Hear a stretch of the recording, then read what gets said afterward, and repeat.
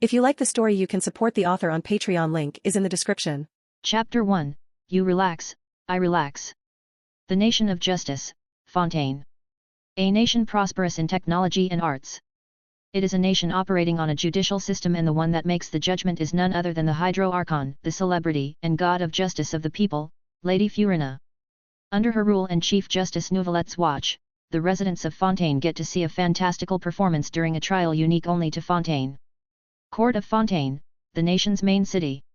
Currently, very few people can be seen walking in the streets. As for those who remained, they were either busy or doing a job. This is because a trial is currently being held in Opera Epic Lace. On a quiet and relatively secluded spot in the court of Fontaine, an unsuspecting shop was present. Le souffle du silence. A small sign was hung by the door and addressed the café. Right at this moment, two people inside were discussing something while sitting down and having a cup of coffee. I know, right? That last trial would have definitely been more engaging if Matthew had put up more of a fight. A woman sighed, her disappointment evident. It's unfortunate, another lady at the same table replied, shaking her head with a hint of disdain while cradling her cup. Criminals these days are so uninteresting, utterly repetitive.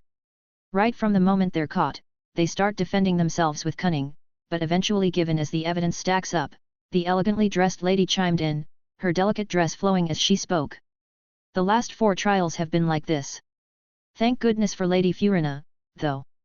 She knows how to inject some life into the proceedings, doesn't she? The other lady remarked, a smirk forming on her lips. The lady who had been frustrated and ranting moments ago also broke into a smile when her friend mentioned their Archon's name. Absolutely. Whenever Lady Furina arrives at a trial, she sweeps away all the stagnation in the air. As evident from their conversation, the two ladies seem to idolize their Archon. At this moment, however, a young man came over to the ladies' table. Soon, his smooth-flowing voice came over. It carried a hint of nonchalance in a playful manner. Pardon me, ladies, here is your café noisette. The young man said while placing 2 cups down. Instantly, the two ladies' attention diverted and focused on the young man. A slender young man of pale complexion stood there, holding a silver plate with 2 cups on it. His brown hair bore a slight curl, and his deep amber eyes held a profound allure. He sported a white long-sleeved shirt with a black waistcoat and an apron on top along with black trousers, reminiscent of a barista. Seeing the young man appear, one of them then said with a different tone from earlier. This time, appealed. Thank you, monsieur. No, I should thank you, madam. The young man cajoled with a faint smile at her. If not for you, my poor little café would yet to have any customers. Aye. Well. It's... When the lady saw him smile, her face quickly reddened as she ran out of words to respond. Seeing her friend stutter, the other lady smirked and looked at the young man. Say, this is a newly opened café, no? Indeed it is. The young man entertained her with a nod. It was previously an unused lot, but when it was passed down to me, I made this small café. The lady nodded. She then cradled the cup in her hand. This is a good coffee, I believe that you will surely get more customers in the future. Thank you, madam. The young man responded with a sincere gentle smile. The lady nodded, but soon, she spoke more. If you don't mind me asking, what is your name? Isaac. The young man identified himself with a courteous smile. My name is Isaac Alder. But you can just address me as Isaac. All right then, Monsieur Isaac. A pleasure to make your acquaintance. The lady nodded as she remembered his name. She then took a sip from her cup, and soon, a warm sensation filled her oral cavity. She tasted a rich coffee flavor with a touch of sweetness from milk. The addition of milk gives it a soft, round quality that might remind a person of a hazelnut's mild, nutty flavor. The moment she gulped it, a warm sensation passed through her esophagus that brought a soothing feeling for her. Overall, she enjoyed it. Isaac chatted with them for a bit more before deciding to go back behind the counter where he takes orders from, and enters another room. +5. Looking at the floating notification window that appeared in front of him and disappeared after a second, Isaac breathed a sigh of relief with a wry smile. Not bad for the first day, hey? He remarked to himself. He then placed his hand on his neck before gently moving it, as if clearing a stiff neck. Yet. This is the life. away from all the troubles and just working in my humble cafe. He felt calm and at peace in this serene environment where the smell of grounded coffee beans danced in the air. It's much better than what the traveler is doing if I have to say so myself. He nodded at his words with a wry laugh. They should have just arrived in their first nation if I recall correctly. Truth be told, Isaac has a deep secret. A secret he cannot tell anyone ever as it may endanger his life. He was a transmigrator, someone whose soul possessed another body from another world. Long story short, Isaac felt his chest tighten as pain expanded from his chest. Shortly afterward, his vision became dark and he passed out. The last thing he remembered was playing a game with a cup of coffee in his hand. Isaac's first thought was that he died of a sudden cardiac arrest due to his sleep deprivation and constant caffeine. And he thought that was the end of it. However, the next moment he woke up, he found himself inside an empty and abandoned house. It was then that a floating system screen appeared in front of him and explained his situation. Shortly afterward, he found out that his soul was dragged and chosen to be reborn in the world of the game he was last playing. In short, from what he learned. Open status. ******. The Serenity System. Name, Isaac Alder. Titles, none.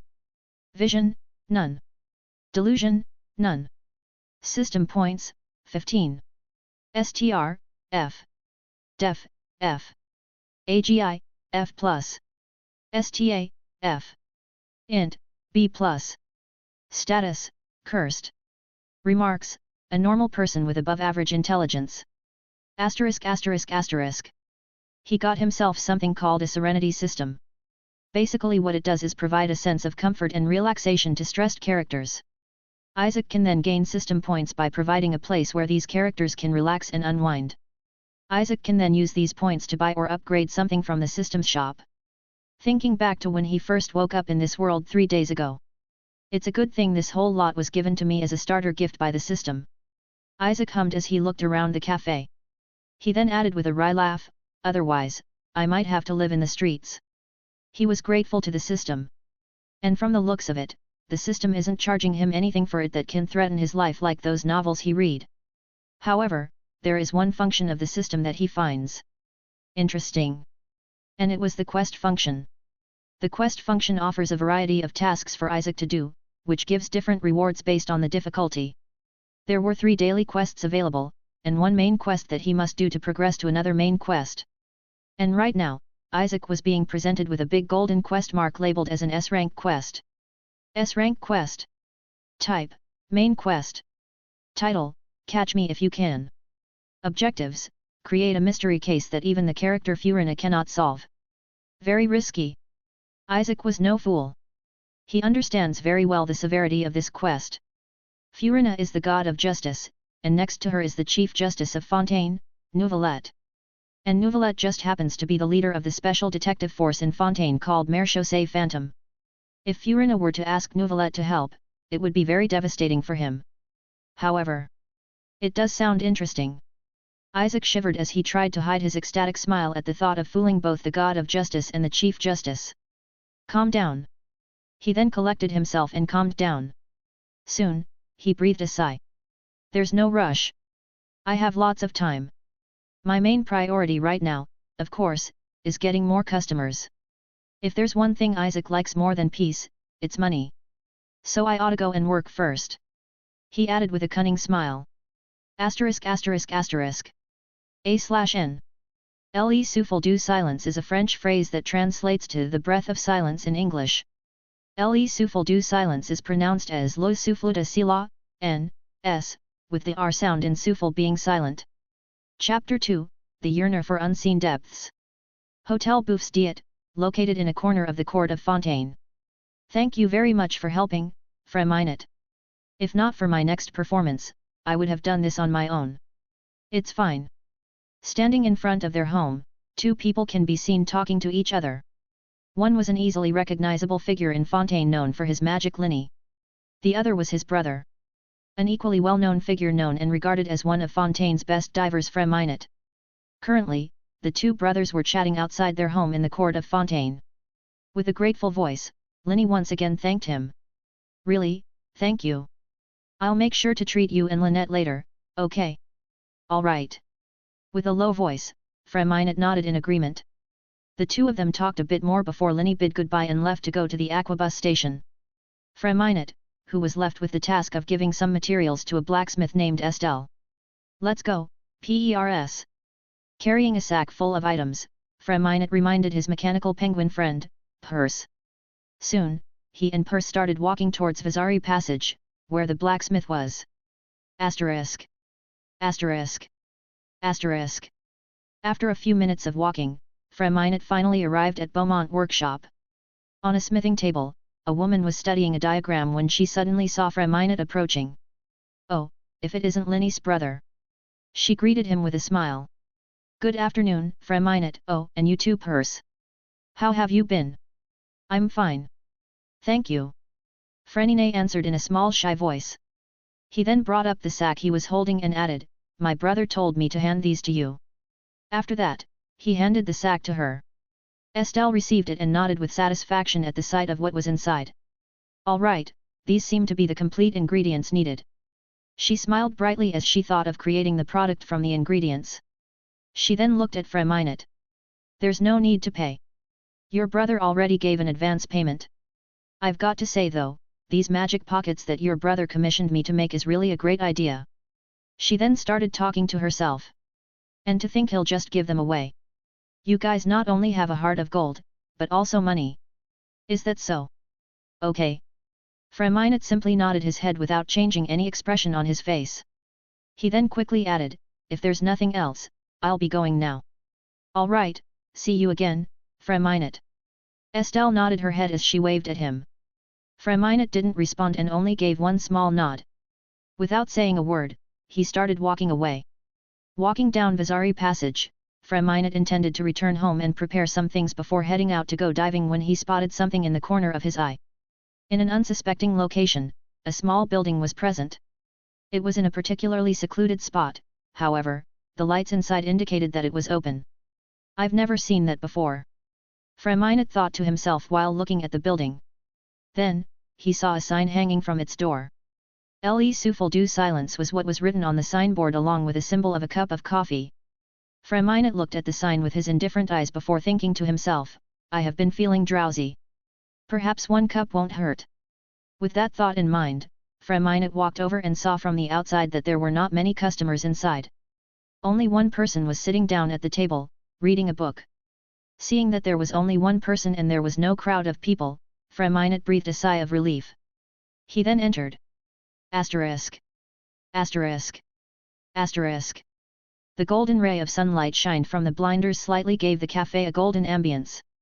Sitting down on one of the tables, Isaac leisurely held what looked like a book in his hand.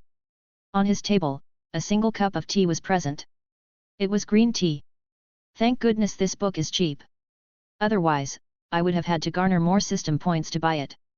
Isaac heaved a sigh of relief. That's right. What was in his hands currently is a book. And not just any book, it was a manga. It was something he bought from the system store.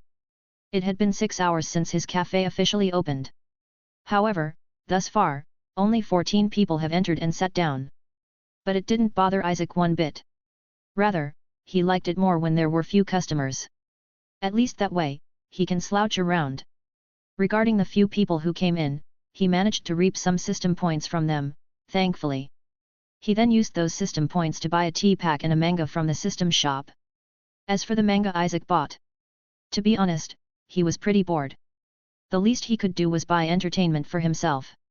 Moreover, if an opportunity arises in the future, he could even lend the mangas he reads to other customers to produce more system points. As for other types of entertainment present for him, although watching a trial does sound entertaining, it isn't for me. Isaac shook his head. He was much more comfortable with reading rather than watching a performance trial. Truly, nothing beats the peacefulness in silence. Ding asterisk. However, at this moment, the bell of the café's door chimed, indicating someone entering. Welcome. Just as Isaac was about to welcome the new customer, he was momentarily stunned at who it was. Wait a minute. Isn't that Freminute? Isaac immediately recognized that familiar ash blonde hair and shy gait. Knowing who it was, Isaac decided to play it casual and professional first. He put down his cup and stood up. With a casual yet courteous tone, he greeted. Welcome. He then picked up his items and headed to the counter to receive Freminute. He put on his black apron and smiled courteously at Freminute. Is there anything you'd like?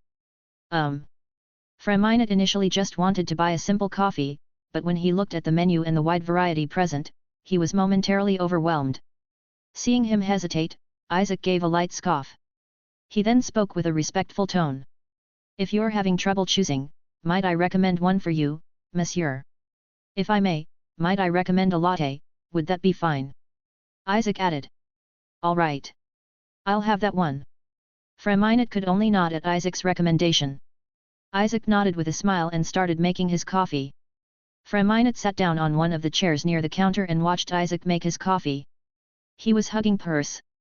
Freminute watched Isaac take some coffee powder from a sack and place it into a container. He then saw Isaac compress the coffee powder and place it inside the coffee maker. Soon, the strong smell of coffee whiffed in the air as both Isaac and Freminute smelled it. This smell always livens me up. Isaac commented with a faint smile. He then humorously added, perhaps it's because of caffeine? Haha. Freminute stayed silent. He did not want to talk. It's not because he doesn't want to talk, it's because he is naturally introverted and shy around others.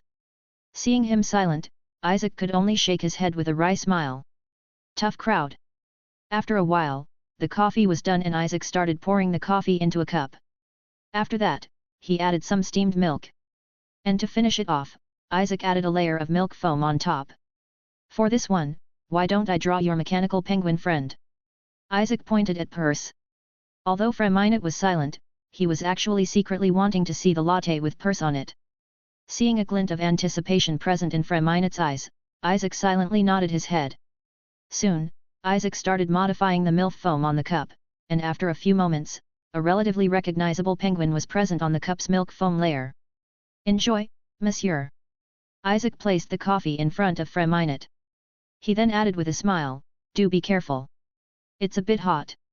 Freminute looked at the coffee given to him for a moment, admiring the penguin drawn on it. A moment later, he picked it up and smelled it. The first thing Freminute noticed was the rich aroma of freshly brewed espresso. The scent is bold and inviting, with hints of roasted coffee beans and a subtle underlying sweetness. The aroma of the espresso is complemented by the creamy and slightly sweet scent of the steamed milk, creating a harmonious blend of coffee and dairy notes.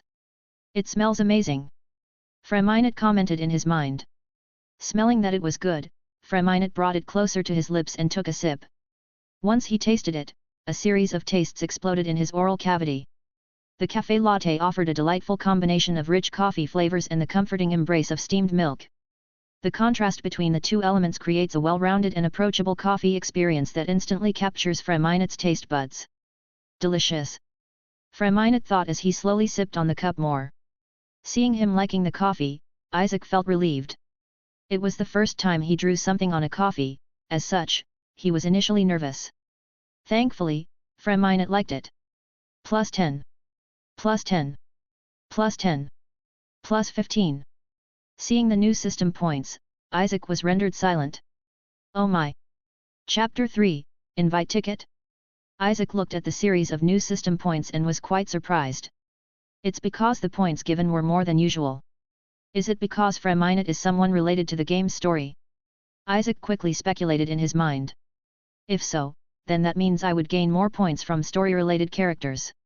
While in the middle of his thoughts, the system suddenly sent him a message in the form of a mail. Hey! Isaac noticed it and clicked on the mail icon that suddenly popped up in front of him. A rank quest completed. Name, Travail. Type, Side Quest. Objectives, have a content-related character enter your café. Reward, S invite ticket, 1. An A-rank quest. Isaac was confused. He didn't know anything about such a quest. As such, he quickly opened his quest tab and saw that below the golden S-rank quest, others were hidden. What they? There are more? Also. Feed Tartaglia a laxative? What they? As it turns out, there were more quests than the main quest and the daily quests. And that other one was the side quests. The side quests contained a lot of hidden tasks, ranging from daring and deadly quests like climbing on top of Palais Mermonia and taking a peek at Nouvelette's office, to mundane quests like helping the Melusines with their paperwork. Odd. I should try some of them later. Isaac nodded to himself. Just then, a voice rang and was caught by his ear. With the same shy and low voice, Freminate spoke. Excuse me. I'm done now. Diverting his attention from the system, Isaac looked at Freminate and nodded with a gentle smile. Was the latte to your liking? It was good. Freminate sincerely said with a low voice. He then added, it was better than the usual espresso I drink. I'm glad you liked it.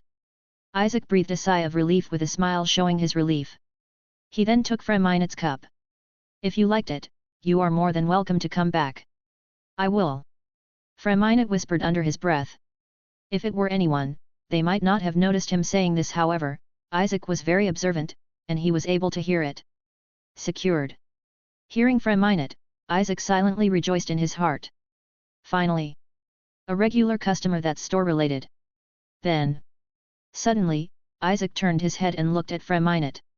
With a conniving smile fit for a merchant, Isaac pressed down a small piece of paper in front of Freminate. That would be 180 mora. Freminate momentarily stared at Isaac for a moment as if he had guessed the latter's personality wrong. After a moment, he pulled out a pouch of mora and gave it to Isaac. Here. Isaac happily took the pouch of mora and thanked Freminate. Thank you for your patronage. Freminate remained silent. Truth be told, Freminate's first impression of Isaac was someone a compassionate person who liked his job. However, the more Isaac talks, the more Freminate understands that this man loves money.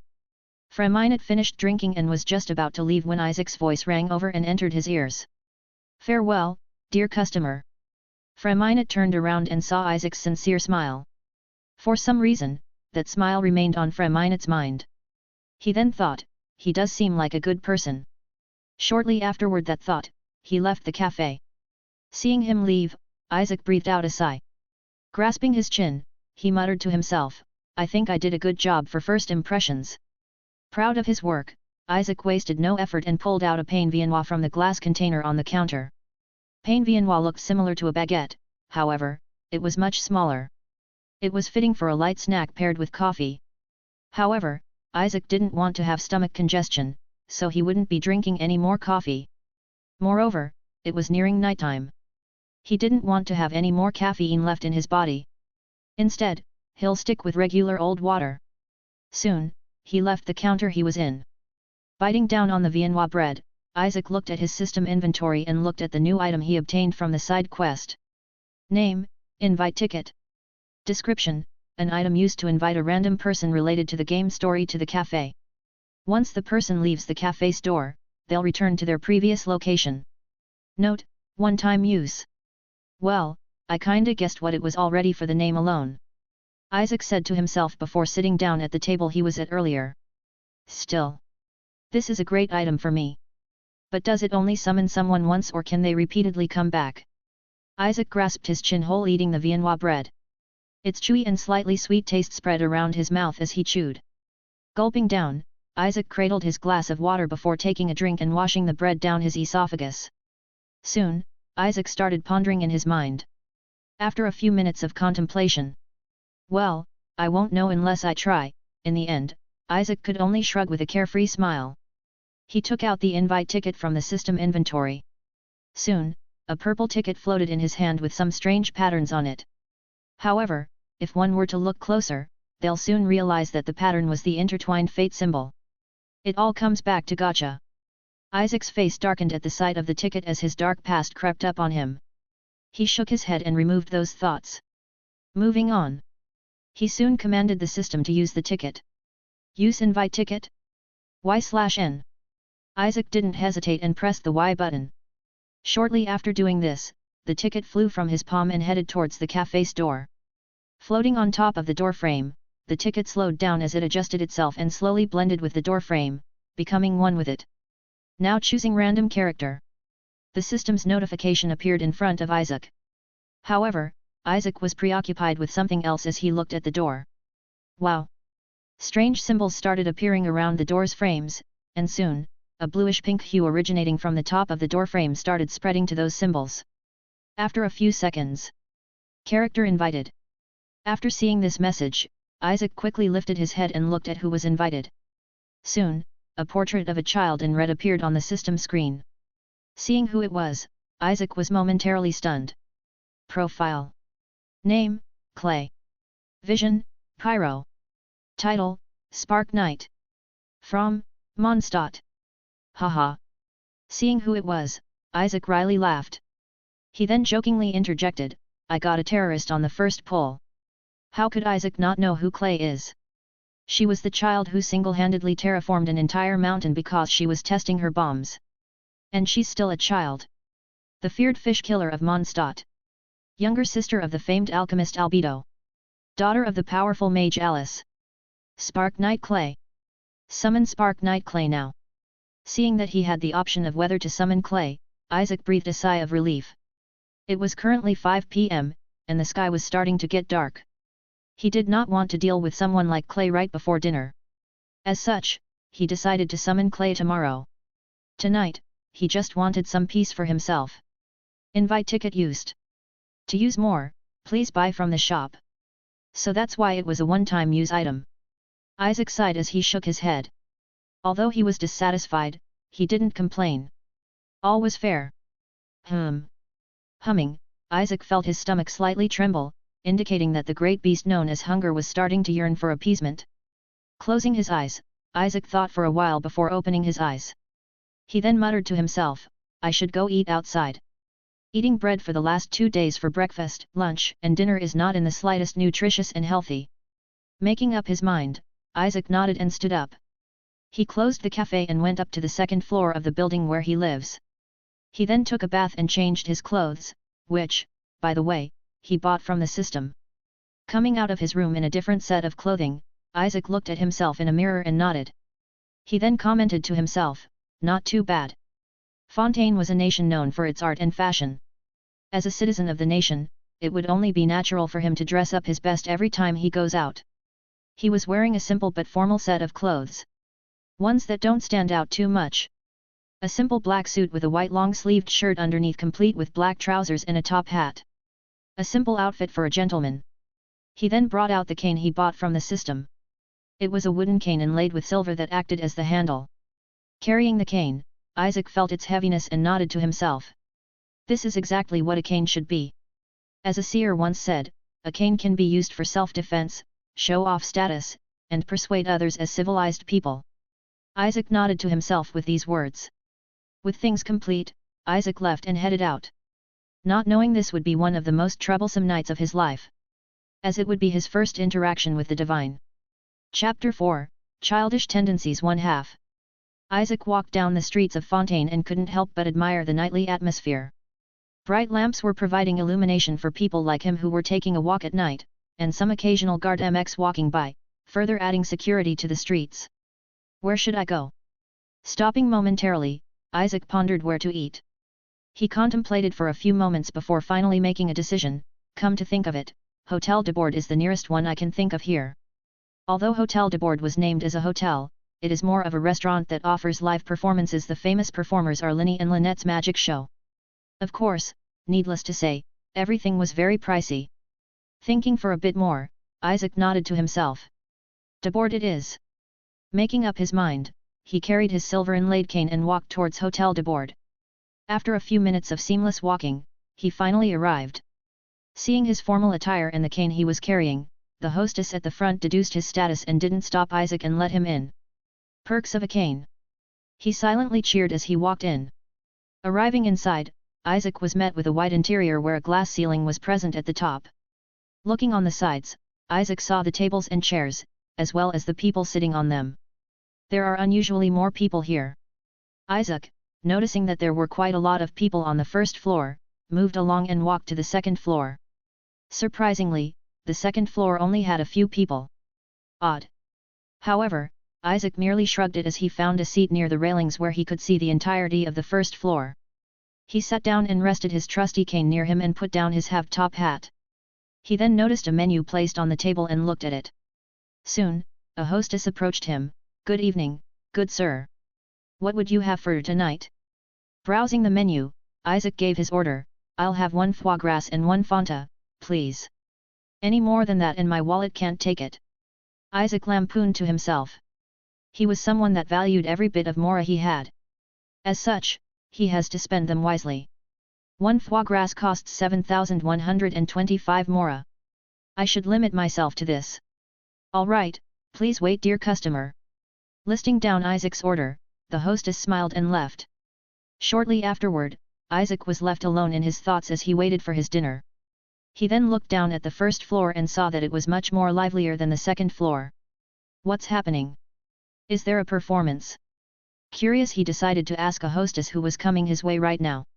Excuse me, is there gonna be a performance tonight? Hey? You didn't know, sir? The hostess looked at Isaac dumbfounded and soon explained the situation. Linny and Lynette's magic show would perform here tonight.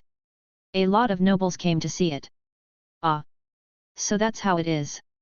Isaac was not gonna lie, he already expected that answer. How could he not know those two siblings? They were the centerpiece for the first act of the Fontaine Archon quest and probably the two people Isaac could get a lot of points from. If there's an opportunity, I should get acquainted with them after their performance. He thought before nodding his head and replied to the hostess, "Thank you." The hostess also nodded and left to receive other customers. After a few more minutes, Isaac finally heard the roaring applause from the people below. Shortly afterward, the voice of a young person was heard. "Welcome one and all to Linny and Lynette's magic show. Tonight, you shall witness the secret of the night." Isaac recognized that voice. It was Linny. That vibrant and lively familiar tone of his can hardly go unnoticed by him. If there's one thing Isaac is proud of, it's his observant nature, which helps him a lot in situations like these. I guess tonight might be interesting after all. He then watched Linny perform some familiar magic tricks. "Excuse me, sir, here's your order." The mellifluous voice of the hostess broke Isaac's concentration, guiding his attention toward the table. "One foie gras and a bottle of Fanta." Isaac's eyes locked onto the plate, his senses primed, and a quiet thrill coursed through him. As the dish settled, Isaac couldn't help but take in the smell. The fragrance of foie gras was nothing short of enchanting. It bore a subtly wild undertone, a hint of the exotic mingled with the inviting aroma of rendered fat and a delicate, sugared note. The mingling of the savory and the sweet like a buttery serenade unfolded even before the first bite. With the plate resting before him, Isaac suppressed an involuntary gulp, his stomach now awakened and eagerly anticipating. "I guess spending all those mora was worth it."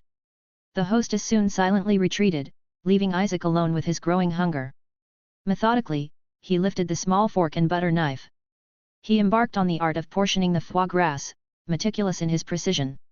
His gaze danced over the selections, finally fixing upon a morsel that beckoned to him. With finesse, he speared it with the fork, a silent invitation to his waiting senses.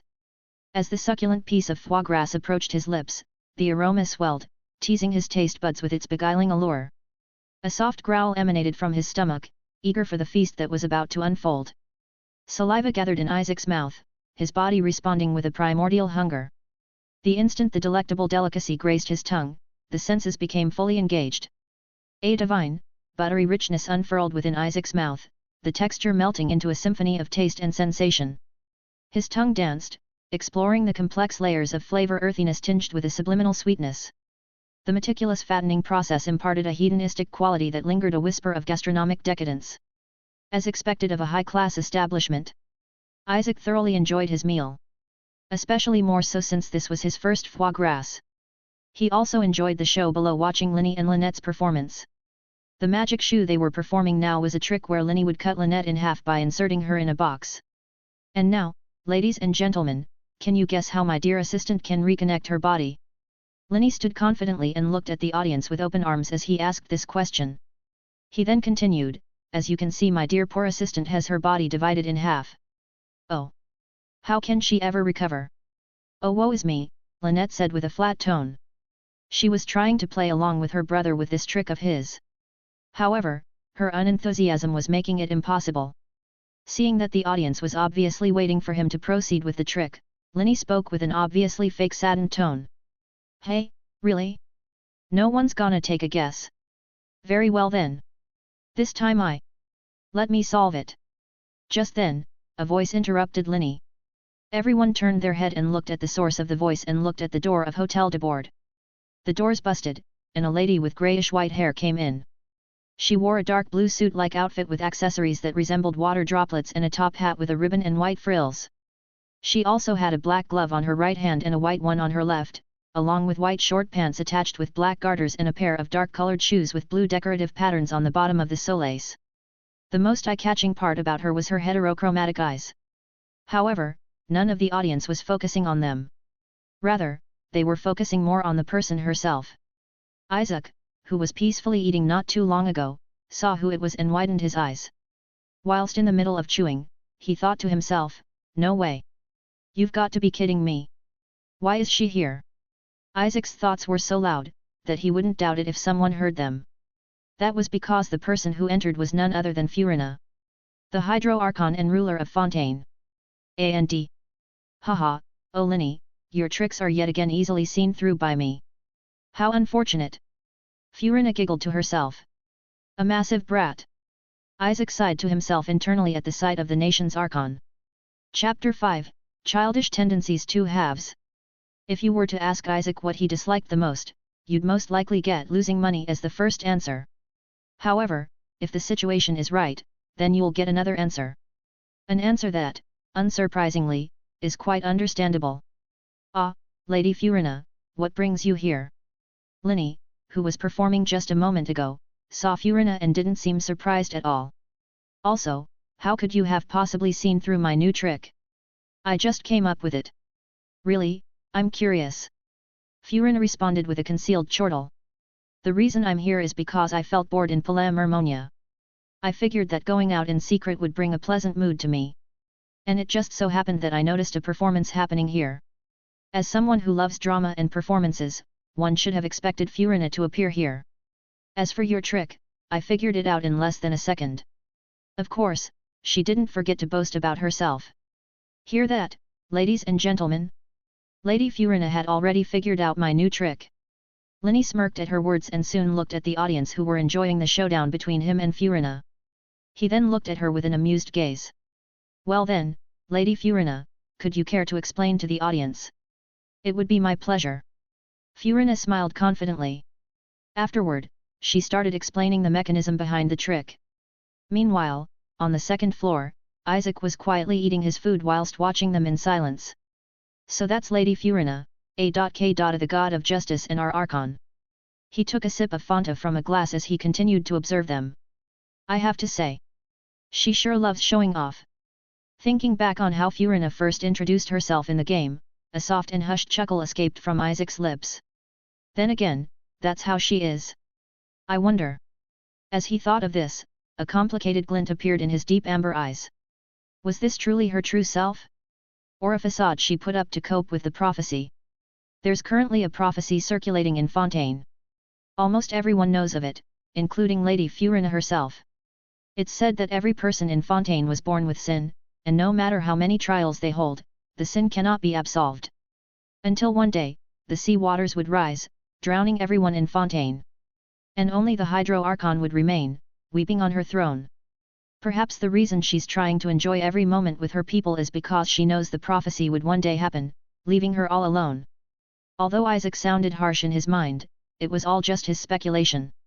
Regarding the Hydro Archon Furina's true self, he has no right to say anything about it.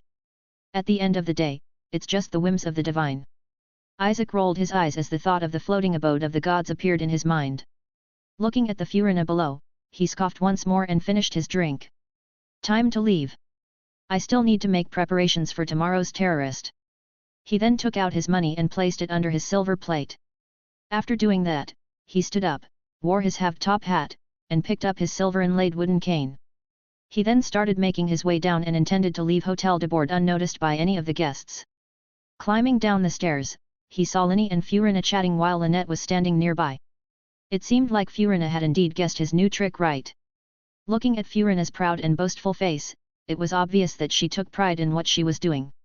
Looking at her, Isaac scoffed lightly. What a childish Archon we have! At least it's better than the Inmo, Geo, and Electro Archons.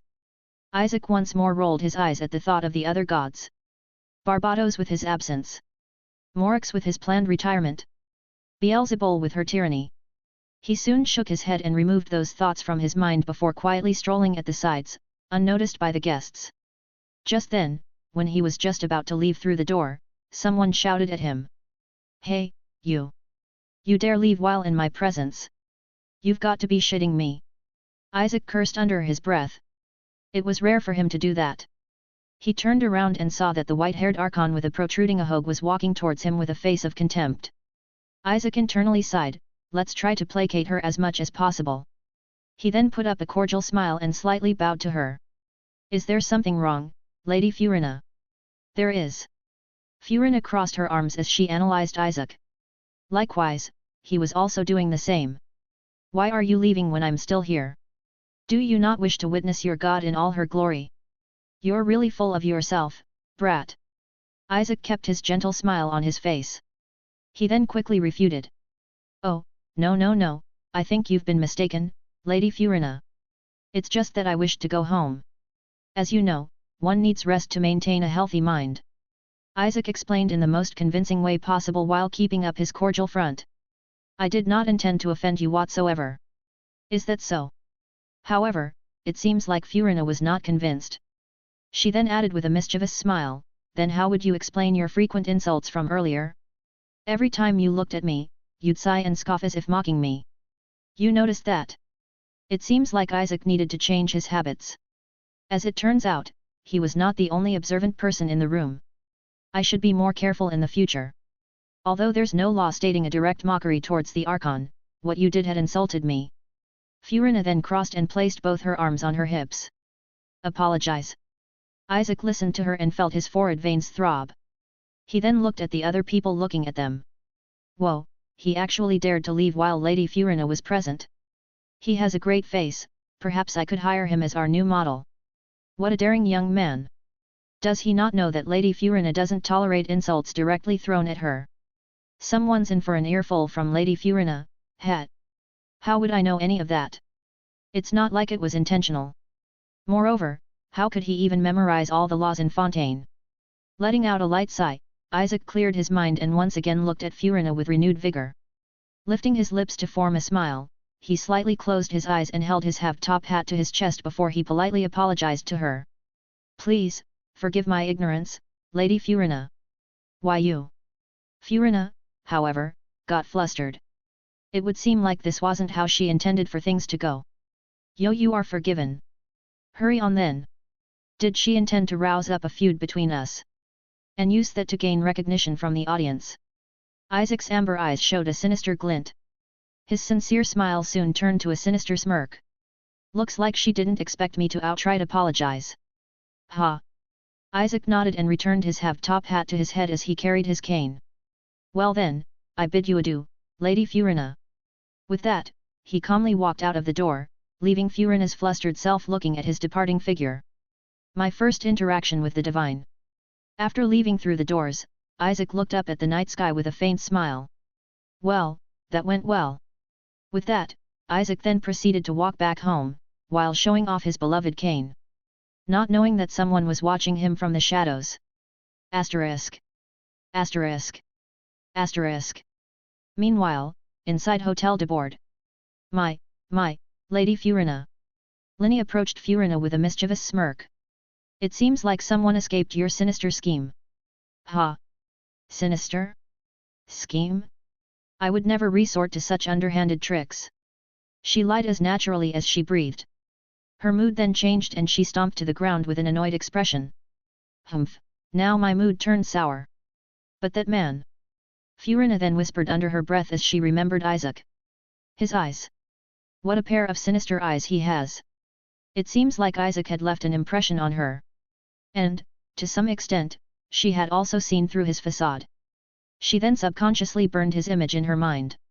Soon, whispers started floating around Hotel de Board. He actually escaped Lady Furina's tantrum. And handled the situation pretty well to top it off. I have a feeling Lady Furina won't just let him off the hook. Haha, Kmin. Lady Furina isn't that petty. But I agree, perhaps she'll still one day peruse this matter. Hearing the words of the people, Furina's mind started churning as she thought of a new act. She then looked at her people with a confident smile. Haha, yes, my dear subjects. I'm not someone who would go out of my way to pursue something as petty as this. Rest assured, I, Furina, am a god with high magnanimity. She was someone who catered to her people. As long as it's within her scope of abilities, she would follow the will of the crowd. She often does this during trials, leaving Chief Justice Novelette to clean up after her. After she said this, cheers erupted in the audience. Yet, just then, bam, asterisk. Suddenly, the doors of Hotel de Bord bursted open and someone entered.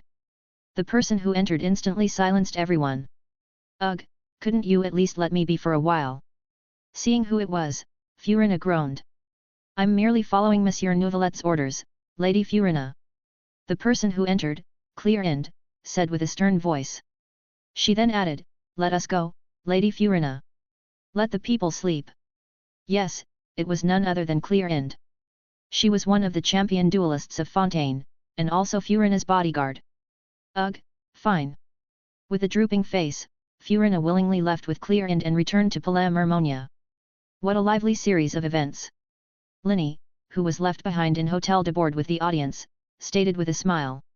Livelier than usual, yes, Lynette said beside him with her deadpan expression. Why don't we wrap up this show too? Linny smiled at her.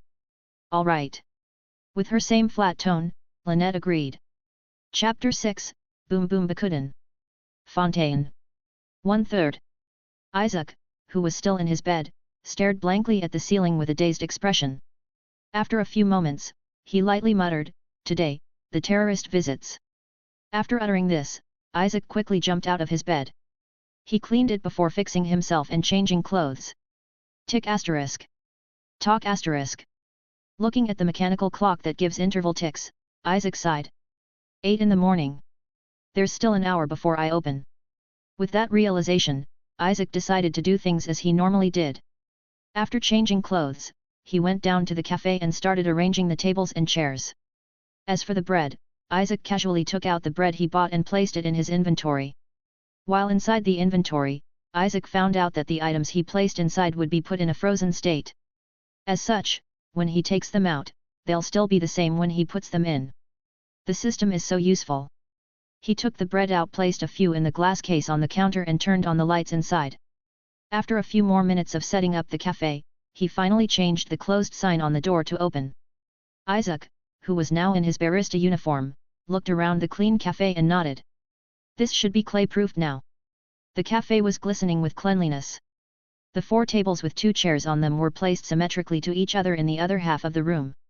As for the floors, the quartz tiles were also clean. To top it all off, the bright golden shine of sunlight was illuminating the café, along with the soft light of the café's light bulbs. It gave the whole place a comfy and serene ambience. Isaac also tried his best to make sure Clay didn't blow anything up. He placed things in a manner that the child wouldn't bump into anything and potentially injure her. Oh boy, I wonder how this will go. Although Isaac was nervous, he was slightly excited.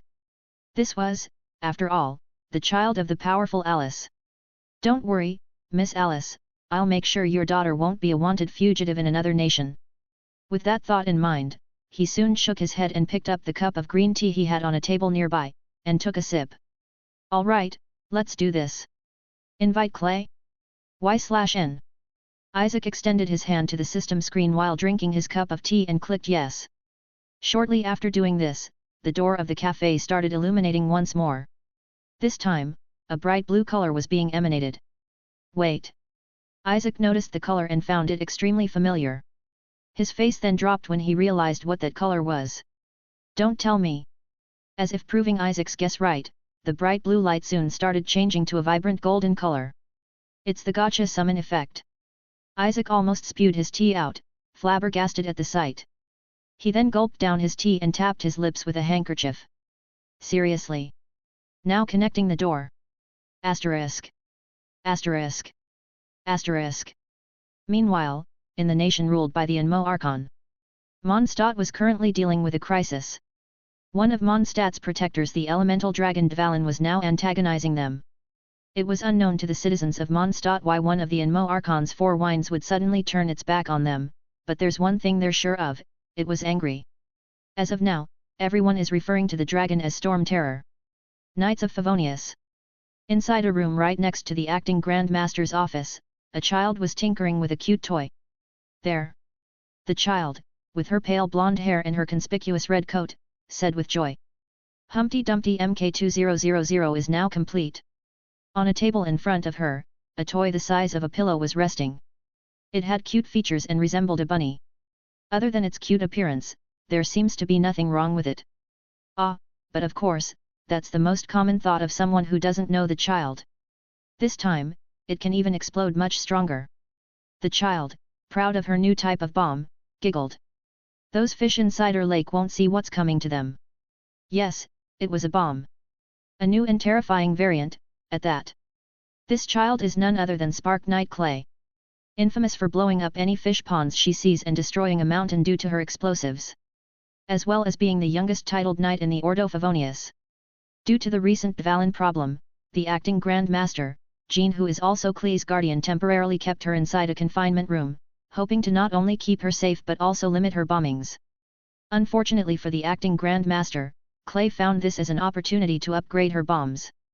Clay then looked out the window and saw the dark clouds looming over Mondstadt. With a sad pout, she whispered to herself, "Why can't Master Jean let me out? I'm sure if I just give Storm Terror a Humpty Dumpty, I can go out and play again." Just then, while looking out the window, Clay managed to take a glimpse of someone flying up in the sky. "Whoa! Is that person fighting Storm Terror?" Clay said as she watched the blonde-haired person fly up the sky, following the dragon. Unfortunately, they flew so high up that Clay wasn't able to see them anymore. "Ah! I wanted to see more." After saying this, she then looked around the room. "It's so boring here. Big Brother Albedo only comes once in a while." She sighed to herself before jumping to a couch. She then thought of her mother, Alice. "Mommy said that if I'm really bored, I should wish for something. She said that if I wish hard enough, perhaps that wish would come true. Then, I wish something fun happens." Clay said while holding her toy Dodoko. Whoosh asterisk. Just then, something strange occurred in the room. As if responding to her wishes, a mysterious gust of wind started appearing in the room, bringing life to the stale environment. Soon, a silhouette of a door started carving itself on a wall. "Hey? What's that?" Clay, who saw the door being formed, was both curious and cautious. After a few more minutes, the door finally finished forming, and a rectangular wooden door materialized in her room. On the door, a single sign was present. What was written was, "Le souffle du silence." Le souffle du silence. Clay tried to say the words were written, but she had difficulties reading the second word. Clay looked around to see if it was dangerous, and even threw a Humpty Dumpty to it. But nothing happened. The Humpty Dumpty didn't even explode. She then looked at the door leading to her room. She wanted to tell someone about the door, but the Grand Master prohibited her from going out. With that option thrown out, Clay decided to investigate the mysterious door. Clay inspected the door a bit more and found that it didn't do anything. She held her toy Dodoko in her hand and curiously looked at the enigmatic door. "What is it? Do you know, Dodoko?" She looked at her toy, and, as if the toy also responded to her, she nodded. "You're right. Should we check inside?" "You think so too? Then let's be prepared." Clay agreed with her toy and quickly took her backpack. She stuffed her bag with various items, mostly explosives, and some lunch boxes with some fish in them. After doing this, she then hung her toy Dodoko on her backpack and picked it up. Carrying her backpack, she jumped with excitement. "All set, let's go." With the enthusiasm of a child, she opened the door, bracing herself for what was about to happen. Asterisk. Asterisk. Asterisk. What's taking her so long? It's been minutes. On the other side, Isaac was having breakfast while waiting for Clay. Don't tell me she tried blowing up the door. He was having a simple nice meal. 2 Sunnyside UPS, a pair of toast, peanut butter, and 2 sausages. To finish it off, he also had cold water. Well, thinking back to when she fought a Primo Geovishap alone in the game, I guess something like that won't be impossible. Isaac lightly laughed at his words. He then finished his meal, and, just after finishing, the door finally opened. "Hello? Is there anyone here?" The familiar voice rang through the cafe as the head of a child cautiously peered inside. Isaac, who had already cleaned the counter, tidied himself and welcomed her. "Welcome, demoiselle. Is there anything you'd like?" "Whoa!" Clay saw the cafe and entered, closing the door behind her. She looked around the cafe before looking at the smiling person behind the counter. "Mister, where is this?" "Why, this is but my humble cafe," Isaac said with a soft chuckle. "Out of all the cafes in Fontaine, I dare say that mine is the only one where you'll get the finely brewed coffee and tea." "Hey? Fontaine?" Clay, who heard where she was, exclaimed. "That can't be right, I was just in Mondstadt a moment ago." Is that so?" Isaac, pretending to know nothing about it, grasped his chin with a concerned look. "Then, can you try going back through the door to see if you can return?" "Oh. Yeah, I'll do that." Clay took his advice and quickly ran back through the door. Isaac waited patiently. He already asked the system about this, and he was informed that the people he invited could go back through the door whenever they wanted. After a while, Clay returned. This time, an excited look on her face. "Wow! I could switch between two places in an instant. This is just like one of Mom's magic. Teleportation magic." Isaac thought of the powerful mage Alice and believed Clay. Someone as powerful as her can indeed do something like that, now that he thought about it. If it's Alice, then it's possible. He then looked at her with a polite smile. "Well then, demoiselle, do you wish to have some coffee or tea?" And so starts the business. Chapter 7, Boom Boom Bakuden. Fontaine. 2/3. Wait. Giving caffeine to a child? Would that be all right? Isaac's thoughts then drifted somewhere else. No, if I were to give someone like Clay coffee.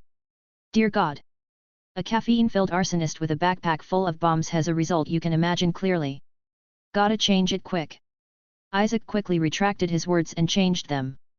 Oh, on a second thought, why not have tea? You mean those things where you put grass on hot water? No way. Clay instantly knew what tea was, or at least what she knew, and rejected it. Ah, but you see, they're more than just leaves on hot water. Isaac then shook his head with an amused smile. Take a seat, demoiselle. And let me explain. Okay. Clay hummed before jumping up to a seat and sitting down. Isaac cleared his throat and passionately explained with a smile. Tea is more than just brewing a herb into a drink.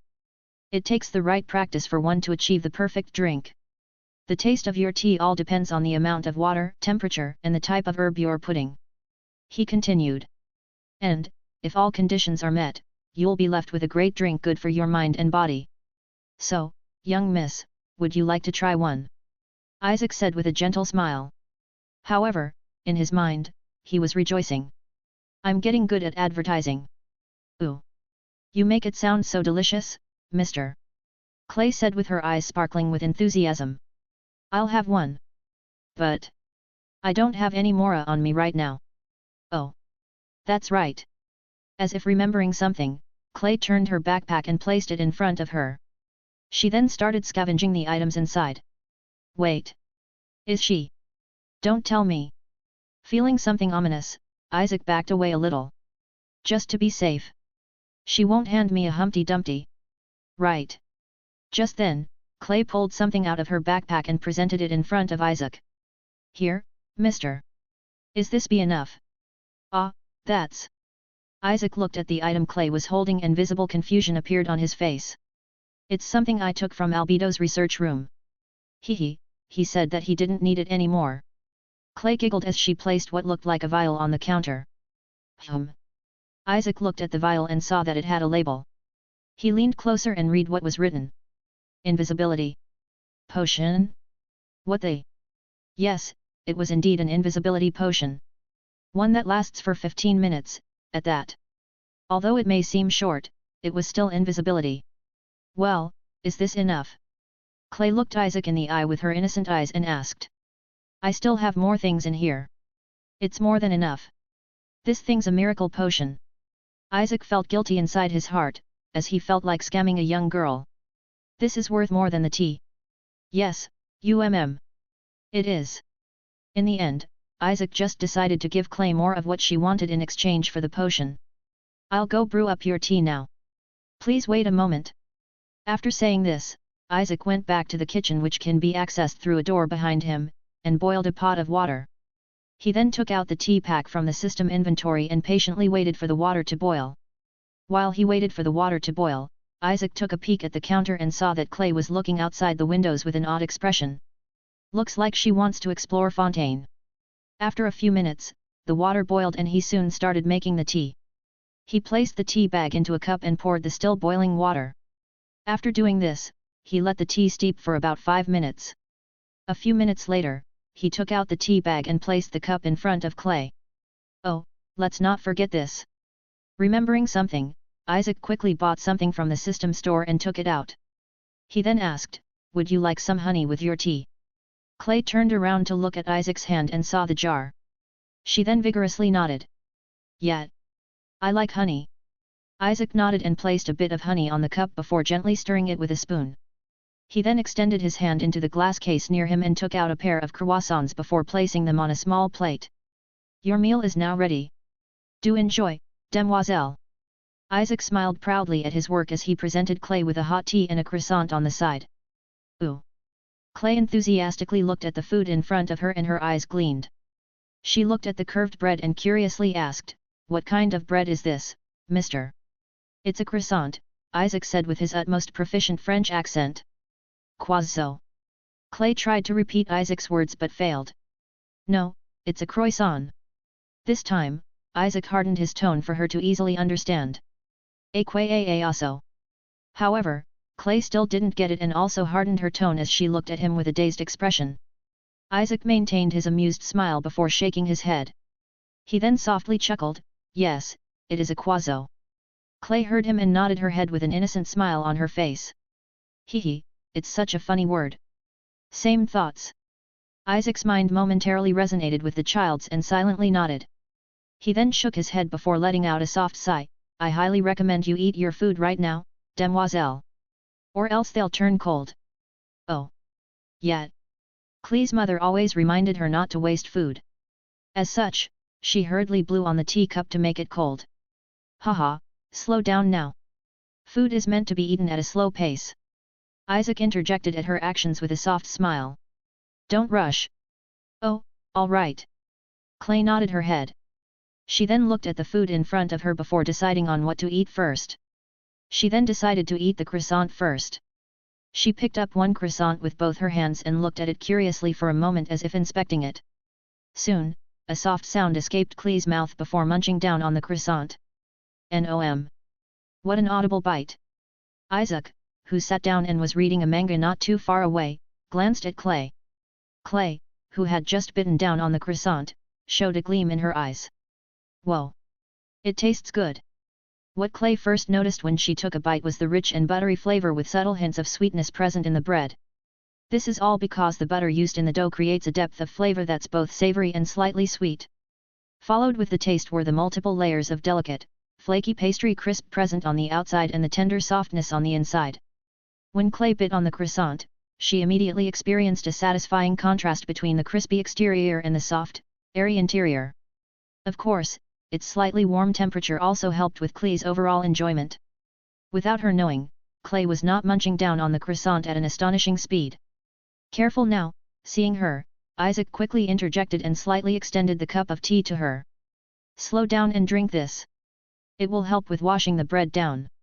A customer's comfort and relaxation was Isaac's top priority when in business. As such, he would try his best to give them the best experience. "Thank you." Clay didn't forget her manners and took the teacup, which was not that hot now, and took a sip. When she took a sip of the tea, a new set of flavors entered her mouth. The tea has a mild and slightly sweet flavor with subtle floral undertones. It had a distinct apple-like aroma with hints of floral sweetness. The scent was calming and soothing. Coupled with the bit of honey that Isaac added earlier, it gave the taste a bit more sweetness. "It tastes like the apples of Mondstadt." Instantly, Clee's first impressions were the sweet and delicious apples from Mondstadt's trees that she would often pick while exploring in the wild. "I love it." Clay drank a bit more before putting down the teacup. "Wow! It tasted so much better than I thought. I thought it would taste like grass and plants. The way you made it must be special." Clay looked at Isaac with a joyous expression. "You made a great tea, mister." "Haha, I'm flattered."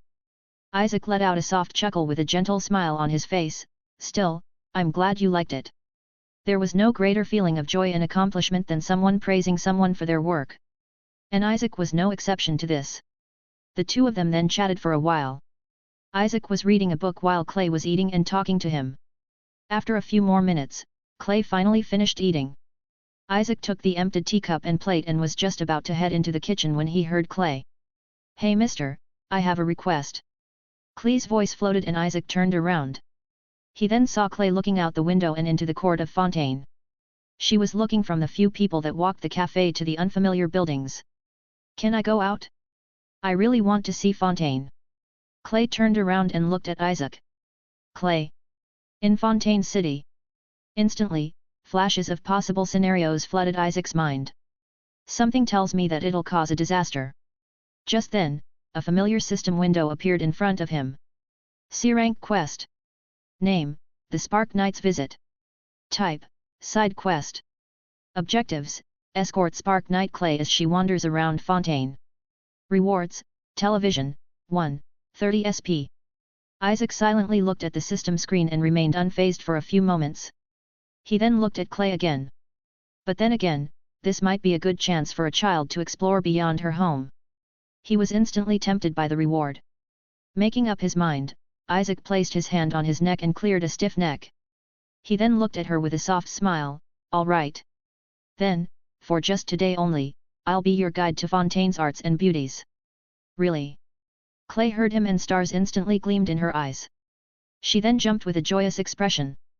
"Hee hee, yay! I'll get to see Fontaine." Isaac maintained his silent smile before letting out a soft sigh. "I guess I'll babysit for a while." It was now time to unleash the child. Chapter 8, Boom Boom Bakuden. Fontaine. 3/3. Temporarily closed, will be back after a few hours. Placing a signboard at the front of his café, Isaac softly sighed. "As much as I love staying inside and earning money, there are times when I have to make decisions. However, the reward is quite promising." Isaac lightly smirked. The reward was a television, after all. Other than the manga he buys from the system, Isaac has no other source of entertainment. As such, having another form of it would be of great use to him, as well as others who visit his café. Haha! Wow! Everything's blue. Behind him, the innocent and overly excited Clay was looking around the street. "Don't run too far, Clay. Also, play safely." Isaac saw her running and playing everywhere and couldn't help but raise a few limits. "If she accidentally drops one of her toys, I don't know how I'll handle the situation." "Hehe, don't worry Mr. Isaac, I know how to play safely." Clay turned her head and looked at him while crouching down in front of a flower bed.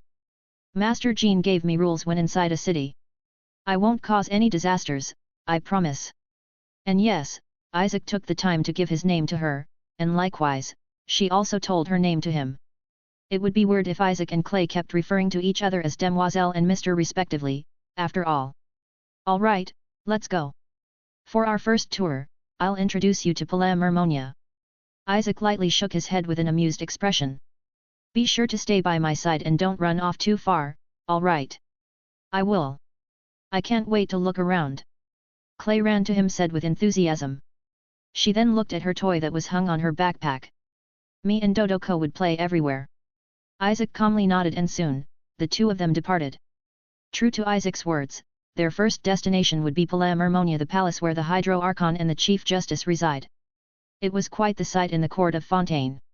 All administrative matters were handled there of course, by Monsieur Nouvelette.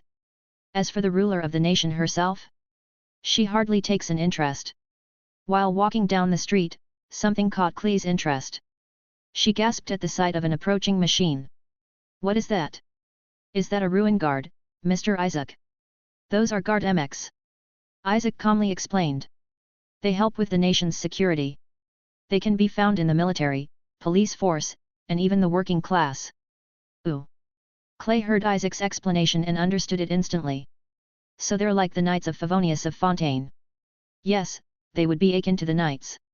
Isaac nodded his head with affirmation. Soon, the two of them momentarily stopped as they watched the guard mech walk past them, its mechanical churnings heard clearly. "Oh, I almost forgot." Remembering something, Clay turned around and reached out for her backpack and took out a red notebook and a pack of crayons. She then opened the notebook and started scribbling on it with her different crayons all while standing up. Are you drawing the Gardemek? Isaac probed as he leaned to look at her drawing. From what he could make from the childish drawings, she was drawing a humanoid figure that looked like the Gardemek they had seen earlier. That's right. Clay nodded her head as she looked at him. I like to draw new things I found. Look, I've got a bunch of them. She then presented the book to him and Isaac saw her various sketches. From Mondstadt Sealies to even what seemed like Andreas, the Wolf King. Did she meet the King of the Wolves? Isaac saw her drawing and asked internally as he felt nervous. You know what? I'm not even gonna ask her. It is what it is. Isaac calmly waited for her to finish her drawing before the two of them continued their walk. The two of them saw a lot of people as they walked, and, as a curious child, Clay also saw all sorts of new things. Such as the poodles dressed in clothes. Just then, the two of them walked past a Melusine, and Clay instantly turned around. Clay then separated from Isaac and ran to the Melusine patrol who was skipping. Whoa! You're cute! Clay approached the Melusine with a playful and innocent voice. No, Clay! Isaac instantly turned around and looked at Clay. A young miss, please let go of my hand. The Melusine, who was almost the size of Clay, tried to gently let go of Clay's hand which was shaking their hand. Although I would love to play with you, this is not the appropriate time. Oh. Sorry. Clay let go of her hand and replied with a dispirited voice. I'm really sorry, officer. Isaac quickly interjected between them and apologized to the Melusine. It's all right. The Melusine let out a soft sigh and soon smiled. Human children often do this, so we Melusines know how to handle the situation. Thank you for your understanding, officer. Isaac also felt relieved that the Melusine didn't feel offended. Soon, the three of them reached an understanding and the Melusine went back to their patrol. You mustn't do that, Clay. Isaac lowered his head and looked at Clay as he spoke with a calm tone. I know. But they just looked so cute. Clay replied with a dispirited expression. I didn't mean to hurt them. It's good that you learned something. Isaac lightly scoffed. In the future, when you meet people like the Melusines, be sure to talk to them first before getting touchy, all right? I will. Clay, who had now learned a new rule for herself, nodded with a determined expression. That's good. As long as you do no harm, you can do as you wish. Isaac felt like a teacher giving his pupil a life lesson right now. And to be honest, he kinda of likes it. Acting like this makes me sound wise. I might try this more in the future. Asterisk. Asterisk. Asterisk. The two of them chatted a bit more before finally arriving at the center of the court of Fontaine. Clay saw the rotating core at the center of the plaza and didn't miss the chance to draw it. They then took the elevator and went up. After a few moments, they finally arrived in front of Palais Mermonia. Isaac then got curious about something and looked at the public clock which was near the elevator. It's already sharp noon. An hour and a half already passed. Time flies when you're babysitting. Isaac sighed internally. He then looked at Clay as he pointed at the palace in front of them. Well then, Clay. Here is Palais Mermonia, the palace where our beloved Hydro Archon and respected Chief Justice resides. Before Isaac could finish explaining, Clay had already run off toward Palais Mermonia. Since it was only a single pathway leading to the palace, Isaac wasn't worried that she'd be lost. Children. Isaac watched her run before shaking his head with a light scoff before also walking. It didn't take a while for Isaac to catch up to Clay as the latter was busy looking around. They were, after all, quite high up. It was the perfect vantage point. Soon, the two of them stood by the path leading to Palais Mermonia and looked at the court of Fontaine its entirety. If you look at your left, you can see the famous opera epic lace. Isaac pointed his hand before looking at Clay. I can't see anything. He then realized that she was too short to look past the railings. He then thought for a moment before getting an idea. Pardon my rudeness, he soon gently lifted her and placed her on his shoulder. How is it? Can you see now? Whoa! Clay, who was suddenly lifted, marveled at the sight presented to her. A soft gentle breeze brushed past her face while being lifted by Isaac. So this is Fontaine. Isaac nodded. He then continued with what he was saying earlier. As I was saying, if you look at your left you'll see Opera Epic Lace, most commonly known as the Opera House. It's where Fontaine's trials are held. Just don't notice the thing that looks like a head cutter without a blade in front of it. Isaac silently prayed. Ooh! I can see it. Can we go there, Mr. Isaac? Clay, who saw the opera house, lowered her head and looked at Isaac with anticipation. That's way above my pay. Isaac internally lampooned. He then put up a wry smile. Forgive me, Clay. Perhaps a chance in the future. Oh, well, I understand. Clay didn't seem to be too disheartened by this and nodded her head. Isaac calmly nodded before he pointed in another direction where flying ruins could be seen. Now if you look at your far left, you'll see the former Fontaine Research Institute. Due to an accident a few months ago, the Research Institute is now a floating attraction, Isaac explained to her. However, for now, it's off limits to the public. Now, finally, if you look at your far right, you'll see Elena's where the Melusines live. He then pointed at the right side, pointing at a mountain. There are a lot of stories regarding Elena's. If there's a chance, I can tell some of them to you if you want. Isaac then finished speaking and was finally about to let Clay down. Just then, while putting her down, something slipped out of her backpack. Isaac saw what it looked like and his reflex moved faster than his thoughts and he quickly caught it. Is that a Humpty Dumpty? With a fast beating heart and cold sweat, Isaac quietly and carefully slid the toy back into Clay's bag and placed her down. He just stopped an arson from happening. He then quickly tried to change and shift the conversation. Well? How is it? Although there is more to Fontaine for you to see, Clay, this is what I can show you for now. It's fine, Clay, oblivious to what just happened, shook her head. I liked this tour very much, Mr. Isaac. I got to see new things and draw them too. I'm glad you liked it. Isaac let out a sigh of relief with a gentle smile. He then looked at her with languid eyes. Well then, now that we've finished our tour, isn't it time for us to return? I'm sure you'd want to go back to Mondstadt now. Yeah, I'm getting hungry, Clay said as she patted her stomach. She then looked at Isaac once more. Let's go back, Mr. Isaac. Isaac nodded. Sure. Soon, a barrage of notifications bombarded his face. +15. +15. +15. +10. Everything went smoothly. Clay got to explore the court of Fontaine. Isaac learned how to watch over a child. Nothing exploded. He reaped system points. And most importantly, he would now get his reward. All according to Kakaku. However, there was one problem that he hadn't anticipated. High on top of Palam Harmonia, on an unsuspecting window, a person with grayish-white hair that had a big ahog looked Isaac's departing figure. Oh! It's that man again. She curiously looked. Chapter 9, Serenity and Plan. She had seen a fair number of people who had a facade for a face masks if you will. Those masks range from confident ones that try to hide their guilt and nervousness to fear and anxiety trying to hide their true intentions. As someone who wears one and pulls one from other people's faces, she had decent experiences in sensing them. After all, in the courtroom where she enjoys the show, this was one of the skills she would naturally pick up. And when she met that man that night, he was no exception to this skill of hers. It was just that she saw a different mask from him. She didn't know why, but the obvious fake smile he had was different from the others. It was as if he could hide all his true intentions in that one smile of his. Not to mention his eyes. Those deep amber eyes left a particular impression on Furina. The eyes are the windows to the soul, after all. And for Furina, there was only one impression that she got when she stared at his eyes back then: nothing. There was nothing in his deep amber eyes. It was as if the cold abyss was looking directly at her with no emotion in them at all. It was nothing but pure apathy. It was as if she was certain that he had full control of his mask. Just remembering those eyes made her want to investigate more about the man. But of course, that isn't part of her act.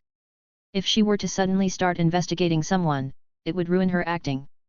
Which is why she hasn't formed any investigation parties to find out more about that man. She couldn't use the Marechaussee Phantom, an investigative organization made up of Melusines, to spy on the man as they were directly under Nouvellette. Which is why I must investigate him personally and privately.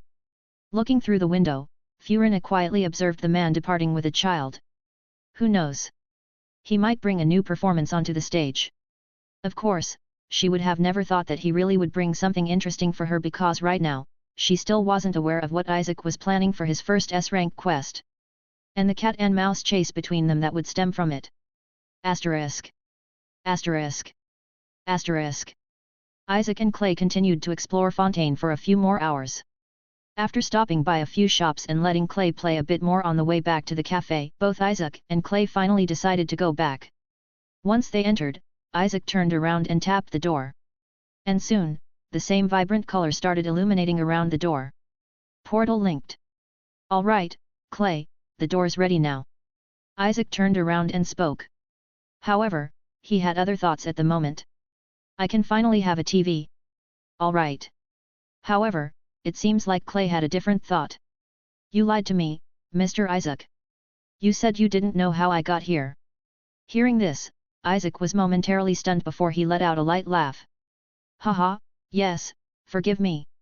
It wouldn't be a fun first adventure for you without a bit of mystery in it, no. Of course, Isaac had different reasons acting. Isaac loved acting like a charlatan. As a fool once said, it's all about the acting.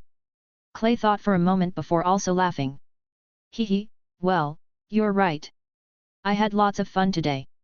Isaac calmly nodded before opening the door, and soon, the same room where Clay was confined was shown.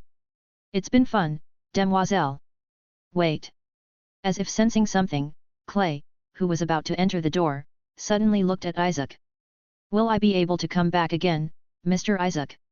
Truth be told, she loved exploring Fontaine. Add the fact that she can't leave Mondstadt right now due to storm terror, she found Isaac's cafe a new sanctuary. Isaac looked at her before secretly asking the system inside his mind. Is it possible? The invited person can return, but there is one condition. And what condition is that? Shortly after asking this, the system quickly told him the conditions. Isaac quietly read them before widening his eyes. What this is? He then looked at the system silently for a moment before curling up a wry smile. Does the system love me? The host's comfort and preferences are part of the Serenity system's domain, and such, is prioritized. A cold answer. However, Isaac paid it no heed and soon looked at Clay with a smile. He then opened his mouth as he lifted his left hand. You can come back, but you have to pay. It's only fair, no? Yes. The condition was an entrance fee. Really? However, to a child like Clay, she found this not a problem. I can come back as long as I have money. Of course. Isaac nodded with languid movements. He was still tired from all the walking around earlier. With a small price of 100 mora, you can visit Fontaine whenever you want. The Serenity system, as the name states, is a system that focuses on serenity. From the word itself, it provides a sense of peace and comfort not only to others, but to Isaac as well. And under serenity are three aspects: calm, comfort, and untroubled. It first fulfills its first aspect of calmness by providing Isaac with a calm environment like a cafe. The second was comfort. The system covers this by giving Isaac things that would ultimately lead to his sense of comfort.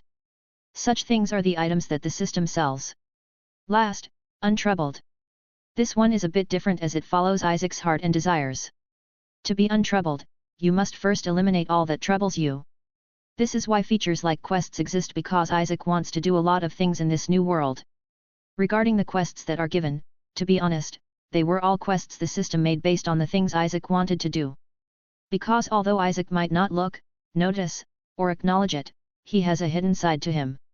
A tendency to cause trouble. He was like a double-sided coin. A hypocrite. A clown, if you will. It was just that his laziness and desire for peace and quietness overridden his other personality. But just because it was overridden doesn't mean it's completely gone. That's why there are some peaceful quests and quests that require him to do thrilling things.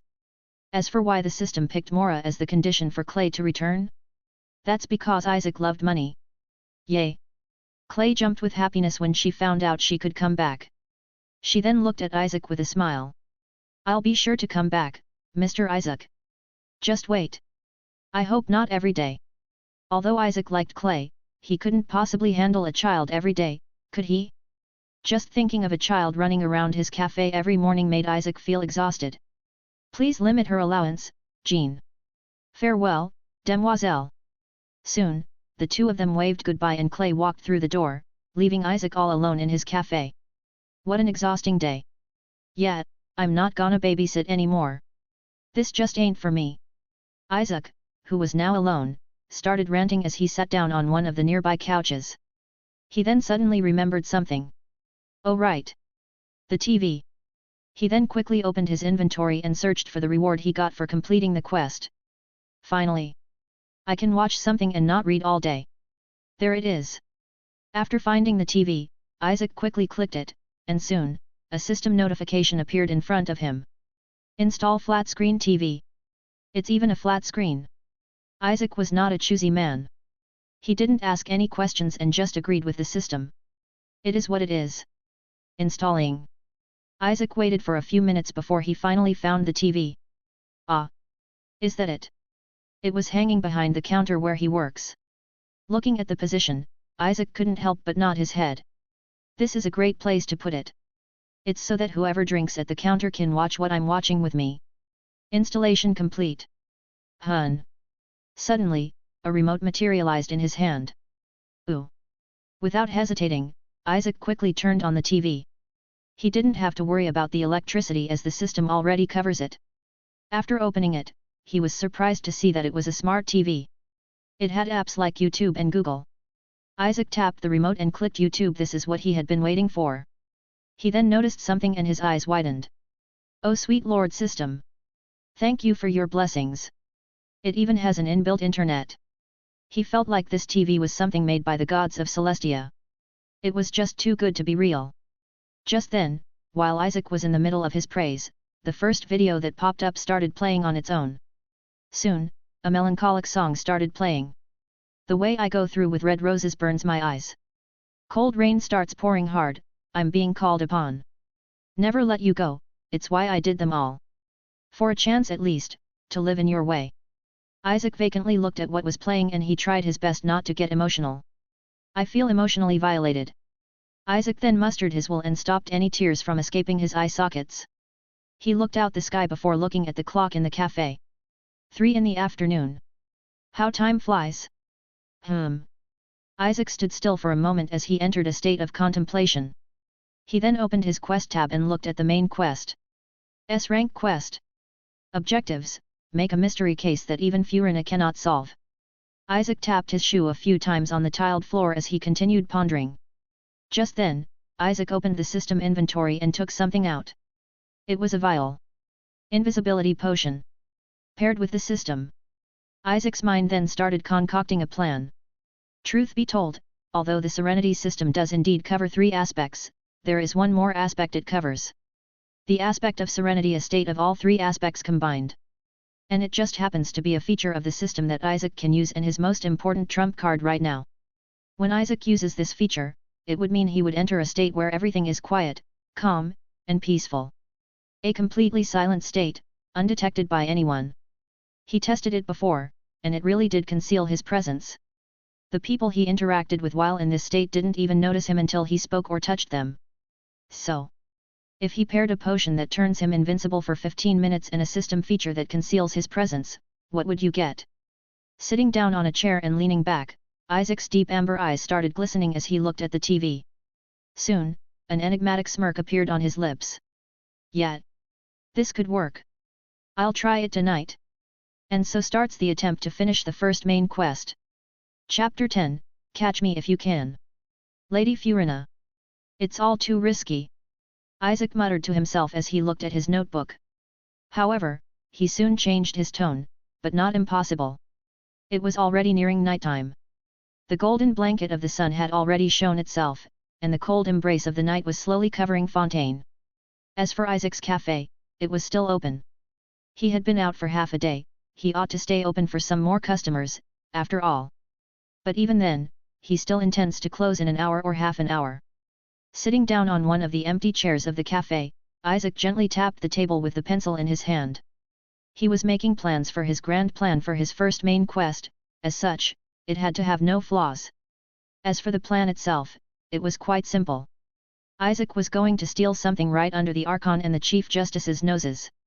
And, it just happens to be something quite precious that was recently added in Palais Mermonia. Dame Deos was a painting that a famous painter in Fontaine did for Lady Furina.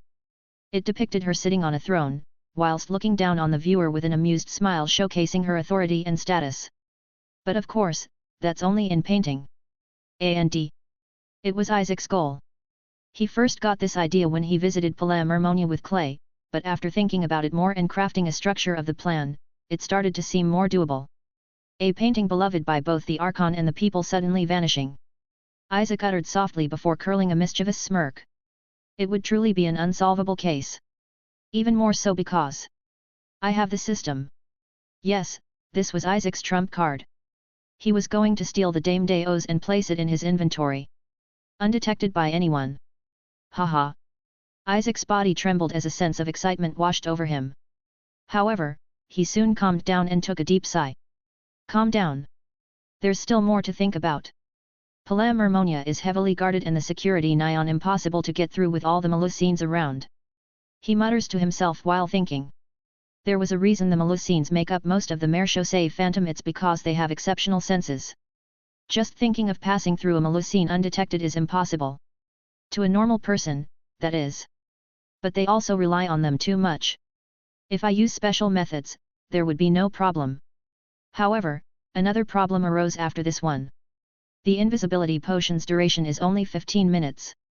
There are massive chances of it wearing off while I'm still inside and exposing me. I need a way to cover my identity. He looked at his hand while contemplating before an idea struck him. He then thought of something. Wait. Isn't this the golden opportunity for that? He then quickly opened his note and began writing something. After writing, he stopped and looked at it for a few moments before laughing wryly. Yet. This will do. System. He then called out to his system. And, to his expectations, the system showed up in an instant. Yes. Isaac lightly smirked before extending his hand towards the floating system and opening the system shop. It's time for something fun. Tonight, Gehrman joins the hunt. Asterisk.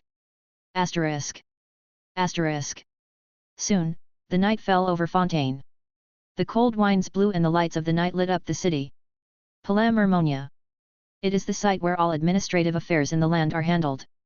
The office of Ihudex Nouvelette was also here, and as far as Fontainians are concerned, the Palais Mermonia is essentially the highest authority in the land. And not just anyone can enter willy-nilly. As one of the most important sites in the nation, the security is well regulated around it. Even right now when it was in the middle of the night. Though many won't notice, a lot of guards are still stationed around Palais Mermonia, doing regular shifts. Behind the Palais, 2 guards were stationed watching over the back entrance. Just then, something happened. Shwo asterisk. A rustling sound of leaves was heard. Instantly, the 2 guards were alerted and looked at where the source of the noise was. What was that? A young guard asked. I don't know. A senior guard replied. Check it out. I'll stand guard. The young one nodded and left his post. He then walked over to the source of the sound, which was on their left. A few moments after the guard left, the senior suddenly heard a yell. Ack! The senior heard the yell and became alert.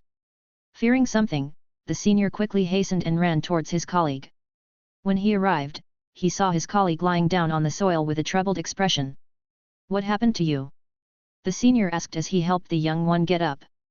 TCH, I don't know. The young one said as he looked behind him. I was just about to approach the source of the sound when I tripped. Tripped? The senior looked around where they were standing and saw nothing that could potentially knock someone over. He then looked at his colleague with a confused expression and felt something wrong.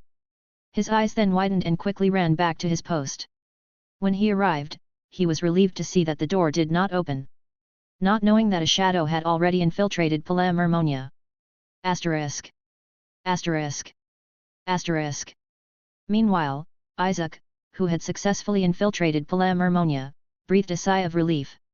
If not for the system's function and the invincibility potion, I might not have pulled this off.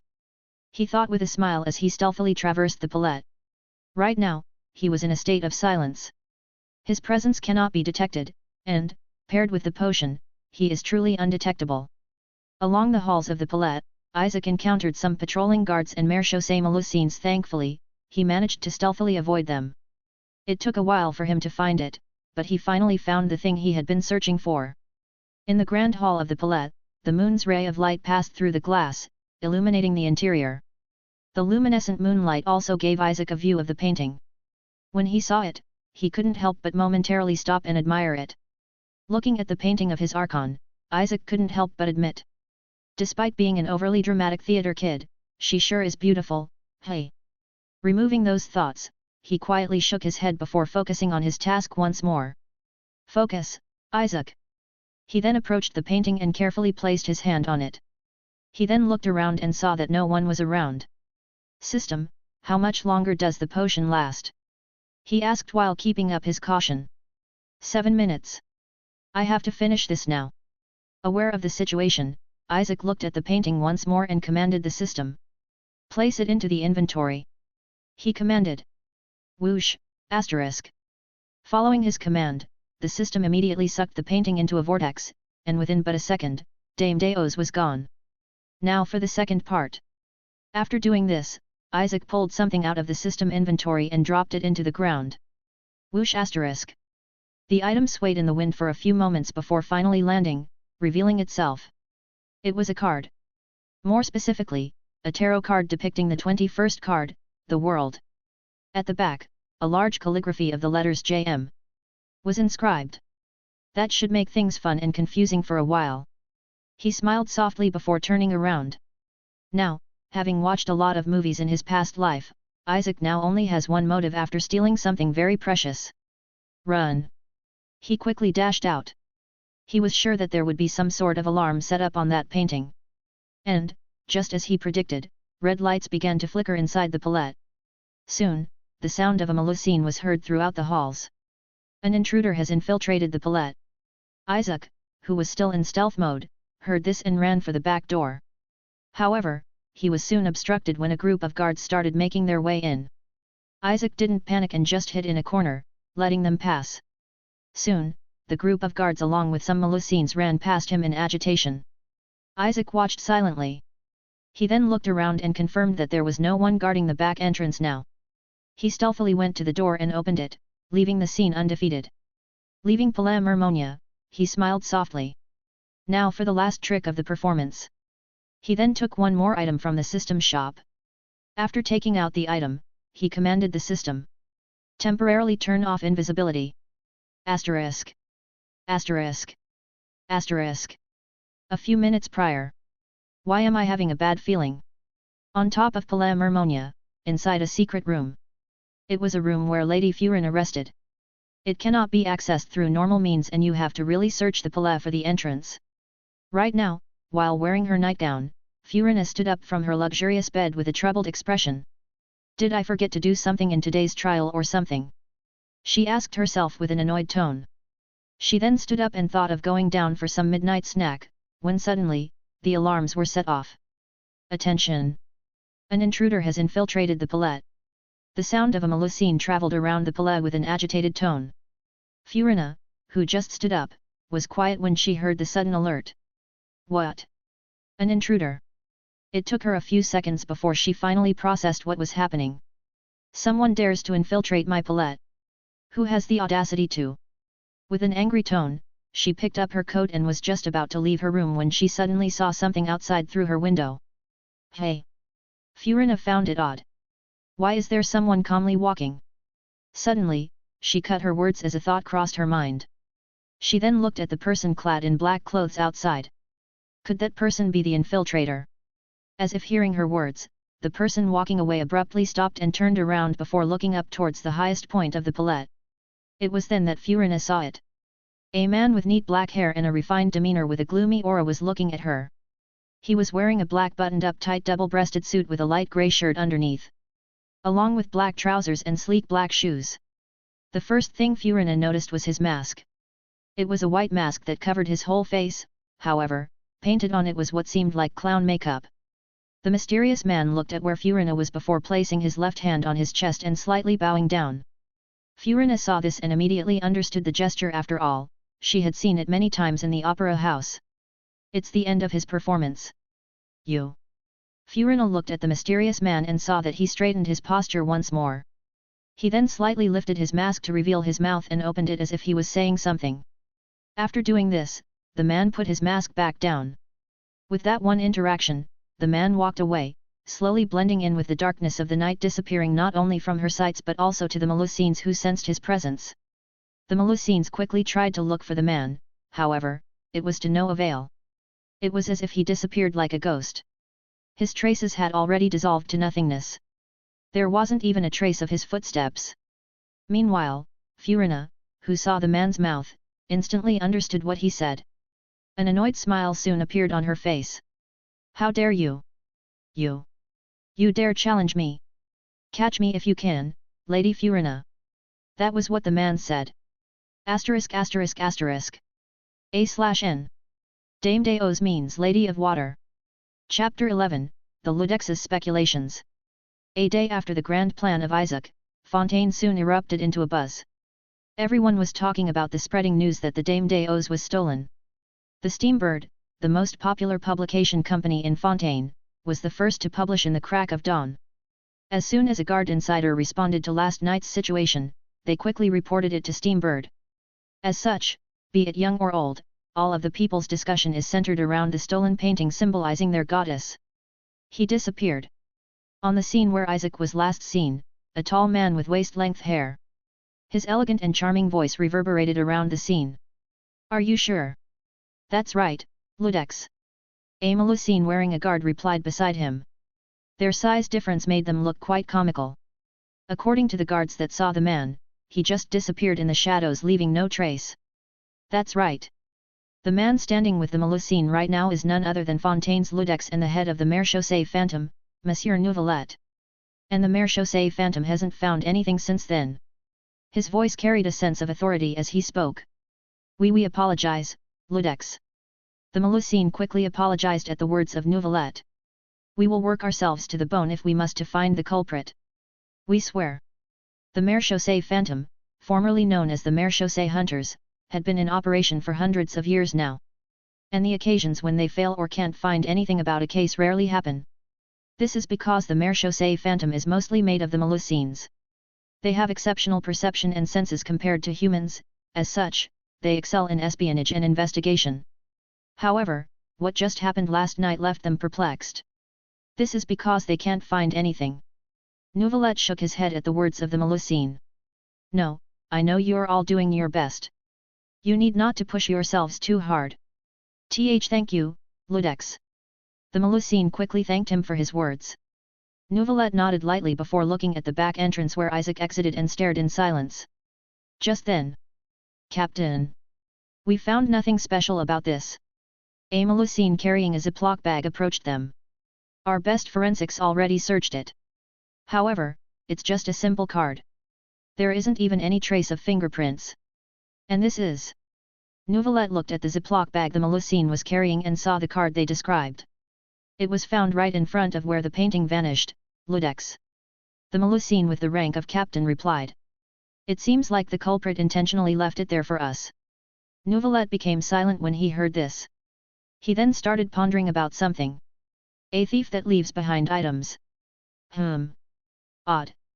Would you let me see it? Nouvelet extended his hand to the Melusine. Yes, of course. Here, Ludex. The Melusine nodded and gave the Ziploc bag without any questions. Nouvelet took it and looked at the card that was inside. On the card, a naked person hovers or dances above the earth holding a staff in each hand, surrounded by a green wreath, being watched by various creatures. A tarot card. Nouvelet, who was familiar with such a thing, thought. Tarot cards started becoming famous a few hundred years ago when Alice, a famous witch, an adventurer, claimed that they helped with connecting with interpreting a person's fate. It became popular in Sumeru due to scholars claiming that it helped them connect to Irminsul. However, only a few of them did connect. The majority went insane because they couldn't properly handle Irminsul's lingering forbidden knowledge. The world. It represents an ending to a cycle of life, a pause in life before the next big cycle beginning with the Fool. Nouvelet pondered to himself as he recollected some information about the card. It is an indicator of a major and inexorable change, of tectonic breadth. Is the culprit trying to relay a message with this? Nouvelet speculated. Perhaps they're trying to say that this is only the start and there are more to come. He then turned the card and saw two letters present. JM. Nouvelet grasped his chin as he thought of the two letters. It's obviously an acronym of someone's name. Is it the culprit's? But why would someone deliberately leave their initials on their crime scene? He then started looking around and saw someone familiar. Ha! Mark my words. Focalors, will find that audacious thief and make sure to drag him to the fortress of Meropid and sentence him to life. The familiar white-haired Archon declared to a group of reporters. You've seen the thief, Lady Furina? A reporter with a notepad asked. So the thief's a man. Another reporter wrote down the details. Lady Furina, do you have any guess on who the thief could be? Another reporter asked. Furina listened to her people and nodded with a smirk. That's right. Last night, I managed to get a glimpse of that thief. He even dared to bow down to me as if ending his performance. I say, I think this is a deliberate intimidation. A reporter said as he vigorously wrote down on his notepad. Perhaps. Lady Furina, is the man deliberately challenging you? Another reporter asked. Furina heard this and her ahog swayed for a bit. With an annoyed smile, she put her hands on her waist and nodded. That's right. Before the thief left, he even left a message to me. Do you know what he said? He said, catch me if you can, Lady Furina, ha! The pure audacity. If he wants me to catch him, then he better be prepared. She declared with absolute confidence. Nouvelette, who was listening nearby, slightly widened his eyes as if he had just realized something. Catching. Performance. Challenging. Connecting these words, a new idea appeared in Nouvelette's mind. He then grasped his chin. I see. Although it may not seem like it on the surface. From the surface, it seems like just a robbery. But if you account for what the thief did and said to Furina, then... Soon, a scene appeared in his vision. It was as if a scene was replaying in his mind. The thief is deliberately challenging Furina to chase after him. Leaving clues for her. Is it purely just for his amusement or is there a ploy going on here? He then crossed his arms while quietly contemplating. Regardless. A mysterious man who suddenly appeared out of nowhere stole a painting and left clues for the Archon as if he were in a performance, and an Archon who craves delightful and intriguing performances during trials. His sharp eyes then silently looked at Furina who was not far away. It seems like a playmate that suits you has finally arrived, Lady Furina. Asterisk. Asterisk. Asterisk. Meanwhile, at Isaac's Café. While the whole nation was turned upside down from the chaos he made, he was surprisingly calm. As usual, he was cleaning the café in the morning and preparing for another day of work. On the TV, a song was playing while he was cleaning. Pain will come with the blade. Pain will wake up the despondent crowd in this dormant world somehow. For someone who just stole one of the most famous paintings in the nation, he was quite laid back. However, he has a pretty good reason to be. That was because of the reward he received after competing just first S-rank mission. Isn't this too overpowered for someone like me? Isaac sat down and drank a glass of water. I mean, I get that it fits my laid-back style, but still. He then looked at the reward he got. The system interface opened and he was introduced to it. New system function. Name, teleport. Description, the host can place up to a maximum of 2 teleport points in the system map. Isn't this basically the traveler's teleport waypoint? He thought with a wry smile. However, he soon shook his shoulders. But, it is what it is anyway. With this, I don't have to worry about transportation, moreover, it can even help me in other ways. He nodded to himself. Picking up his remote, he took a sigh of relief. With my first main mission done, I should wait for a while before doing the next one. Main quests are exhausting. It was true. To do a main quest, Isaac has to go out of his way and leave the café to do them. Even more so when that's the next main mission. He side-eyed the system screen. A-rank quest. Type, main quest. Title, Godfather. Objectives, help Spina de Rosala by exposing the waters from the primordial sea. Just thinking of a plan for that makes my head hurt. Isaac sighed. However, he soon stared at it vacantly for a few seconds before curling a small smile. But it seems fun. It seems like the names Gehrman and Moriarty would float around Fontaine in the near future. He smiled before standing up to go to the kitchen to brew tea. How fun! Chapter 12, The Quality of the Moment. Hotel Bouffes Diet. While the rest of the Fontanians were busy talking about the recent news, the orphans from the House of the Hearth were quietly reading the newspaper. Wow! Linny, who was reading the latest paper from the Steambird, couldn't help but be surprised. Someone actually dares to pull off such a performance. Right now, the matter about Furina and Isaac had already been spread. Almost everyone has learned of what Isaac said to Furina before leaving. As such, the case is now being referred to as the case of the nocturnus masked clown. To some, it may seem like just a thief provoking a god, but to people like Linny, they instantly saw something between the lines. Freminute, who was playing with purse, looked at Linny before asking. A performance?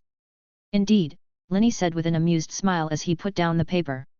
It seems like this masked clown has a game set up for Lady Furina. How could you tell? Lynette, who was quietly sipping a cup of tea, asked on the side.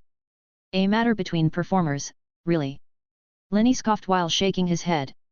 He then lifted his hand and pointed at his top hat. Once you reach a certain understanding of a performance, you'll naturally deduce and try to figure out others' performances. As for the masked clown. He then looked at the newspaper he held and a baleful glint appeared in his eyes. For now, we still don't know his objectives. We don't know if he works alone or if there is an organization behind him, or if what he's planning will affect ours. We still have to wait for Father to respond to the situation. Until then, we'll just watch. He calmly said before sitting down. Speaking of Father. When will she be back? Lynette, who was blowing on her tea which was still hot, curiously asked. Linny sighed in dismay. Unfortunately, it's still unclear. Father is still in Snezhnaya, it would take a hole for her to return. That's right. The so-called father that the siblings are speaking of is, surprisingly, a woman, and it was none other than the one currently in charge of the House of the Hearth, a division of the Fatui that recruits orphans and makes them do various espionage missions. As for their father, she was one of the 11 Fatui harbingers of Snezhnaya serving under the Tsaritsa, and is codenamed the Knave, Arlecchino, and Atet's father. Everyone knows the cruelty of the Fatui and doesn't welcome them in any nation without any special reason, Fontaine included. However, unbeknownst to the people of Fontaine, the House of the Hearth had already planted themselves inside the nation in the form of a hotel. Although Hotel Bouffes may seem like just a place where Linny and his siblings stay, it's actually where the current House of the Hearth of Fontaine is. And Linny was the one under control while their father was absent. This shows just how much potential Arlecchino sees in Linny. What's wrong, Freminute? Just then, Linny, who sat down and was just about to have his breakfast, looked at Freminute and asked. You seem to be distracted as of late. Is something wrong? Me. Freminute, who was playing with purse, jolted a bit before looking at Linny. No, it's nothing. I noticed it too. Lynette joined in their conversation. It's hard not to notice that's something in your mind. Lynette, who was having her usual tea, said at the side. Ever since yesterday, you've been acting unusual. Did something happen? Well. Freminute knew he couldn't hide everything from his perceptive siblings. With a soft voice, he told the truth. It's just that. I've been craving a certain coffee for a while now. Coffee? Both Linny and Linny asked in unison. They both looked at each for a moment before looking at Freminute. Linny was the first to ask. I know you don't take coffee often as it doesn't sit well in your stomach when you're diving. Did your mind change? No, Freminute, with his usual light shy voice, shook his head. It's just that a few days ago, I had the best coffee I had in a while. A good coffee, you say? Lynette said, showing interest. I say, what kind of coffee must have it been to make our dear Freminute want more of it? Lynette also perked her ears. Although she was silent, she also wanted to hear about this. Seeing his siblings' gazes, Freminute didn't know for a moment. Well. Freminute then calmed himself down before telling his siblings what happened when he went out the other day. Linny and Lynette attentively listened. After all, it was rare for them to see Freminute take an interest in something other than diving. After a few minutes. A hidden café, you say? Linny grasped his chin with a smile while contemplating. One that just recently opened and hadn't garnered that much attention, I can see why you like that café so much, Freminute. Linny lightly chuckled. With such a setting, you can be all alone and drink in peace. Plus with a skilled person serving you coffee? Why, it sounds like a delightful time. He added with interest. I don't believe that such a skilled person exists. Lynette voiced her opinion. Brewing is an act of art. Unless one knows all the aspects of brewing can one truly master it. Well, what Lynette said was true. In fact, Isaac hadn't even learned coffee making for that long yet. In his past life, it was just a hobby he picked up that he would occasionally do with his family's old coffee machine, and not a full-time job. The same goes for the tea he makes. He just watched a couple of tea-making videos online in the past and practiced through trial and error. However, what makes them taste good? Well, what makes them special in Isaac's unique interpretation is the moment and emotion. Isaac believes that as long as you are having a good time, unbothered by pressure or stress, then anything you drink or eat will taste good. That's why he loves and wants to keep the quiet and warm ambience of his cafe. It was not only to have a quiet environment for him but also for others. Still, unless I try it, I won't believe that such an addictive brew exists. She added. She was a tea connoisseur, as such, she was naturally skeptical. Well, he seemed like someone skilled. Freminot commented. He still remembers the taste of the latte Isaac gave him. Plus, he even drew purse on top. Drawing on top of the coffee. Linny crossed his arms while tilting his head. He then grasped his chin for a moment before smiling. Now I'm truly interested in this cafe you speak of. Right, it's settled then. Linny stood up with a smile on his face. After we investigate the case of the nocturnus masked clown, we'll head down to this cafe Freminot speaks of. What? Freminot voiced his concerns. Wait. I have no problems, Lynette said with her usual flat tone. I also want to see the quality of this cafe and judge if the taste is as what Freminot describes. Hold on. Don't you have any performances today? Freminot added. Haha, there's always time for such things, Linu said with a laugh. Now that you've piqued our interest, it's only natural for you to help us settle it. Freminot went silent for a second. He tried to resist, but seeing the determined faces of his siblings, he gave in. All right. After I return from diving, I'll lead you there. Now that's the spirit, Freminot. Linny laughed as he patted Freminot on the back. He then asked, by the way, what's the name of the cafe you speak of? Oh, it's... Freminot looked at his brother and spoke. Le souffle du silence. Asterisk. Asterisk. Asterisk. Meanwhile, at Palais Mermonia, a crowd of people were looking at the Palais with interest as they talked amongst themselves. Not far away from them, however, were three people who were also looking at the Palais. Someone suddenly vanishing. One of them, a tall woman with light skin, blue eyes and blonde hair spoke. Keyword vanishing. This might be connected to the serial disappearances case. She muttered to herself. Even if it doesn't, perhaps it will help us uncover more clues. Should we investigate, demoiselle? An elderly man, who seems to be her butler based on his clothes, asked politely. With just your words, me and Silver shall quickly start. I have the necessary investigation materials at the ready. Another person wearing sunglasses said with a solemn voice. That's right. The woman hummed and nodded her head. She then crossed her arms as she looked at Palais Mermonia with a confident smile on her face. This time, Spina de Rosala steps in to investigate. Her blue eyes shined under the sunlight. Chapter 13, Taylor.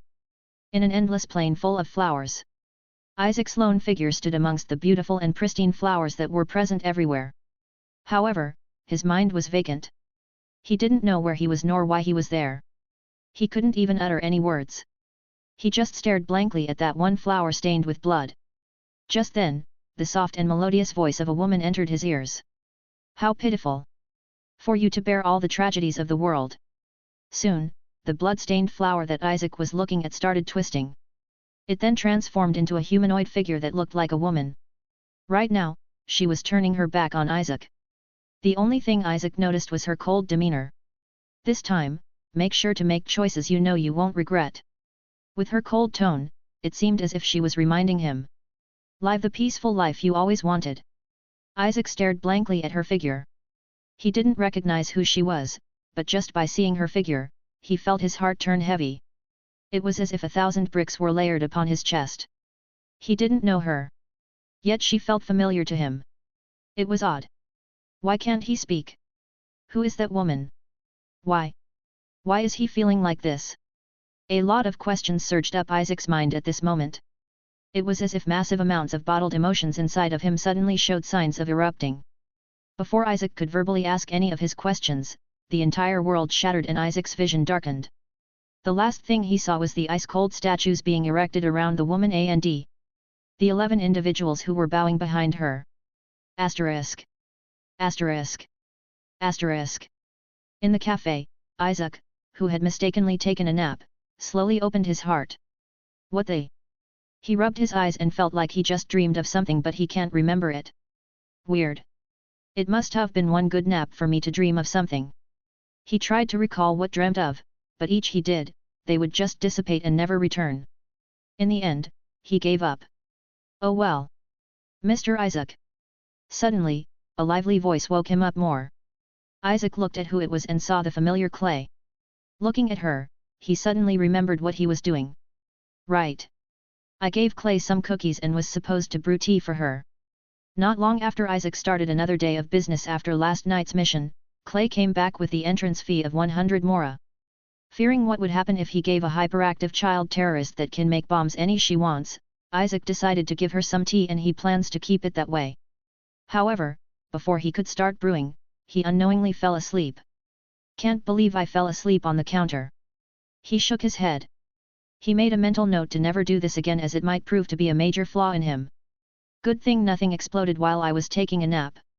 He stood up and warmly smiled at Clay. Sorry, Clay. I fell asleep. Did you finish your cookies? Yup. I didn't leave a single one. Clay presented the tiny plate that Isaac gave her. Looking at the small plate with only crumbs left, Isaac nodded. All right, as promised, we'll watch something on the TV. Yay! Can we watch it now? I wanna pick one. Clay cheered.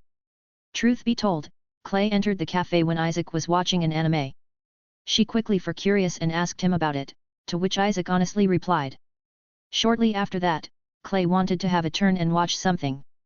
Isaac told her that he'd only let her watch one animation if she bought one thing from his cafe.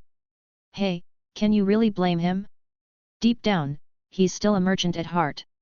Profits are the top priority. Fret not, for I am a keeper of my words. He said with an unchanging soft smile. Most of the time. Isaac silently thought. He then took the remote and started browsing the home section of YouTube. Clay sat on one of the seats and looked intently at the screen as if looking for the perfect video. After a few minutes, the two of them finally settled on a particular video. Zhongli character demo. Oh, a classic. Isaac softly chuckled to himself at the sight of the familiar thumbnail. This one. I wanna watch this one.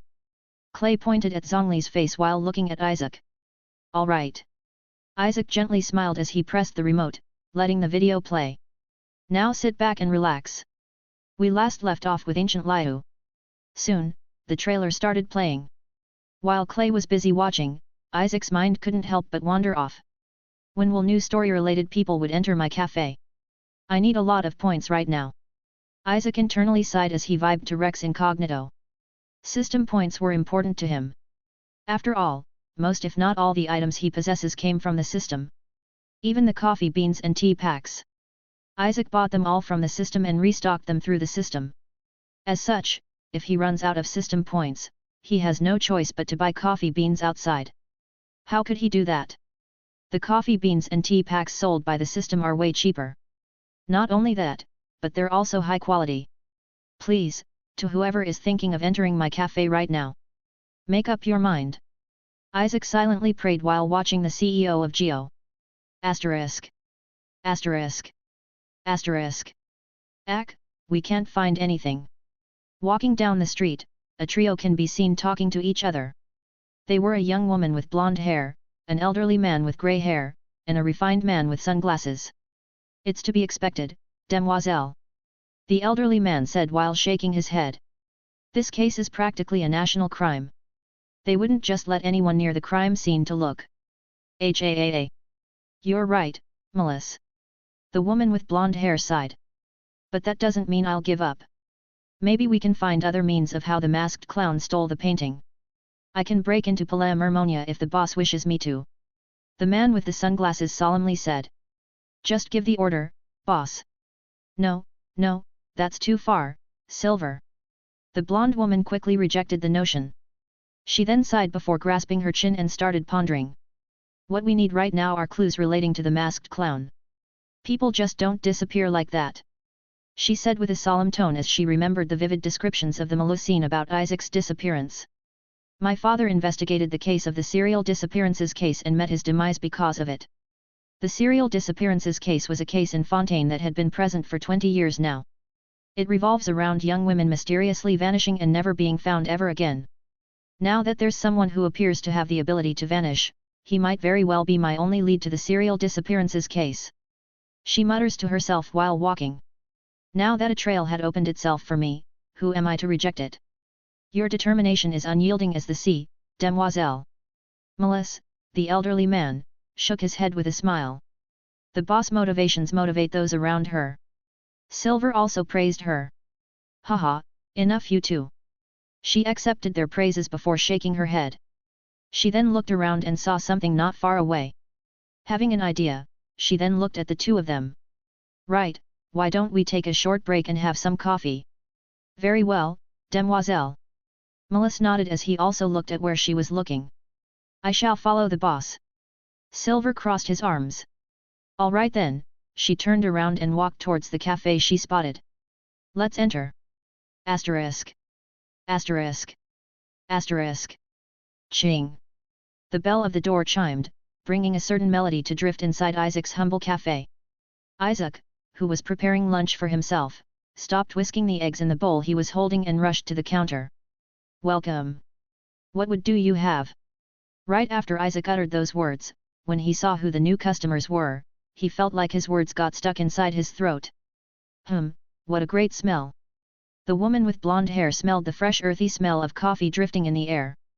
I can tell that this place uses fine quality coffee beans, how come I've never heard of it before?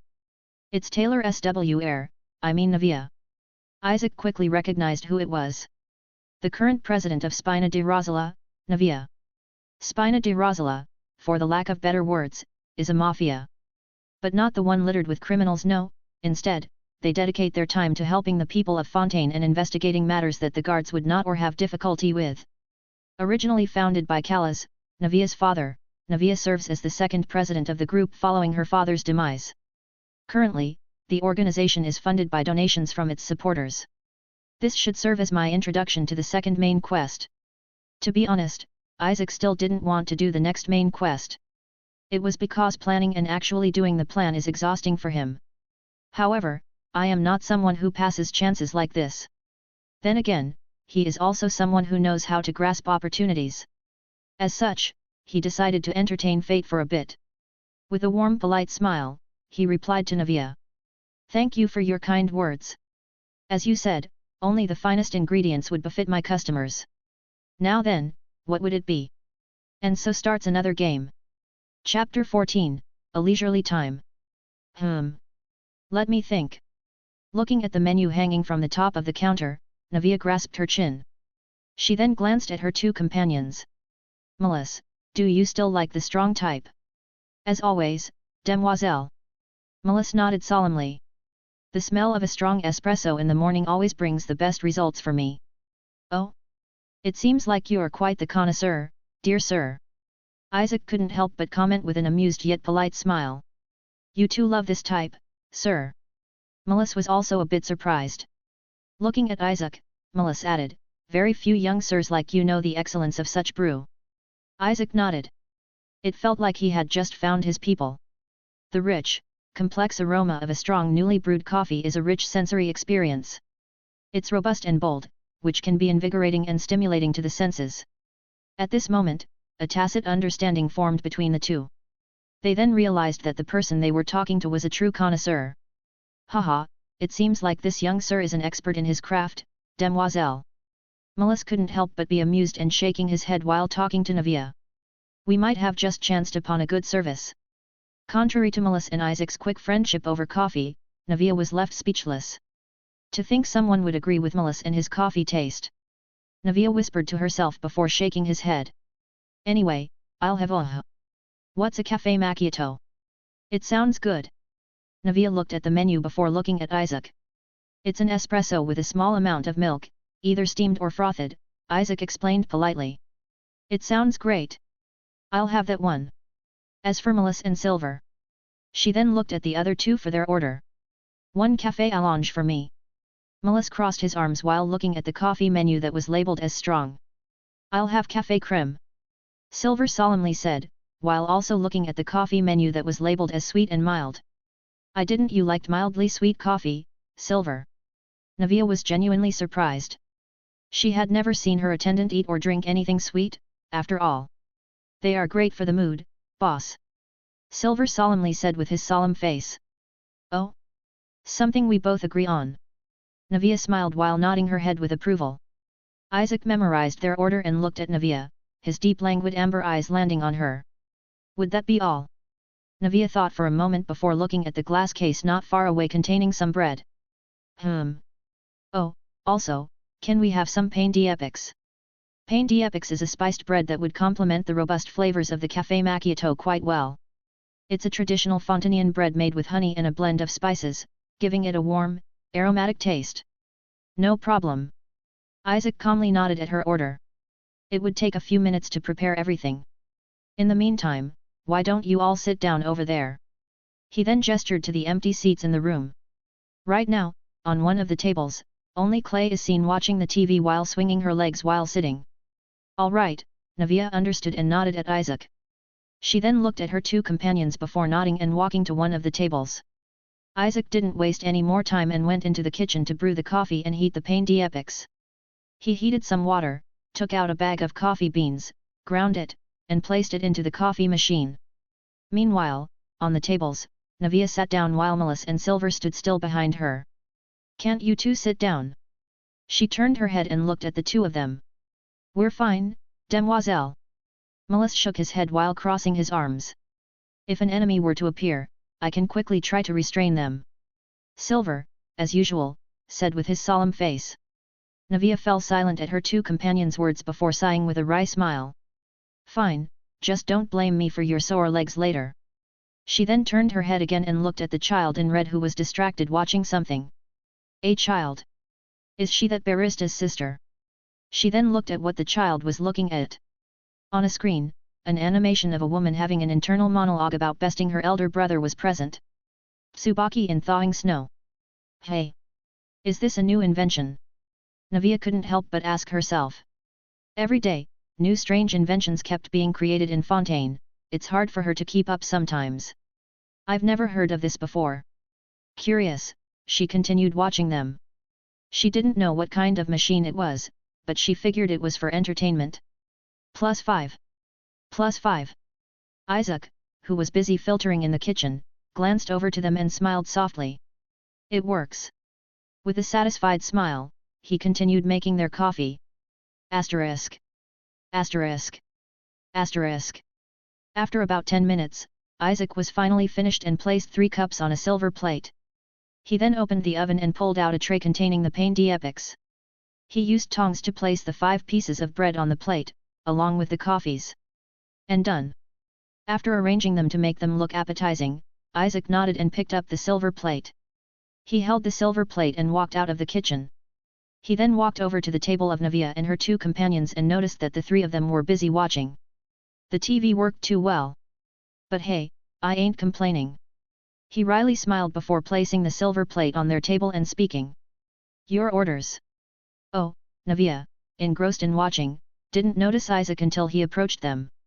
She then looked down at the silver plate before looking at Isaac. Thank you. Do enjoy. Isaac gently nodded before deciding to walk away to leave them alone. It's great that she didn't ask about the TV. Isaac secretly thought with a wry smile while walking away. Otherwise, I was prepared to say that it was something given to me by a friend or something. Shaking his head with an amused smile, he once more entered the counter. Navia looked at the cups of coffee on the silver plate in front of her and saw that they had labels on each of them to indicate whose coffee was whose. This should be mine.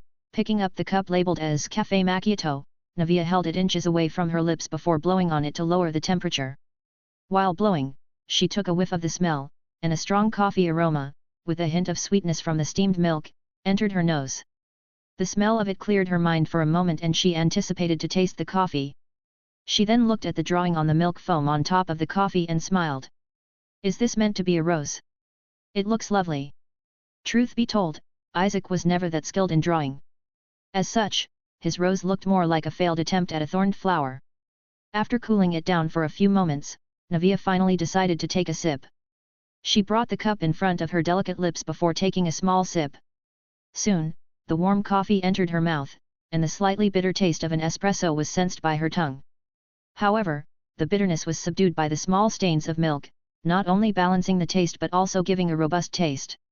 After sipping for a while, Navia put down the cup and slightly nodded her head with a satisfied smile. It seems that my judgment of that dear sir wasn't wrong, Melis, who was also drinking his coffee, commented. I can tell that the beans used for this were of fine quality. Silver didn't comment anything as he fearlessly but cautiously chugged down the still steaming hot coffee down his throat. Not forgetting the pain d'epics on the silver plate, Navia extended her hand and took one slice of bread. She lifted the bread and took a bite, and soon, a combination of honey and spices created a comforting, almost nostalgic feeling. It's like a warm hug for Navia's taste buds. Delicious. Finishing the bread, Navia nodded with a bright smile.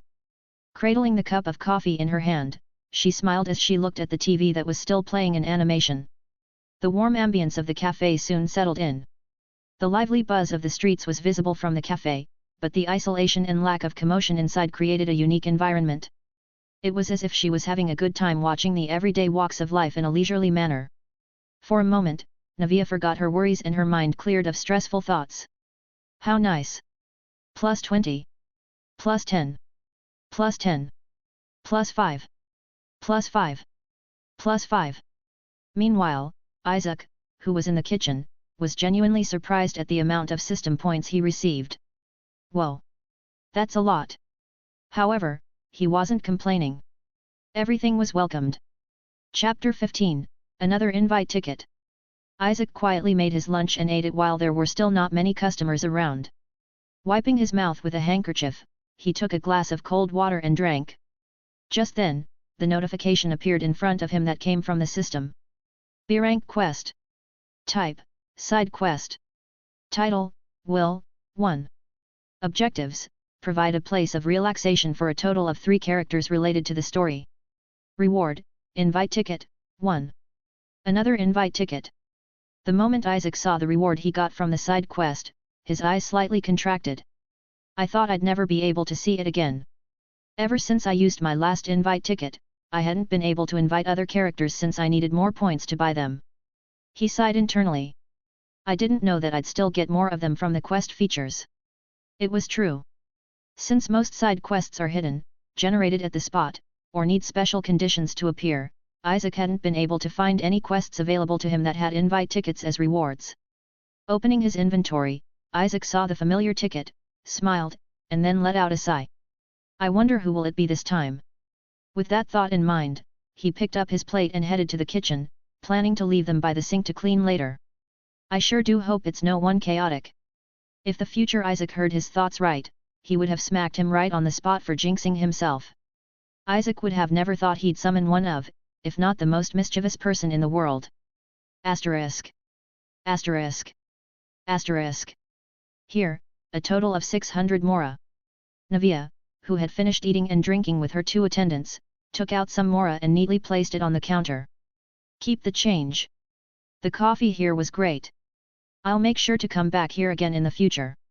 Isaac, who was rubbing some cups with a clean damp cloth, looked at the money and instantly stopped what he was doing.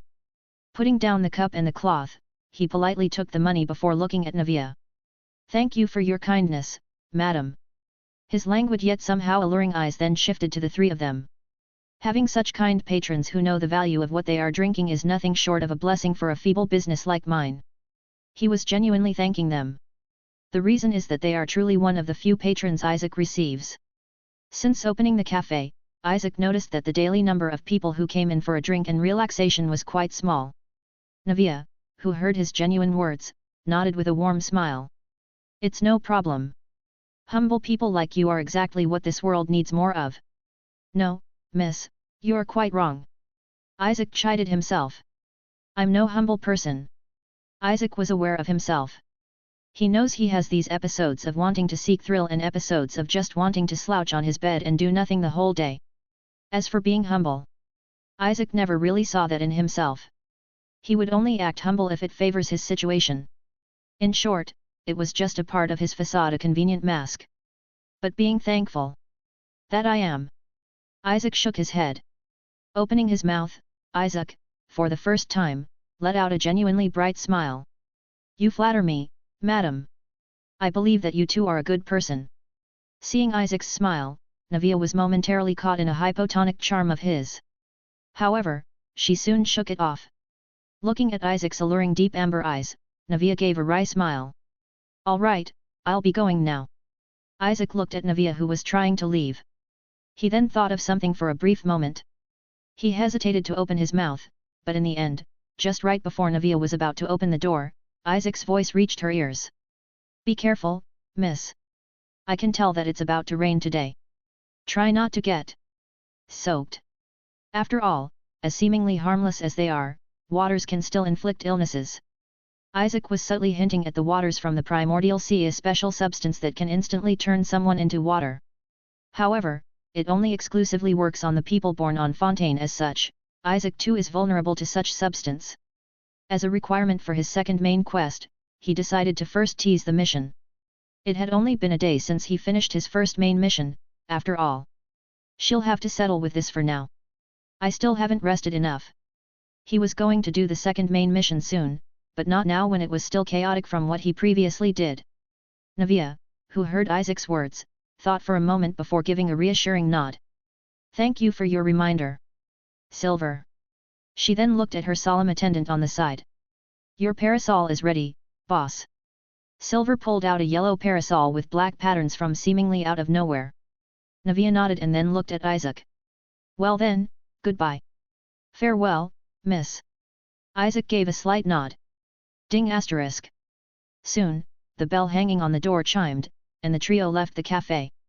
Now once again left with Clay, Isaac sighed lightly. He looked at Clay before lifting his head to look at what she was watching. How to make a pipe bomb.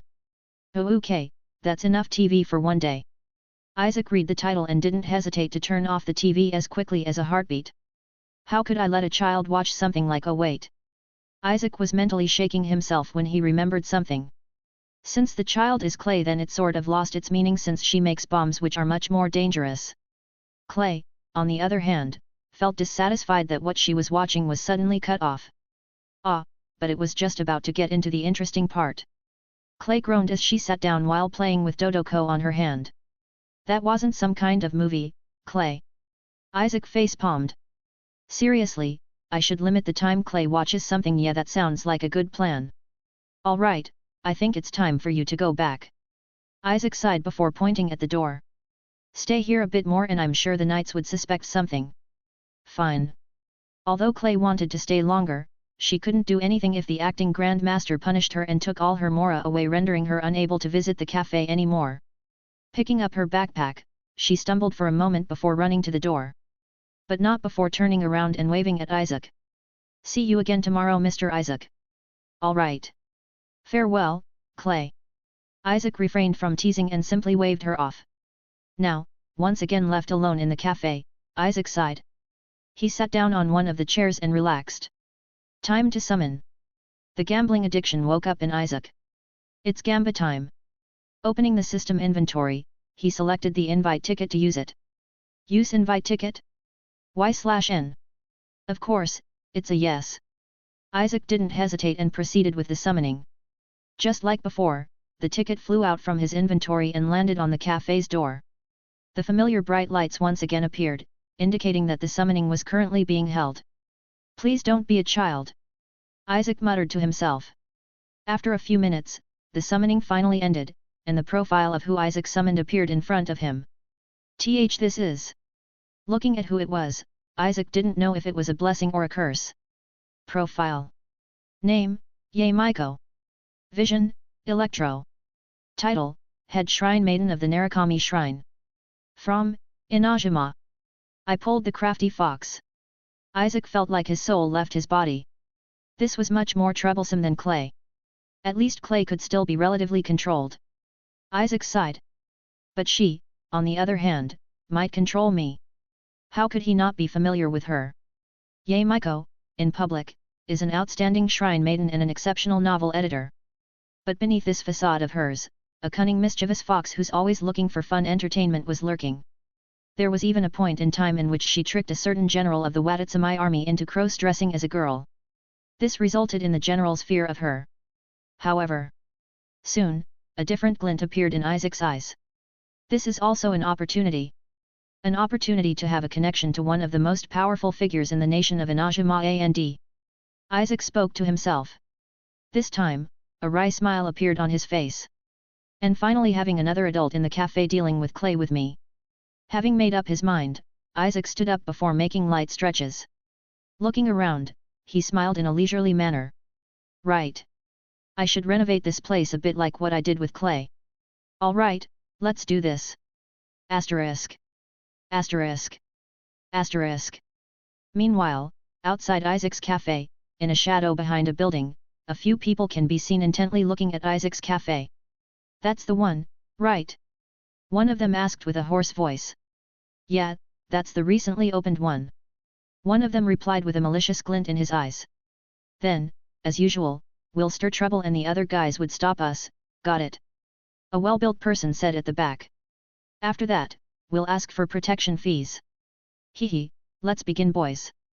On the leader's leather belt, a single badge with a symbol can be seen.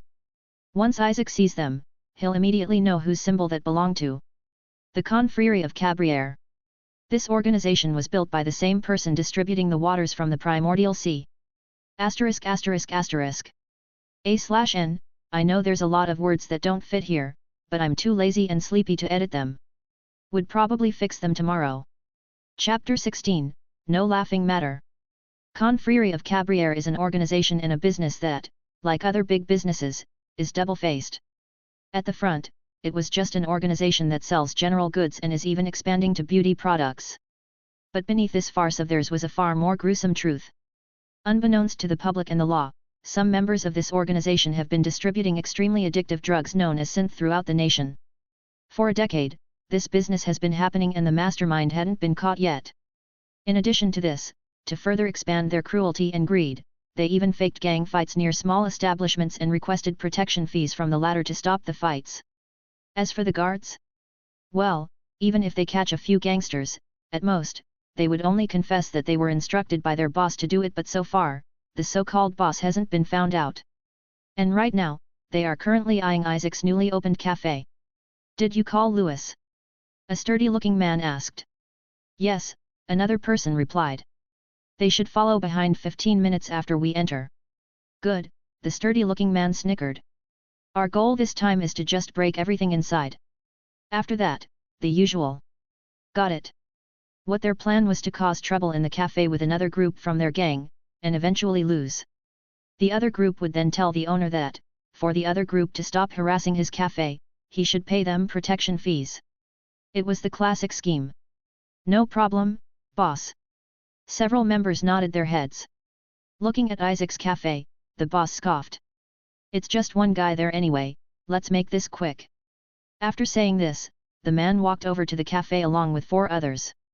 Dash. Ding asterisk. The chiming of the doorbell was heard and soon, 6 people wearing blue overalls entered the cafe. The gang members looked around and saw the quiet ambience of the cafe and the languid-looking barista behind a counter. Welcome.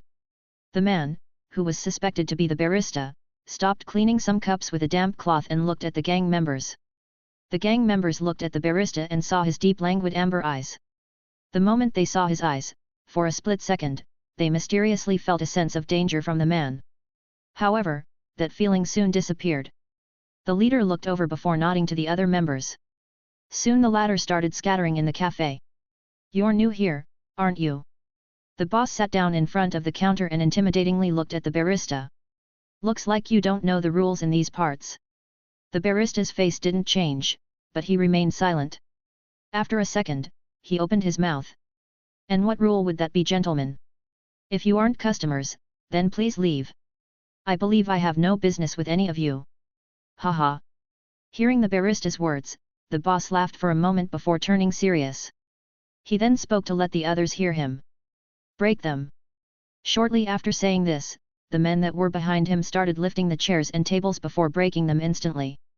Bang, asterisk. The sound of wood crashing to the ground echoed throughout the café as destruction was present everywhere. The barista, however, remained calm and silent. He just watched as his café's furniture was destroyed. The boss saw his silence and snickered with a smile of confidence. This was too easy. However, he failed to notice the bulging and throbbing vein beneath the barista's jaw and on his forehead. Soon, his deep amber eyes, which were languid a moment ago, turned cold and apathetic as if all emotions had been erased from them. Now listen here, you. The leader then stood up and was just about to hold the barista's collar when something happened. Before the leader's hand reached the barista, the latter calmly turned and walked out of the counter.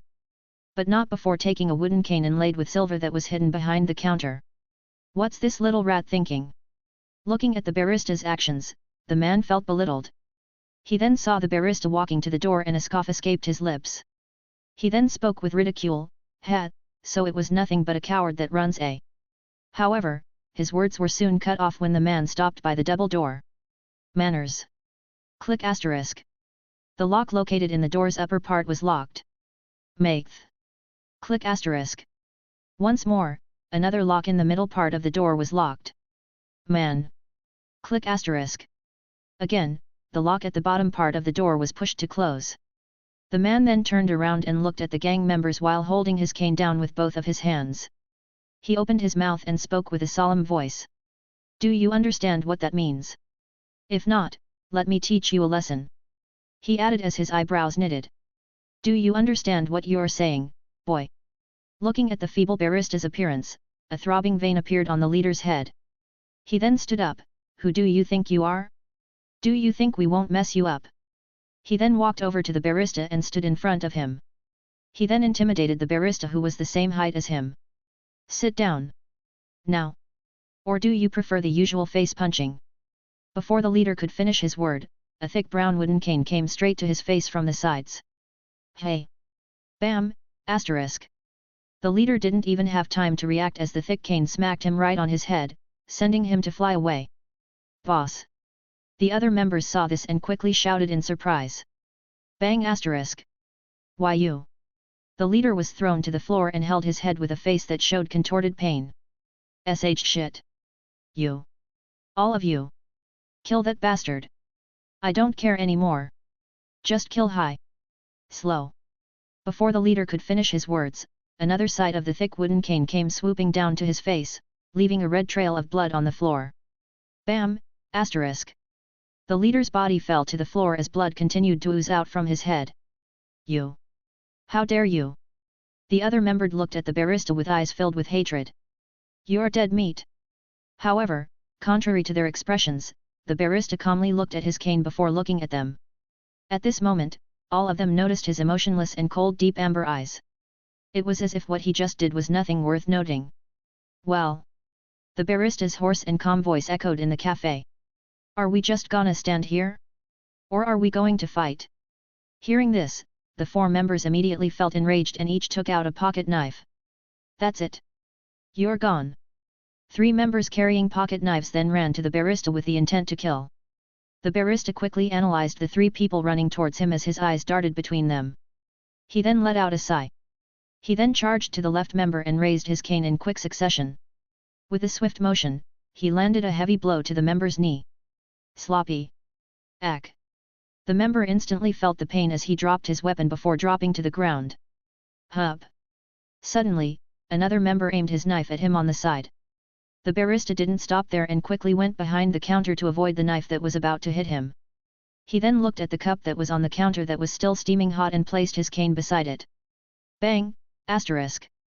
He slid his cane, and along with it, the cup containing the hot coffee was dragged, landing on the other member's face. Splash! Asterisk. Aic.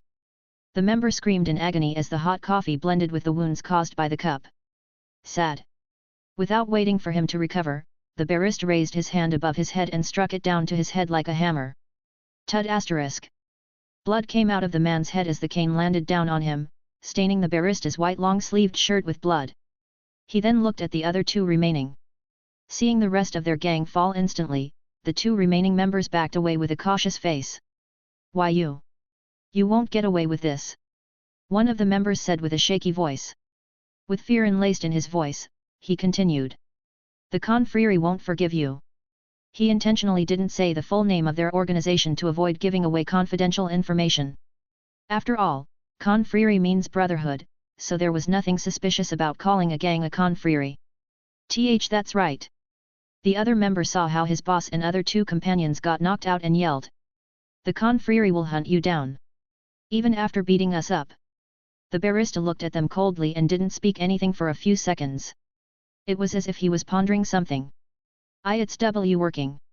One of the members thought with a shaky smile. He's getting scared. Good. He's finally aware that we're. You don't need to worry about that. However, contrary to the member's thoughts, the barista once more opened his mouth with a cold and apathetic tone. I don't fear the confrérie. Rather, they should fear me. The man looked at them with deep hatred in his manner eyes. Hearing the barista's words, only shaky pleas escaped from the mouths of the two remaining members. They then saw him approach while carrying his wooden cane which had blood on it. And no. Please. Dash. A few minutes after everything finally settled down, only silence remained in the café. On the floor, 5 bodies can be seen lying unconscious with blood seeping from their head. And standing amidst them was a tall man with brown hair that had slight curls. He stood there silently as he held his bloodied cane. It was none other than Isaac. The confrérie of Cabriere. Isaac muttered the name of the organization that targeted him. After saying that name, his body began to convulse and slowly lowered. Ha. Soon, a sinister laugh escaped Isaac's mouth. He held up his hand to block and try to stop his mouth, but it was futile. Soon, the laughter started getting more lively. As for Isaac, a hideous and wide smile coupled with a frenzied maniacal eye appeared on Isaac's face. Ha. Stop. Isaac tried his best to resist laughing further, but the laughter kept escaping his mouth. Stop it. Control yourself. Ha. Oddly enough, his laughter, rather than sounding like a maniac's, sounded more like laughs of joy. Ha. After a few moments of controlling himself, Isaac finally regained control of his body. Ha! Letting out a heavy sigh, Isaac's face turned solemn completely in contrast to his expression earlier. Finally calmed down. Still. Isaac, who now regained his senses, quickly analyzed the situation. I can't let them stay there.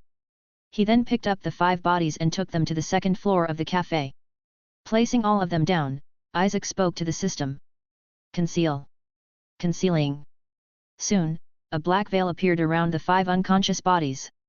Isaac then locked the door to that room. That should do it.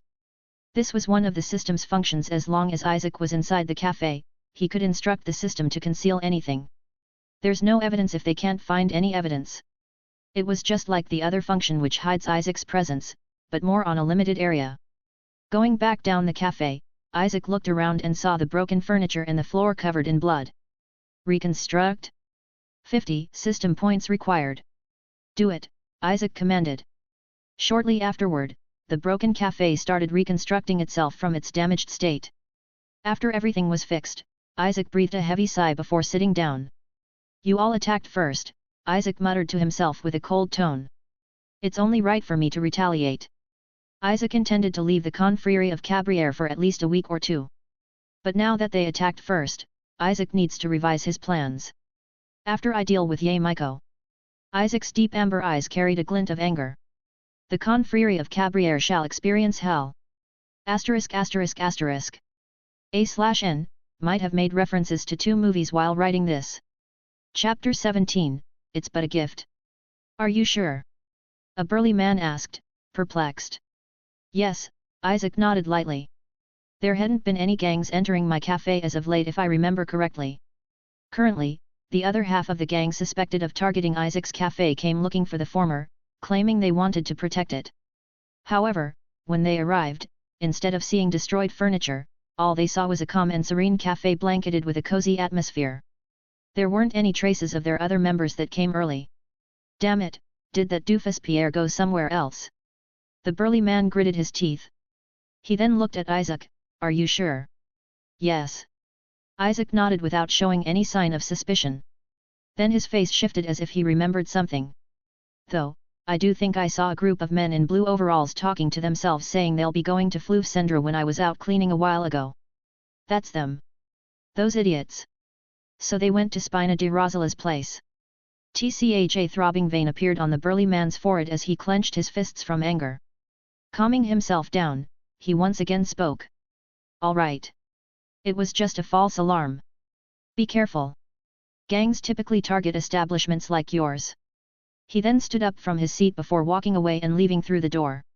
Soon, the other members followed with the burly man, and silence descended upon the café. Isaac, now alone, responded with a whispered smile, you too. His eyes, which had been languid and carefree, suddenly gleamed with a sinister glint. Now, time for the surprise. Nighttime, Aquabus Station. The time was almost 9 p.m., and the sky was already draped in the embrace of night. On the Clementine line of the Aquabus, the Melusine, Evil, who was the operator, looked at someone with a puzzled expression. More specifically, he was the only someone in the Aquabus. After all, it was already nighttime, and, understandably, few were traveling to the harbor at this time to roam Maritime Harbor. So, do you travel often at night, sir? She asked as she looked at a certain direction of the Aquabus. And not that I judge your taste in traveling or anything, haha. There was a reason for her nervousness. After all, who wouldn't be nervous at the sight of the person she was looking at? Sitting down while holding a book, a man with a gloomy aura was silently reading. On his side was a wooden cane inlaid with silver. He had neat black hair that reached his back and was wearing a crystal monocle. As for his clothes, he was wearing a white long-sleeved shirt paired with a black vest, topped with a black two-buttoned frock coat. To finish it off, he was also wearing black trousers and a pair of shiny shoes that glistened in the night. However, what Evil couldn't help but notice was his mask that covered his lower face. Other than that, the man just stayed silent the whole time and didn't say anything to the Melusine. He seems like an important person somewhere. Maybe a rich tycoon or a leader of an organization. Evil nervously speculated as she observed the man.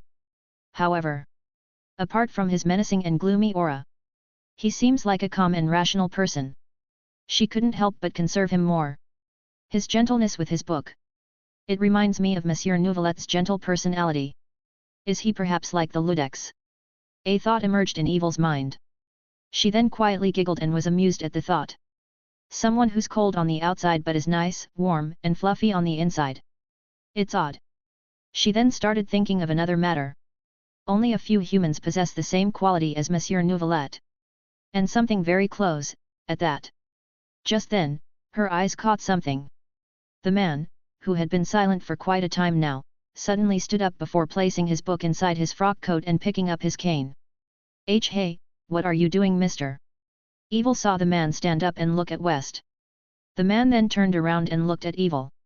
He then adjusted his crystal monocle before giving a light nod with a gentle smile. After doing this, the man went down the aquabus that was still moving. He then jumped. Wait! Before Evil could come and stop him, the man had already disembarked from the aquabus. Evil then held onto the railing and looked at the man's shadow slowly blending into the night, never to be seen again. That's... Evil, who was now left alone in the aquabus, didn't know what to say. At least wait until the aquabus docked. She muttered to herself with a defeated voice. Well, that was easy, Isaac, who had activated the concealment feature after going down, muttered to himself. He then looked at the distance where a ruined shipwreck was resting. That should be Poisson. Poisson, a quiet town at the foot of Mont Automne. Its residents mostly work in the fishing or underwater salvage industries. Legends say that before the First Diluvian period, the town was once a central hub for Fontaine's maritime traffic network. Although the change in water levels resulted in the loss of the town's status as a major port, the cozy and warm vibe of the town doubtlessly still attracts many visitors. It was also the headquarters of Spina di Rosala and the Confrérie of Cabrières. That's right. This was once a nice and safe place for many. Isaac's deep amber eyes illuminated the darkness of the night that was surrounding him. Until the Confrérie introduced synth and made most of the residents addicted to the drug. Isaac has to admit, he wasn't the type of person to actively seek out justice. Heck, he didn't even care about any injustice as long as it didn't affect him in any way. But now that they touched him, targeted him, adding to the fact that they were also the target for Isaac's second main mission, they just declared themselves ready to fight. If he doesn't stand firm on his ground, another gang will just come and wreck his cafe. He can't allow that.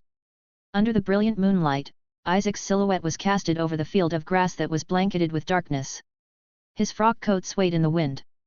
The most noticeable was his eyes, a pair of luminescent deep amber eyes that shined in the darkness. It was similar to a beast's eyes when hunting. I won't cause trouble too early. I'm not stupid, Isaac muttered to himself. It's only been a day since the ruckus I've caused in Palais Mermonia. Then he began moving towards Poisson, using the concealment function to keep his steps silent. Finally, after running and stopping for a few minutes, he finally arrived near the entrance of Poisson. Looking at the shipwreck that was covering a hole where water was flowing, Isaac lightly nodded his head. System. He then opened his system, and soon, the familiar interface appeared. Place teleport mark here. Done. Seeing the system's reply, Isaac nodded and accessed the system map, where he saw two red markers. One was at his cafe in the court of Fontaine, and the other was where he was standing right now. Without saying anything, Isaac clicked on his cafe and soon, he disappeared from his spot in a split second as if he was but an illusion. After a few minutes, Isaac's figure reappeared, this time carrying a massive gift box wrapped in colored paper and topped with a ribbon. Ha! Placing the massive box down, Isaac let out a sigh. He then looked at his gift with a sinister glint in his eyes. This is but a warning. Gehrman already made a debut. He then adjusted his crystal monocle before pulling out a sticky notepad and writing something on it. This time, it's James Moriarty's turn. He snickered as his deep amber eyes glowed with malice. The brains and the bronze. Moriarty and Gehrman respectively. He chuckled at this setting. He was cooking up a performance. Oh, how fun it is! After saying this, he opened his system map once more and disappeared, leaving no trace behind other than his massive cartoonish gift. Poisson, the next day. Everyone was currently gathering above ground as they circled something. What's happening? Navia, who went up the moment she heard the news from Silver, quickly asked. Melissa, who was already at the scene, looked at her with slightly troubled eyes. Demoiselle, it's best that you don't see this. It's all right, just what? Before Navia could finish her words, she immediately saw what was inside the gift. Who in God's name would do this? Her face slightly contorted at the sight of the 5 bloody people who were, obviously, dead. The thing that caught her attention the most were the marks left on their head as if something thick smacked them. We already investigated, Demoiselle. Melissa said on the side while shaking his head. We looked into it and found out that these lads used to work for the synth vendors. Synth was a highly addictive drug that could induce extreme euphoria and exhilaration. It began making its appearance in the market about a decade ago. It first appeared in Poisson. However, the side effects of the drug were severe. Once the effects of synth are gone, the consumer will experience severe anxiety and other psychological problems. This is why Spina di Rosala decided to ban them and wage war against the people who were selling them. Synth. Navia looked at Melissa with a perplexed face. She then looked at the bodies once more. If they used to work with the synth vendors, then why were they sent here at Poisson? That. Melissa crossed his arms before shaking with head with a sigh. We do not know. However, we did find one thing stuck to the package. Melissa then brought up a yellow sticky note. Navia saw the note and extended her hand to hold it.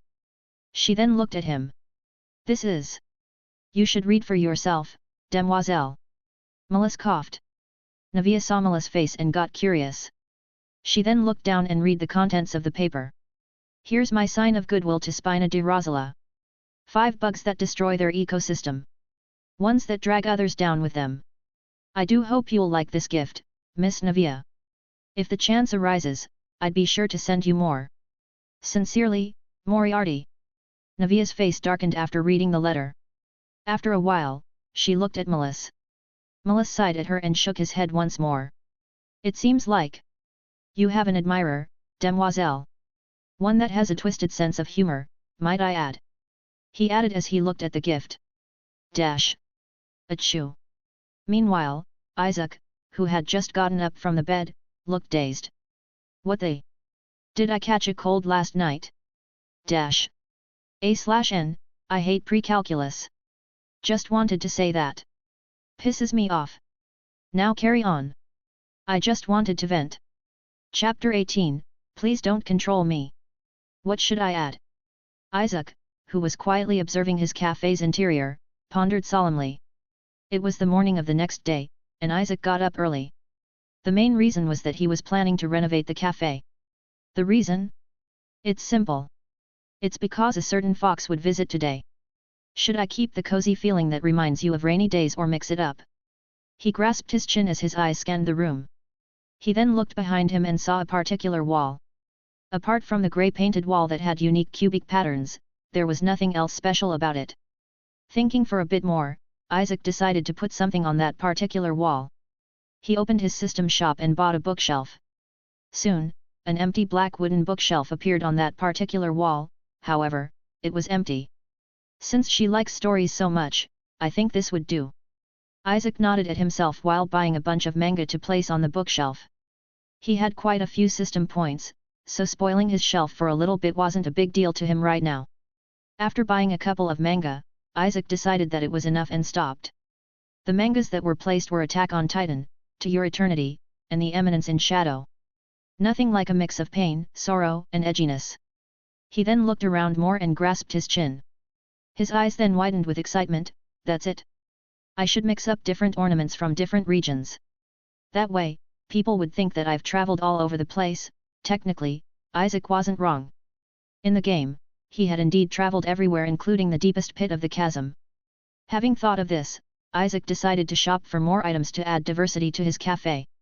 After a few minutes, he was finally done. Not bad. He muttered to himself. I think this should do. On the wall near the counter, a small round table was present, and on it, a wine glass was placed. It was dandelion wine from Mondstadt. Moving on to the wall near where customers sit and drink, a painting of a bronze dragon flying through the clouds was hanging. It was a painting of Rex Lapis in his dragon form. At the wall corner adjacent to the counter, a lone armor stand with rusted armor silently stood still. It looked like one of those Inajimon vagrant armors. On the counter where Isaac works, a single potted plant sat quietly. If one were to look closer, they'd realize that it was a plant unique to Sumeru. Finally, behind the counter and on the wall, a big clock with visible gears inside was making ticking sounds.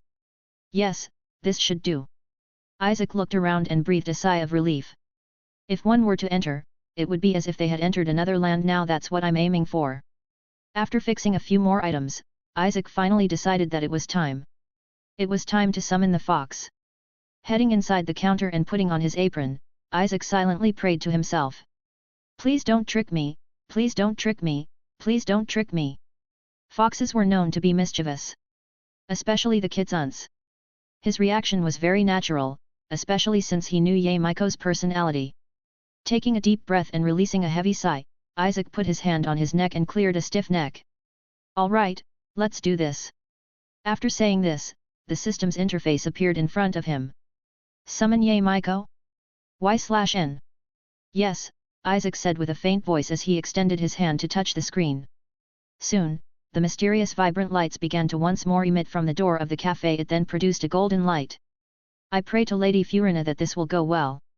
He prayed to the bratty Archon. This just shows how serious the situation is. Dash. The nation of eternity, Inajima. It was a nation ruled over by the almighty Narukami Agasho, god of thunder, the Raiden Shogun. She was also the current Electro Archon. With her powerful prowess, she had cleared the obstacles of Inajima and made a land safe for her people mostly. Ignoring the fact that Narukami Island and Watatsumi Island are the only islands showing signs of civilization and that the other islands are just their independent insurgencies waiting to either explode or corrupt the people around them.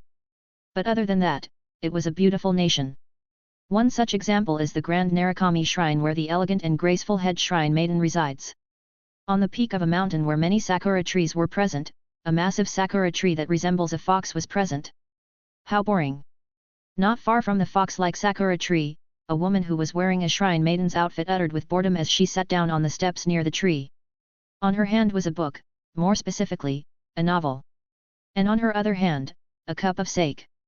So in the end, the protagonist still chooses the girl despite the repeated time loops. How utterly boring! She sighed before closing the book. She then critiqued it. At first, it was an interesting concept, but as time went on, it seemed like the protagonist showed no signs of development. Nonetheless, it did entertain me for half a day, so I'll give it that. Her pink hair stayed as she said this. She was none other than Yae Miko, the current head shrine maiden of the Grand Narukami Shrine, as well as the Raiden Shogun's fox envoy. Looking up, her dull face showed no signs of changing. When will new fresh life finally come upon these shores? Due to the Raiden Shogun's recent vision hunt decree, the borders of Inajima had been shut off. And unless someone has special permission, they cannot freely leave or enter Inajima. The breeze of spring came rushing down her figure as her hair once more swayed quietly. Coupled with the pink petals falling around her, her appearance looked tranquil and graceful, befitting of her reputation. Well, sulking here won't change anything. In the end, she decided to stand up and find another novel. Other than attending the shrine's matters, she really doesn't have anything else to do. Of course, there were still her hobbies present. Those hobbies include tricking a certain general into cross-dressing and secretly turning him into an idol for many, completely unbeknownst to his knowledge. And the other is watching people squirm. No additional context shall be added. Entering her residence, Yae Miko placed the book and cup down on a table as she yawned. Hey-un. Her yawn was short yet elegant. Just then, she caught notice of something and she quickly looked in a certain direction. On a particular part of a wall, a rectangular light started carving itself on it. Yae Miko didn't sense any danger but didn't dare to do anything to it. A strange door of light suddenly appearing in my room. She hummed to herself as she silently watched the doorframe appear. After a few moments, the door finally finished materializing itself. Gyuji Yae observed the door and saw that it bore no danger, for the time being, that is. She then crossed her arms. How strange! Would this door perhaps take me into another world? She said to herself with her dull yet slightly amused tone. She had seen such kind of plot before in one of her novels. Really, no matter how I look at it, it's blatantly asking for me to enter. After pondering for a few moments, Gyuji Yae decided to test something. She extended her arm and touched the door's handle. There was no reaction. She then looked behind her before looking at the door again. I couldn't just go gallivanting around for no reason at all, could I? Yes, I'm merely investigating. She amused herself with this thought. This is for the safety of the shrine. After saying this, Gyuji Yae grasped the handle tightly for a few moments before finally deciding to open it. I wonder. Would this lead to something interesting? With this thought, she walked inside the door. Isaac, who was quietly cleaning the counter with a damp white cloth, suddenly noticed the door open, and a graceful and elegant person walked in. That person was wearing something you wouldn't typically see in Fontaine, which made it easier for Isaac to recognize her. It's time. Seeing Gyuji Yae enter, it was time for Isaac's acting yet again. Putting down the damp white cloth, he pressed his right arm to his left chest and slightly tilted his body forward. With a courteous smile, he greeted her. His smooth and polite voice drifted to her ears. Welcome, Gyuji Yae. There was only one thought in Isaac's mind right now. Current objective, survive. ******. A/N, I hate math. I hate it. I hate it. I hate it. But I do love science though. Chapter 19, One's True Self. The moment Yae Miko entered through the door, she instantaneously noticed the abrupt change in her surroundings. Just a moment ago, she was at the peak of the Mount Yugu. Then at the next moment, she was somewhere else. Scanning the new environment, she quickly looked around. She saw all the manner of decorations around the new location and the items that were from various nations. Looking outside, the sky was dark and it was raining heavily. She then turned her head and looked to her right and saw a man sitting down on a chair looking at her with an unassuming smile. Yae Miko quietly looked at Isaac, who was behind the counter. After a few moments, she opened her mouth. I believe you already know how I got here. As expected of a novel addict. Isaac maintained his courteous smile. He then responded, an astute guess, Gyuji Yae. Hearing this, Yae Miko's lips slightly curved upwards. She then crossed her arms. I'm guessing you also won't say anything regarding how you did it, no?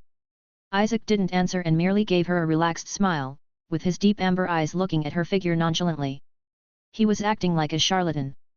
Seeing that Isaac truly didn't want to say anything, Yae scoffed. She then walked over to the counter and sat down on one of the chairs. She then smiled.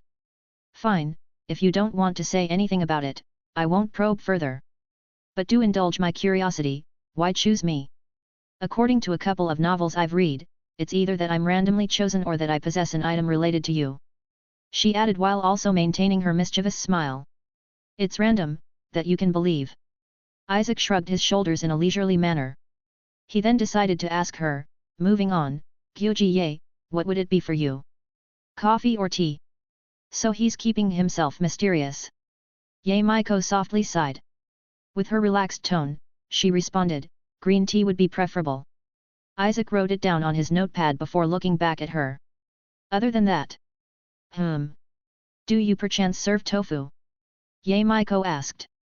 Truth be told, she was just about to have lunch, and she was craving her favorite tofu. Oh. I've actually been wanting to cook one. Isaac lightly nodded his head in affirmation. Would agedashi tofu be fine?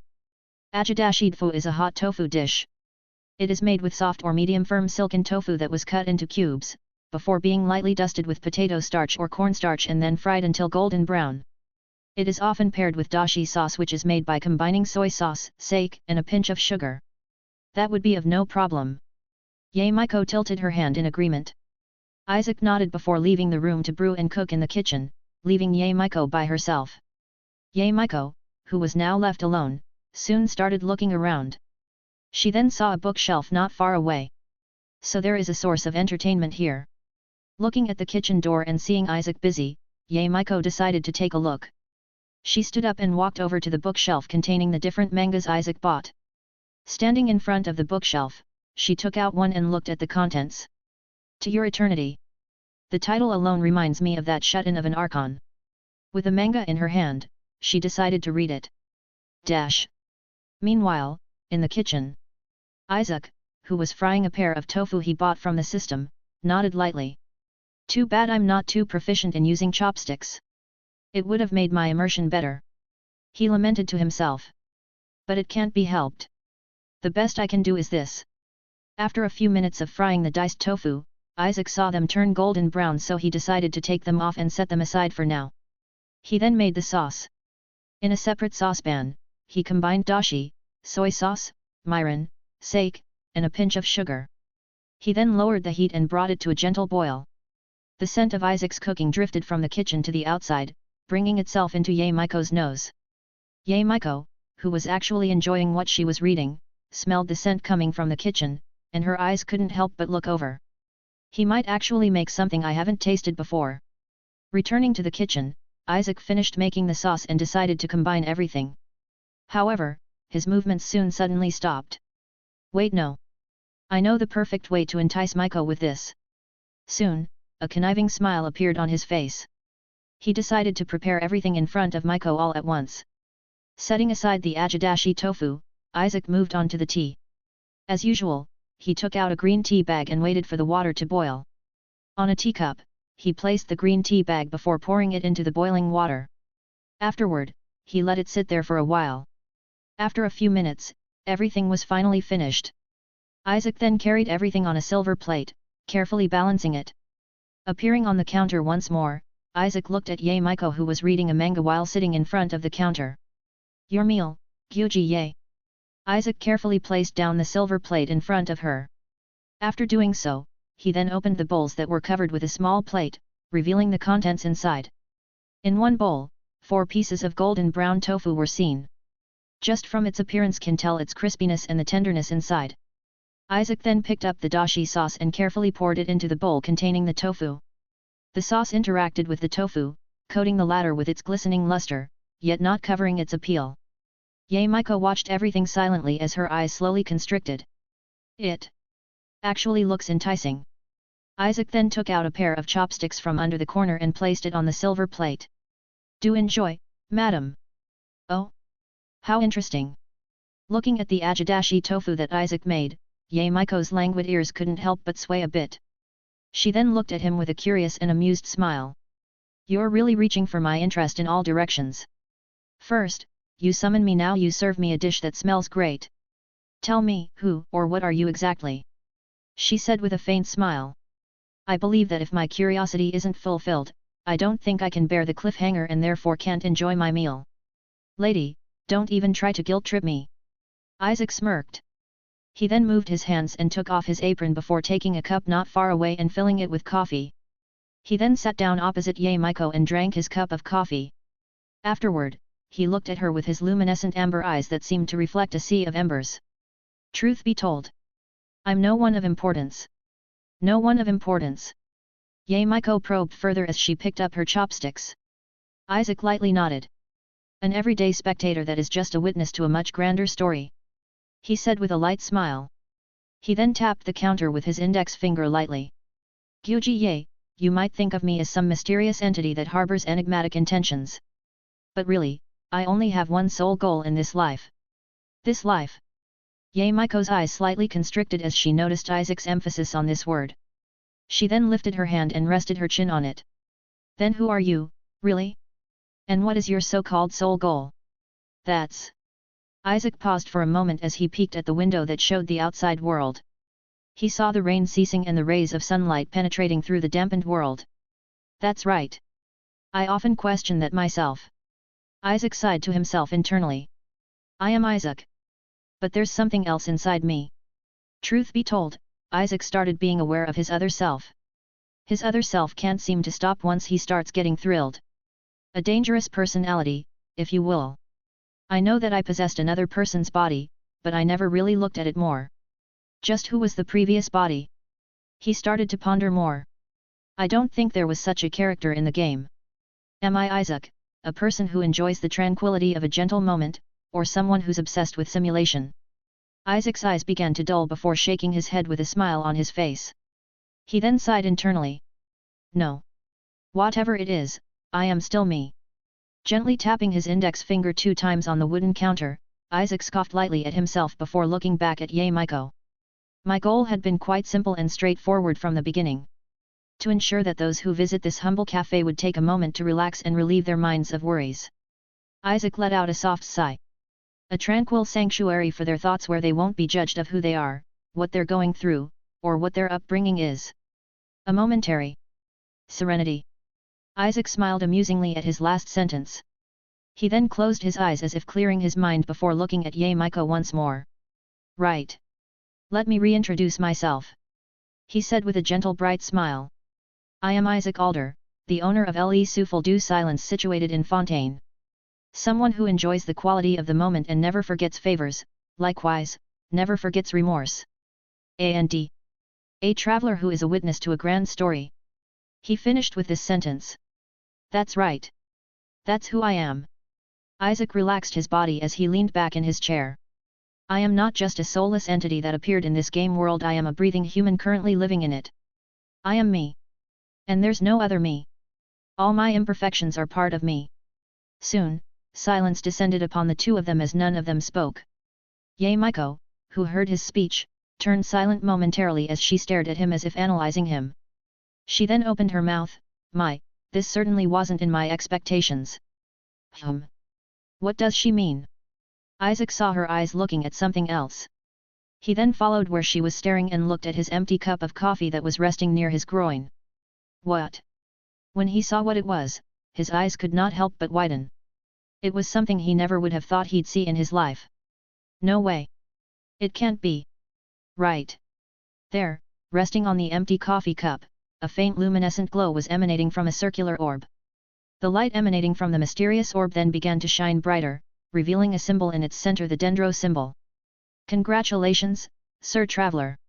Seeing Isaac's perplexed face, Yae saw this as an opportunity to tease him. She was still a fox, you know? She needs to take chances. It seems like the gods have looked down upon you and graced you with their power. From now on, you two wield a vision. She added with a teasing tone. She then looked at the orb he had received from seemingly out of nowhere, and smiled once more. The elements of this world responded to your ambitions, and I think that's a lovely sign. A/N. Just some frequently asked questions. 1. Have you read Lord of Mysteries? Yes. I've already completed it. However, I'm currently rereading it because I love it. 2. Have you played Bloodborne? Yes. It's been months since I finished it. I then proceeded to never open it again for months. 3. Are you caught up with the Archon quests? Yes. I'm caught up with everything. I love Fontaine. I also love Furina. 4. Is Isaac inspired by the novel I Became Professor Moriarty's Probability? Yes. If that wasn't obvious enough. Even his name is the same, but his last name is slightly altered. 5. Is this a harem? Hard to say. I've never been a fan of harems. Well, let's just wait and see. After all, this FIC is inspired by the novel mentioned above, so my thoughts might change at any moment. 6. Does Isaac have his own lore? Yes. Moreover, it's not too far from the story in-game. In fact, the reason for his transmigration aligns with Genshin's lore. Although he's a self-insert, I want to make him feel like he's part of the world and not just a character there to inject ourselves in. 7. Segs? Yes. Segs. Segs seen in the future. As with whom? Wait and find out. Well, that's about it. Those titles I mentioned above are what inspired me to make this fan FIC. I just basically stripped all the good parts from them and transferred them here in my own story. That's it, then. See ya. Chapter 20, Ye's Mischievous Plan. What is a vision? To put it simply, a vision allows someone to manipulate one of the 7 natural elements of the world. To some, a vision is a sign that an archon had recognized them and thus blessed them with their respective element. But to the archons themselves, even they do not know how visions are bestowed to mortals. However, there is one crucial factor that almost everyone agrees upon: to attain a vision one must have an ambition. A firm ambition that cannot be shaken by any circumstances, one that shines brighter than those around them. An unwavering will that neither the heavens nor the abyss can move. In other words, ad astra abyssosk. Dash. Isaac looked at the green orb in his hand and couldn't help but stare at it in disbelief. Hey! How is this possible? Isaac's mind was in a mess right now. Me? Did I obtain a vision? That's too unreal. Looking at his vision, which had a border extending into a spiral on top and bottom with its clamshell ornaments pointing downwards on the left and upwards on the right, Isaac confirmed it. It really is a vision. It even has Fontaine's casing. Just then, a voice drifted over to him. Isn't it exhilarating? Ye Miko, who was eating the ajidashi tofu on the side, looked at Isaac's face with an amused smile. To be favored by the gods and become an allogene. Not many are as lucky as you are, you know. She added before lifting a tofu with her chopstick. She then chewed on the tofu, and the crispiness of the sides coupled with the sauce brought a delightful taste into her mouth. At this rate, I might actually have to come here every day for these. Isaac listened to her and was silent for a moment before curling up a smile. What's with the praises, Gyuji Ye? Aren't you a vision wielder too? To be the illustrious head shrine maiden of the Grand Narukami Shrine and even be recognized by your archon with an electro-vision. I must say, that's quite the feat. Oh. Ye Miko side-eyed Isaac as she heard his words. Trying to fight for dominance in the conversation, She then raised her chopstick and pointed it at him as she spoke with a light chuckle. Oh please, I'm merely stating the facts here. If anything, I'm more inclined to believe that you were bestowed with a Dendro vision because of your wisdom. As you know, the Dendro Archon's other title is the God of Wisdom. She added with a mischievous smile. Lady, you sure know how to make up believable lies on the spot. Must be a trait of the Kitsune race. Isaac silently sighed. He decided to retreat from the battle. Perhaps it is that way. He then looked at his vision once more before grasping it tightly. I didn't think that I, of all people, would have one of these one day. Is it that surprising? Ye Miko saw this as a chance to learn more about the mysterious Isaac. Isaac lightly scoffed. He then muttered in a low voice, truthfully, yes. Changing the subject. He then stuffed the vision into his pocket. He decided to investigate it later. He then looked at Ye Miko. How is the ajidashi tofu, Gyuji Ye? It's my first time making it, so I'm not quite confident with the taste. It tastes great, Ye Miko lightly nodded her head. Few have had the ability to serve such a great dish to me. That's great to hear. Isaac smiled softly. He was secretly relieved. Nice. Now with this, she would continue to come back to the cafe. The bait had been cast and the fish bit it well. +5. +5. +5. Seeing the notifications that indicate that Ye Miko relaxed, Isaac's mood also lightened. That's great. Seeing Isaac's relieved face, Ye Miko pondered for a moment before resting her face on her hand. I think I now know why you attained a vision. How so? Isaac got curious and asked with a curious stare. You said your sole goal in this life is to provide a tranquil haven for those who are deeply burdened. Miko surmised Isaac's explanation from earlier. I think that this goal of yours is your ambition. Visions manifest because of strong ambitions. You want to provide a serene sanctuary for others, and that became your ambition, which subsequently granted you a vision. She explained before eating another tofu. That seems plausible. Isaac grasped his chin as he contemplated. What she said does make sense according to this world's laws. Pulling out his vision again, Isaac looked at it once more. Right. It's a blessing given to me, so why won't I use it? This vision is the manifestation of my ambition, the condensation of my ideals. It is part of me. Isaac smiled at this thought. Ding asterisk. Just then, the door of the cafe chimed and someone entered. Welcome. Isaac was just about to welcome the new customer when he saw who it was, or rather, who they were. Good thing we didn't get drenched from the rain. A lively and energetic voice sounded. We should have waited for the rain to fully stop, replied someone with a flat, unenthusiastic tone. I could have gone alone, you know. A soft, hushed voice added on the side. Oh no! Instantly, the sense of danger inside Isaac's mind rose. They're here. Linny, Lynette, and Freminute. Isaac maintained his casual and languid smile, but he couldn't help but think about the current situation. In other words, the House of the Hearth. He then breathed deeply to calm himself down. Relax, Isaac. As long as you don't stand out too much and get Arlecchino's attention, then you're all good. With that thought in mind, he greeted them once more. Welcome, customers. Is there if it isn't that dear sir from back then? How have you been? Hello. It's me again. Freminute softly muttered as he looked at Isaac's bright smile. Isaac nodded before looking at Freminute's siblings. He then looked at Linny as his eyes widened. Wait. Aren't you Linny? That famous magician? Haha, that is indeed me, Linny said with a soft chuckle. He then stroked his chin as he looked at Isaac. Now that I've thought of it, aren't you that fellow that Lady Furina had picked on back in Hotel de Board? Isaac nodded his head as he wore a wry smile. He then chuckled wryly. Unfortunately, that was indeed me.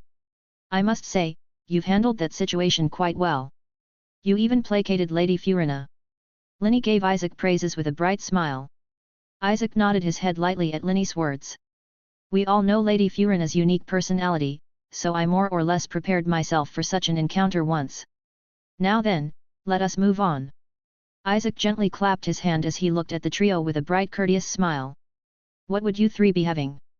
I presume that you would still like a latte. Isaac looked at Freminute. The latter nodded his head. He then replied with a quick and hushed tone, yes, that would be fine. Well then, I'll have café crème. Linny gave his order as he looked at the menu above. Excuse me. Do you serve tea here?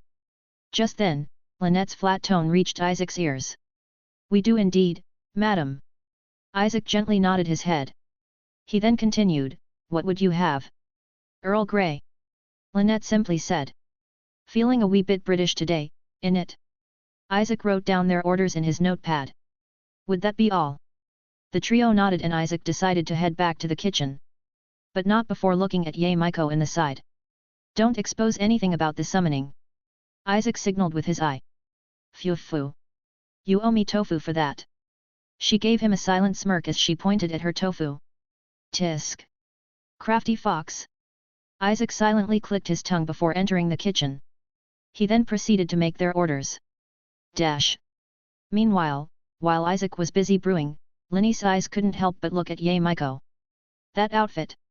Is she a foreigner? He thought to himself. He then decided to approach her. Hello, madam. Are you perchance a foreigner? He asked with a bright smile. Indeed, Miko gently nodded her head as he crossed her legs. Judging from your clothes, you must be from Inajima. Linny respectfully analyzed her and commented. But I'm curious. Inajima is currently under the Sakoku decree, how did you get out? Upon hearing this, Miko's lips curved as she formed a smirk. There are various ways for someone like me to enter or leave Inajima. Of course, that was a lie. Even if Ye Miko was the Raiden Shogun's longtime friend and fox envoy, she is no exception to the absolute Sakoku decree that controls who can enter and leave Inajima. If it wasn't for Isaac's summoning, she believes that stepping foot off Inajima would only be in a dream. Someone of high status. This thought quickly entered Linny's mind. He then looked at his sister and found her slightly nodding her head.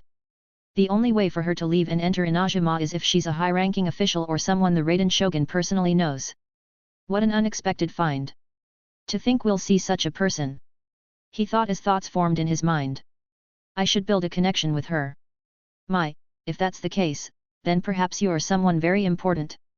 Let me introduce myself, I'm Linny, and these are my siblings, Lynette and Freminette. He took off his top hat and bowed at her with a smile on his face. However, when Ye Miko saw his smile, she couldn't help but smile mischievously in return. Your smile can't even be compared to that person, child.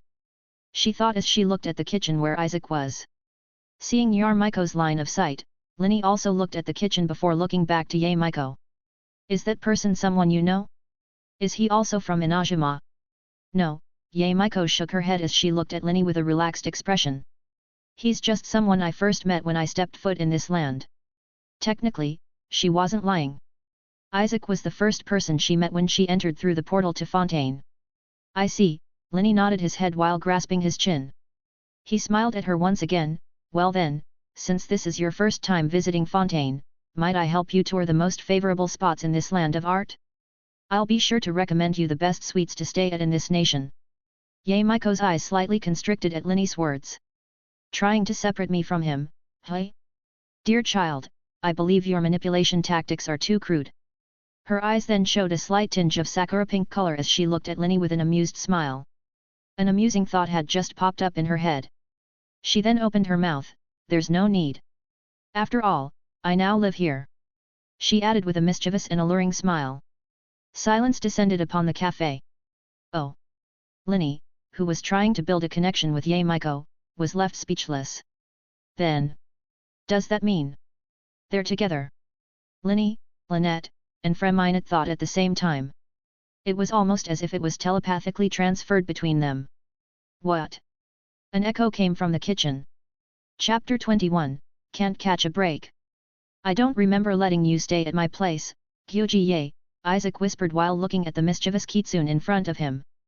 Contrary to Isaac's serious expression, Ye Miko's face was rather relaxed and she wore a light smirk. How cruel of you, Sir Isaac.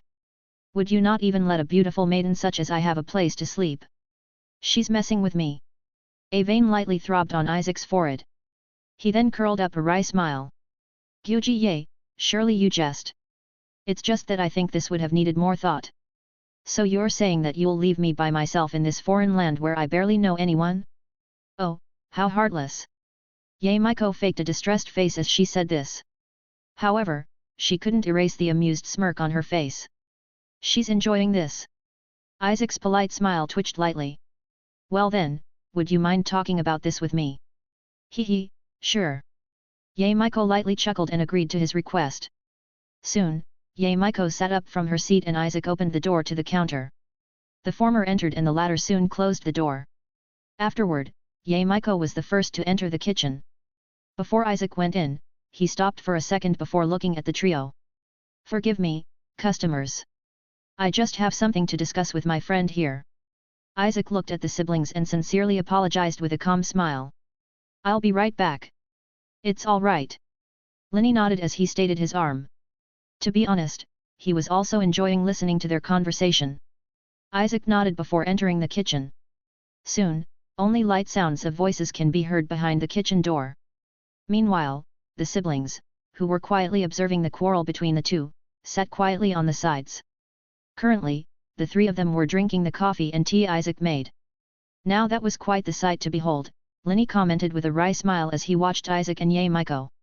What do you two think? Lynette didn't say anything as she carefully blew on her tea. As usual, she had a deadpan expression. She seems to enjoy teasing him, Freminette said as he held his cup. And it seems like it doesn't sit well with him. Linny chucked in agreement before taking a sip from his coffee. The mild sweetness of the steamed milk that was sitting on top of the espresso touched his lips, forming a faint cloud around it. The combination of the strong taste of the espresso with the steamed milk blended into a fine taste inside Linny's mouth. It's no wonder Freminot liked this so much. Linny thought with a satisfied smile on his lips. Plus, the top hat that he drew on top of the milk was a nice touch. He then glanced over to his sister, who was a true tea connoisseur. When he saw her, his eyes slightly showed signs of surprise. It was because Lynette was drinking the tea continuously. Normally, she enjoys drinking it slowly. Linny thought with a wry smile. She must really like it then. Good for her. He then glanced over to Freminot, who was holding purse near his chest and the coffee cup in his other hand. He was also peacefully drinking his latte. Seeing his siblings' tranquil expressions, Linny couldn't help but take a moment to relax too. His shoulders slightly drooped down as he let out a faint sigh. A gentle smile soon appeared on his face, however, his light violet eyes, which seemed to contain innocence, also carried a hint of maturity. He then once more took a sip from his cup as he looked at his siblings, unnoticed by them. Now that I've thought about it. A thought soon formed in Linny's head as he looked up at the ceiling. This is one of the few rare moments when we three actually relax and don't have to worry about the current mission. We should make this quick. His hand's grip on his cup lightly tightened. However, it soon loosened. That's right. There are still more things that we need to do for father. Until then, you two relax. Soon, silence descended upon the siblings as they silently drank their drink. Meanwhile, in the kitchen of the cafe. You can't be serious, Gyuji-ye, Isaac said as he crossed his arms. What are you planning? Oh please, let your guard down for a moment, would you? Ye Miko chuckled lightly as she looked at Isaac. She then curled her lips into a cheeky smile. It's not like I'll devour you. That's. Isaac was startled a little as he heard those words. Ye Miko, on the other hand, saw his reaction, and a smirk remained on her face. How cute! She had just realized that Isaac, from her observations, truly only wanted to capture his sole goal. She also saw his subtle reactions to certain things such as the siblings. She found that he was a bit tense when dealing with them and was quite careful, leading her to believe that they were people Isaac was careful of. This was also the reason why she didn't want to go with Linny and the others. Realizing that Isaac has weaknesses and is not a powerful entity with malicious intentions, her tense and defensive attitude towards him melted. And what came with it was her usual behavior, teasing. Isaac was just about to respond when he noticed the strange glint in her purple eyes. It was a strange look in her eyes. For some reason, that look in her eyes made him shiver a bit. This is why I don't like mischievous people like her. Seeing her face, Isaac soon shook his head. He then cleared his throat. We digress. Let us return to the topic. All right, Ye Miko nodded as she crossed her arms. Regarding me living here, it was just something I made up on the spot. You didn't think I'd actually abandon the Grand Narukami Shrine, did you, Sir Isaac? She added with an amused smile. I was expecting that answer. Isaac didn't lie.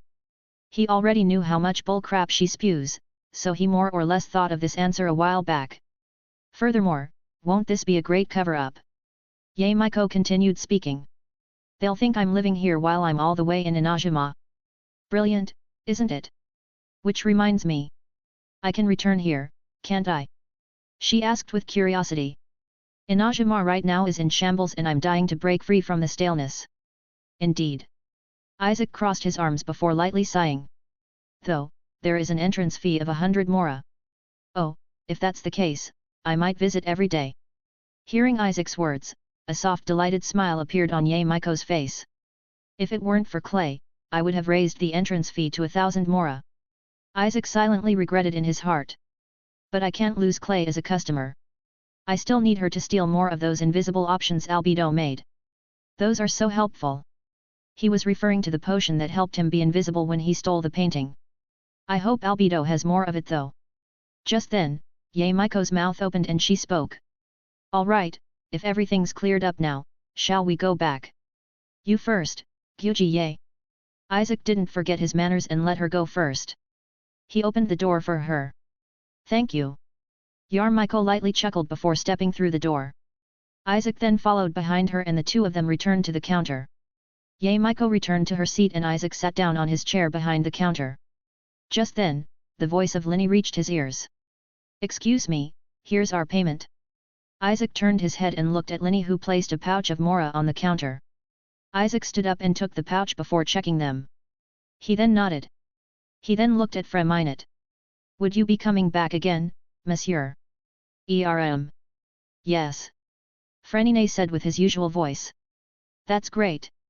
Isaac let out a soft smile as he smiled gently. He then turned his head to Linny and Lynette. How about you, monsieur and demoiselle? The tea was nice, Lynette told the truth with a blank expression. I can tell that you used high-quality leaves. That's all from the system. Isaac maintained his smile. He then looked at Linny. How about you, Mr. Linny? Haha, with such a coffee, why would I not return? Linny gave a light chuckle. His eyes then widened before adding with a smile, by the way, I haven't gotten your name yet, sir. It would be quite rude if I kept referring to you as sir, no. Well, according to proper reciprocation, I do indeed need to say my name. Isaac gave a light smile as he shrugged his shoulders. He then looked at Linny with a gentle smile. My name is Isaac. Just call me Isaac. Hearing this, Linny nodded before waving goodbye and leaving with his siblings. Now, left alone with the pink kitsune, Isaac sighed. He then looked at her. Shouldn't you also return, Gyuji-ye? I'm sure the shrine is waiting for your presence. I believe so. However, in contrast to Isaac's serious face, Ye Miko only gave him a light smile as she read a manga. But what if I don't? Then the shrine maidens would get worried and call the tri-commissions to help find you. Isaac crossed his arms as he explained what could possibly happen. Given your status in Inajima, I'm sure that quite a lot of resources would be deployed to search for you. Can you really do such a thing to the people? Especially when it's currently facing a crisis. Hearing Isaac's scoring, Ye Miko was silenced. She then didn't say anything for a few seconds. A few moments later, she let out a sigh before closing the manga she was holding. Ha!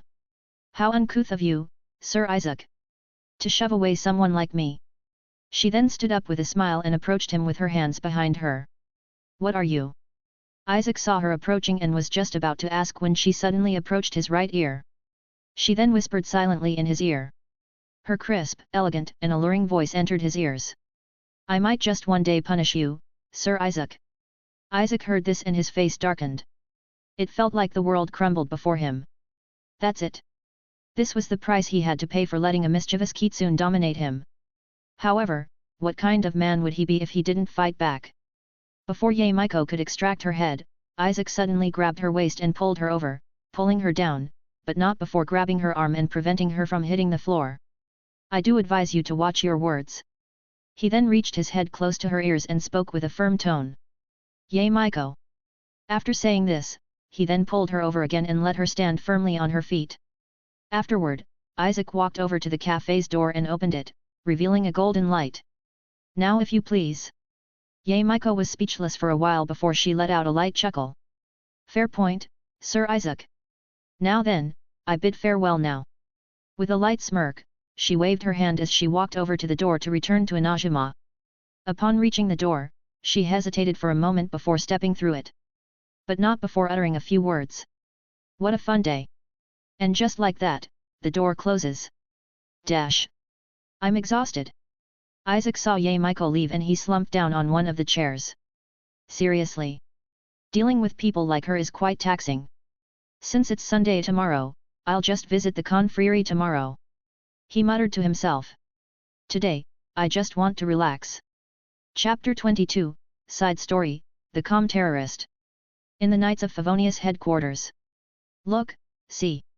Kea, the cavalry captain of the Ordo Favonius, whispered as he peeked from a door frame. Next to him was Jean, the acting Grand Master of the Ordo Favonius. Klee's been quite calm as of late, don't you think so?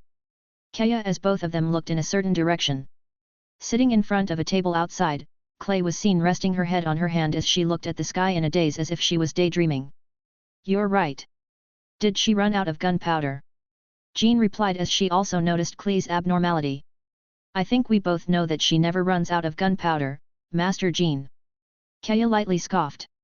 It's more like she's been daydreaming more than usual. Do you know what's causing it? As far as everyone who knows Clay knows, she has never run out of energy. Did all the fish in the pond she was interested in go extinct? Let's go ask. Kaya mustered his will and walked over to Clay, who was looking at the clear blue sky. How are you doing, Clay? Hanging out by yourself? Uncle Kaya, do you think we should bomb Hilly Churls out of mercy? Clay said with her usual innocent voice. Hey! Kaya's voice froze. I mean, if a Hilly Churl attacks you, won't it be merciful to just end them instantly so that you won't hurt them anymore? Clay continued with a bored expression as she swung her feet. Clay, where did you learn those from? Kaya asked in shock. He had never heard the child speak of things like that before. Oh, I read it in a book that Sucrose and Albedo were writing. Clay truthfully said. When I read it while drinking tea, it feels like I'm getting smarter. Tea? Kaya asked. Certain teas do indeed have calming effects that can be learning. But Clay, when were you into teas? Kaya continued to ask. Oh, it's a secret. Clay got nervous for a second before avoiding the question. Anyways, with the new things I've learned, I now know how to effectively blast fishes. Kaya got curious. And that is? Evaporating Cider Lake. Before Clay could finish her words, Jean appeared and interrupted her. Clay. Solitary confinement. 2 hours. Now. Jean looked at Clay. Hearing her punishment, Clay didn't know what to do. I haven't even done anything yet. Yet. Kaya and Jean looked at each other before looking at Clay. Clay, realizing that she had given herself away, smiled. It seems like Isaac's tea had quite an effect on the little terrorist. Chapter 23, Strictly Talking.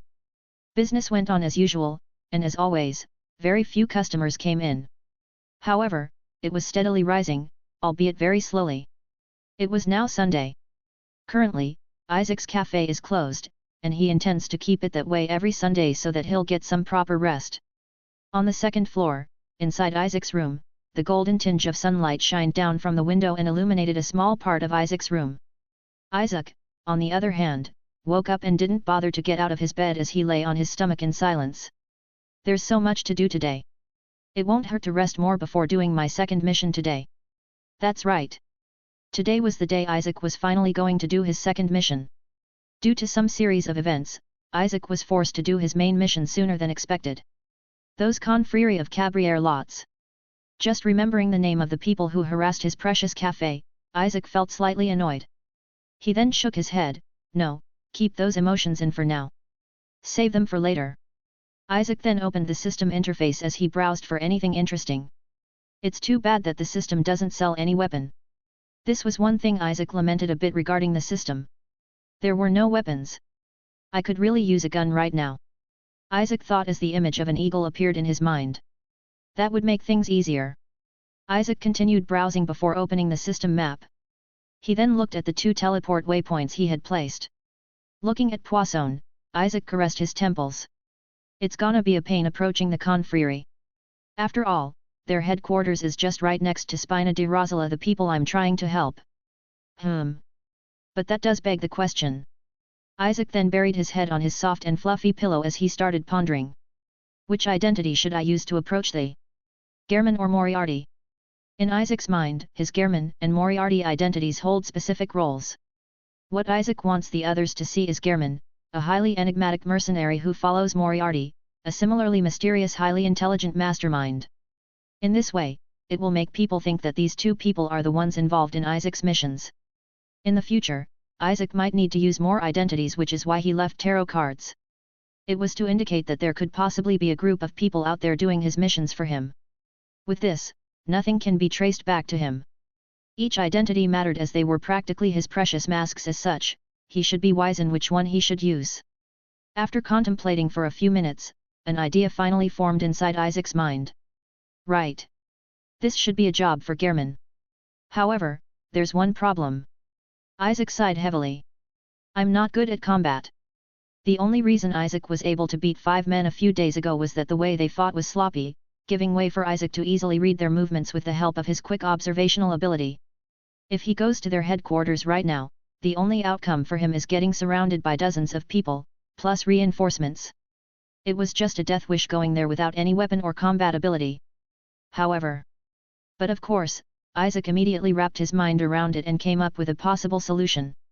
This personal matter also aligns with the system mission. A sinister smile soon curved up from his face. After pondering for a few moments, he softly chuckled. Yes. This could work. Breaking news.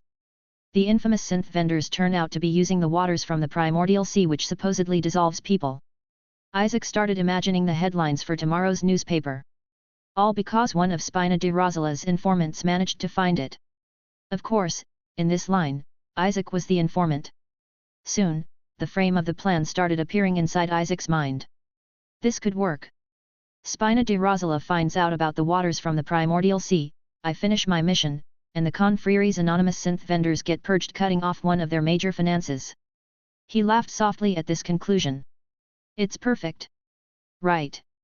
Isaac then started getting to his bed.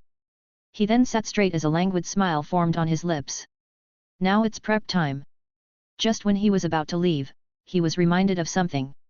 By the way, why do my bed sheets smell nice?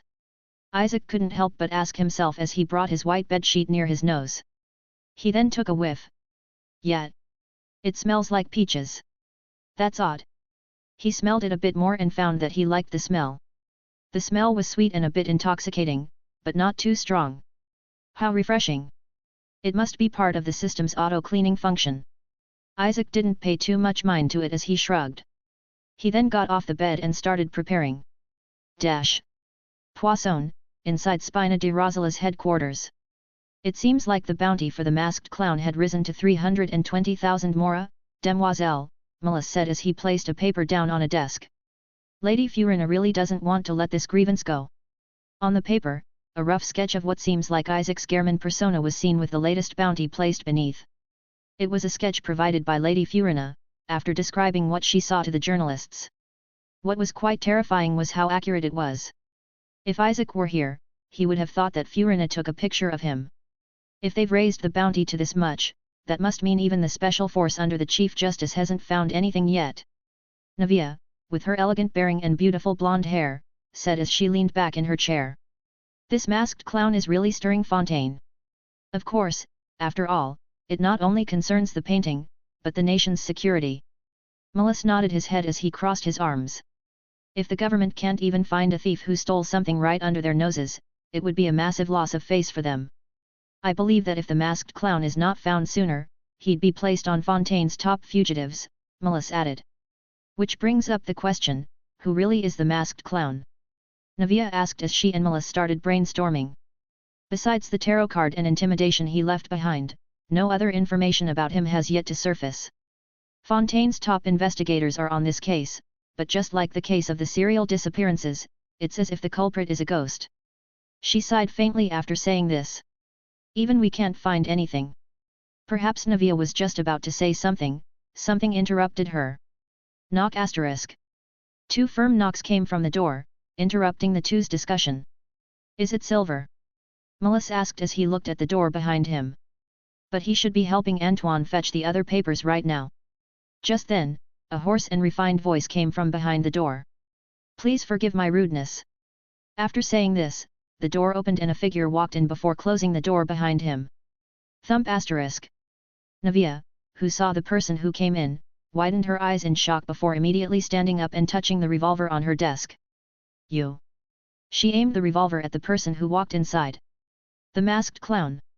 The person who came in and the person in the wanted poster looked too similar. Demoiselle. Behind me. Mullis quickly ran in front of Navia before pulling out his revolver and pointing it at the man. He then shielded her behind him. The man who entered, who was wearing a clown mask, looked at them in silence. A moment later, he spoke. There's no need for such hostility. The man said with his hoarse polite manner of speaking. I'm here strictly for talking. Ha, the highly sought-after criminal of Fontaine as of this moment want to talk. Navia made a wry smile as she became cautious towards the man. She then sarcastically spoke, should I also get tea for you? There's no need, I already had one this morning. The man raised one hand as he shook his head. Moving on, I'm here on behalf of my colleague's request. Colleague. Navia didn't dare to let her guard down. After all, this man can escape the eyes of many. Who knows what he's capable of? Who's this colleague you speak of? Navia was quite interested in this colleague he mentioned. He has a partner. Or perhaps he's inside an organization. I believe he had already contacted you. The man said. He has quite the eccentric personality, so I believe he had more or less left an impression on you. Hearing this, a memory suddenly flashed inside Navia's mind as she remembered the gift from the other day. Moriarty. The masked clown responded with a light nod. Due to some circumstances, he cannot convey this information to you directly, so he asked me to do it. An information that even the infamous criminal of Fontaine has to deliver. Navia curled up a wry smile at this thought. Is that Moriarty the mastermind? A thought formed in her mind. Perhaps Moriarty is the one that instructed the masked clown to steal the Dame Deos. She then observed the masked man for a moment before pondering something in her mind. A moment later, she spoke. Melisse, stand down. Are you sure, demoiselle? Melisse asked. He trusted her, but he just wanted to confirm. Yes, stand down, Navia confirmed with a nod. Seeing this, Melisse hesitated before lowering his revolver. Navia then sat down on her seat. She then gestured to the seat opposite from her. Please, take a seat. Thank you. The masked clown responded before walking over and sitting down. Seeing him sit down, Navia quickly glanced at Melisse. Melisse, get our guest our finest beverage. Melisse, who saw the glance, understood what she meant. Very well, demoiselle. With that Melisse left the room, leaving the two of them alone. In reality, he left to call for reinforcements. I'm surprised you didn't stop him, Navia said as she looked at the masked clown. This would be quick anyway. The masked clown responded with a solemn tone. So, what is it that you want to talk to me about? Navia crossed her arms as she looked at him cautiously. To go all the way here to Poisson, it must be something important. Synth. Before Navia could finish speaking and stalling for time, the masked clown interrupted her. My colleague found what synth is made of. What? Hearing this, Navia's voice trembled slightly. She then stood up. What do you mean? How is that possible? We have been investigating synth for a decade and haven't seen anything that could possibly lead to its creation. You don't. The masked clown interrupted her once more with his hoarse solemn tone. But we did. Hearing this, Navia's eyes became complicated for a moment. She then sat down again as she looked at him with disbelief. Then tell me, what is synth made of? What if I told you that there's a special kind of water that has unique properties exclusive to Fontanians? The masked clown started speaking. And I suppose that this special water is synth. Navia predicted what he would say next. And its unique properties are its exhilarating effects. However, contrary to her expectations, the masked clown shook his head. No. On the contrary, this special water which is called the water from the primordial sea is highly dangerous. A splash is only needed for it to become extremely lethal deadly, even. However, when extremely diluted, it becomes a special drug. The man continued explaining. I believe you already know what it is. Wait. You don't mean. Soon, Navia immediately understood what he meant. She then grasped her elbow tightly. Do you expect me to believe that? An extremely dangerous substance, when diluted, becomes a highly addictive drug. In the first place, the substance itself sounds surreal.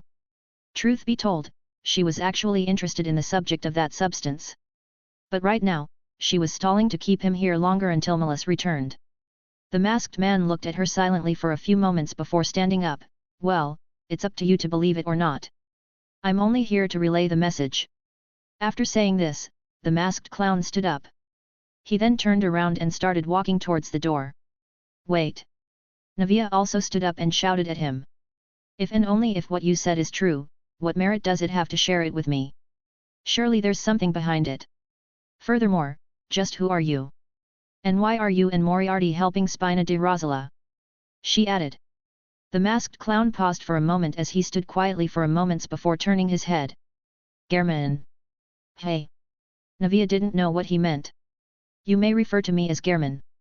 With that, the masked clown stepped through the door, closing the door behind him. Navia saw him leave and quickly ran towards the door, hoping to capture him with Melisse who was arriving. Just when she was about to open the door, it opened first and Melisse, along with 20 other people, entered. Demoiselle. We're here. What are you doing? He just left. Navia didn't know why Melis entered directly without stopping the masked clown. Pardon? Demoiselle, there was no one in the hallway when we arrived. Melis said with a complicated expression. What? Navia asked, perplexed. How? Without anyone noticing, the enigmatic clown had mysteriously vanished. Chapter 24, Yaksha's Pain 1/2. It's been raining in Fontaine. Isn't Nouvellette getting cold? Sitting by the café's window, Isaac muttered with a melancholic tone. On his hand was a cup of coffee. It was still Sunday, and it had been a few hours since he visited Spina di Rosala. Taking a sip of the latte in his cup, Isaac rested lethargically while watching the rain outside. He then reflected on his latest mission. If Navia uses the information I gave her wisely, she'll more or less connect some things. He said to himself. Though I don't know what course of action she'll take, I think the info I gave her would be sufficient enough for her to investigate.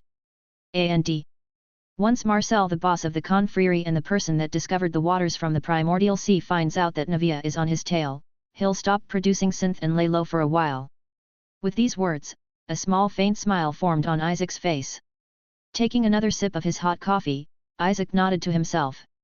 For now, this is the best outcome I'll ever hope for. Truth be told, Isaac originally wanted to tell Navia about the true identity of her uncle, Marcel. However, that would cause the future to shift. Isaac doesn't want this world's timeline to spiral into chaos, as such, he minimizes his influence as much as possible. This is just the teaser. I'll leave everything to the traveler in the future. At this thought, Isaac sighed heavily. He then lightly shook his head. Yes. Because in the end, I'm merely a witness. I cannot interfere too much with the world's overall story. The rain soon started pouring much heavier and Isaac felt a slight shiver running up his spine due to the coldness. He then drank his coffee, finishing it in one gulp. Ha! Isaac closed his eyes to take a moment to think before sighing heavily. He then opened his eyes, revealing his languid amber eyes. At least the rewards are favorable for the arduous tasks I do. Opening the system interface, Isaac looked at the reward he received from the main mission once more.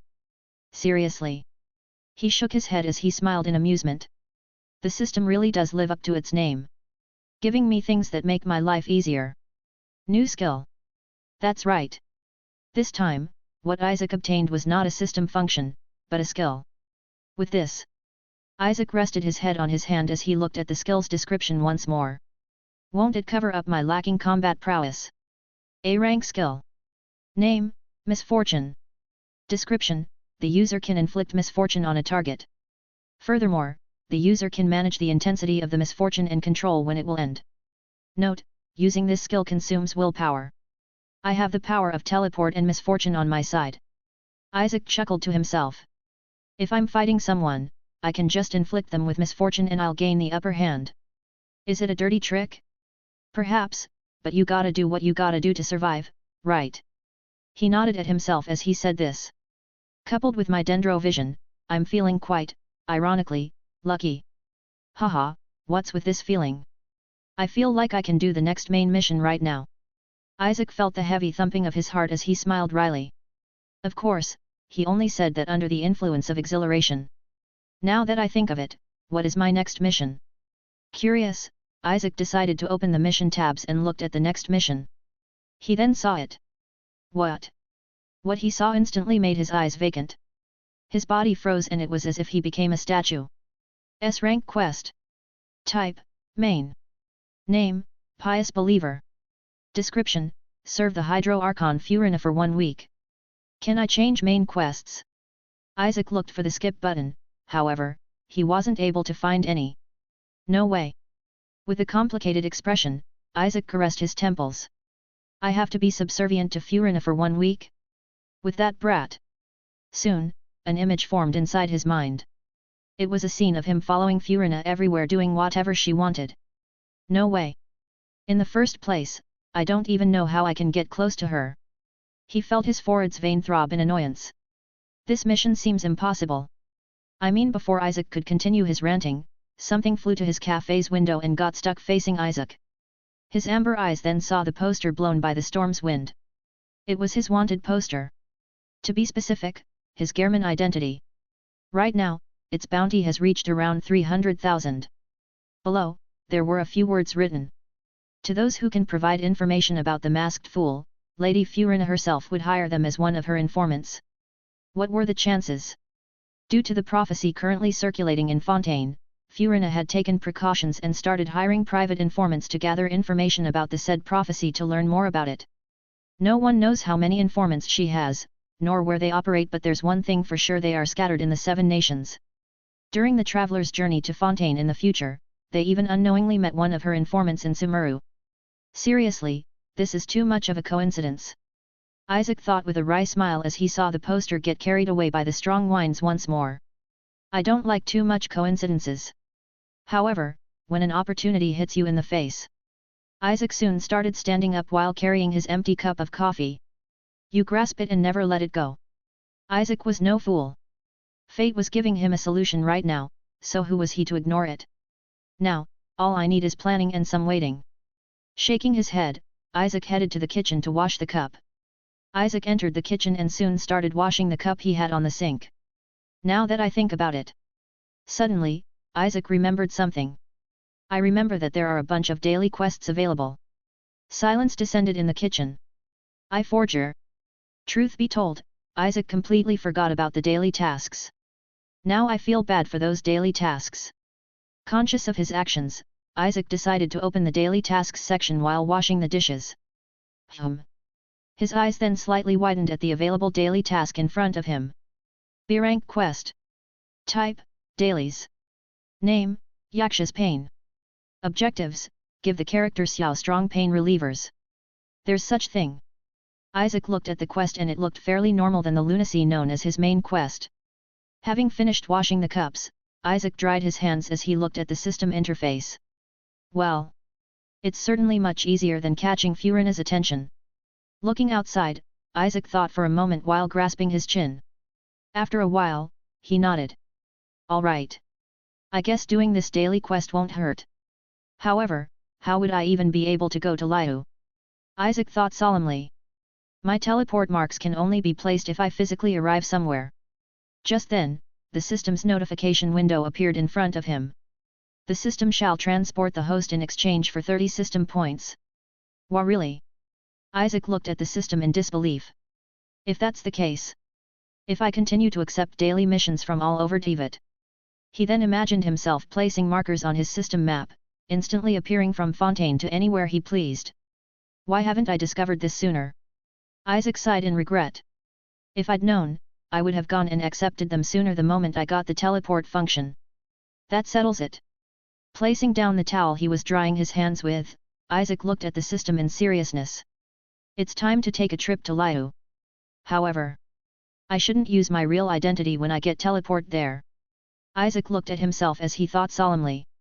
I need another identity. Should I use Gehrman or Moriarty? The latter seems more suiting. Isaac started pondering. However, while in the middle of his thought, a sudden idea popped up inside his mind. Hold on. Isn't this another opportunity? He muttered with a wry smile. Yet.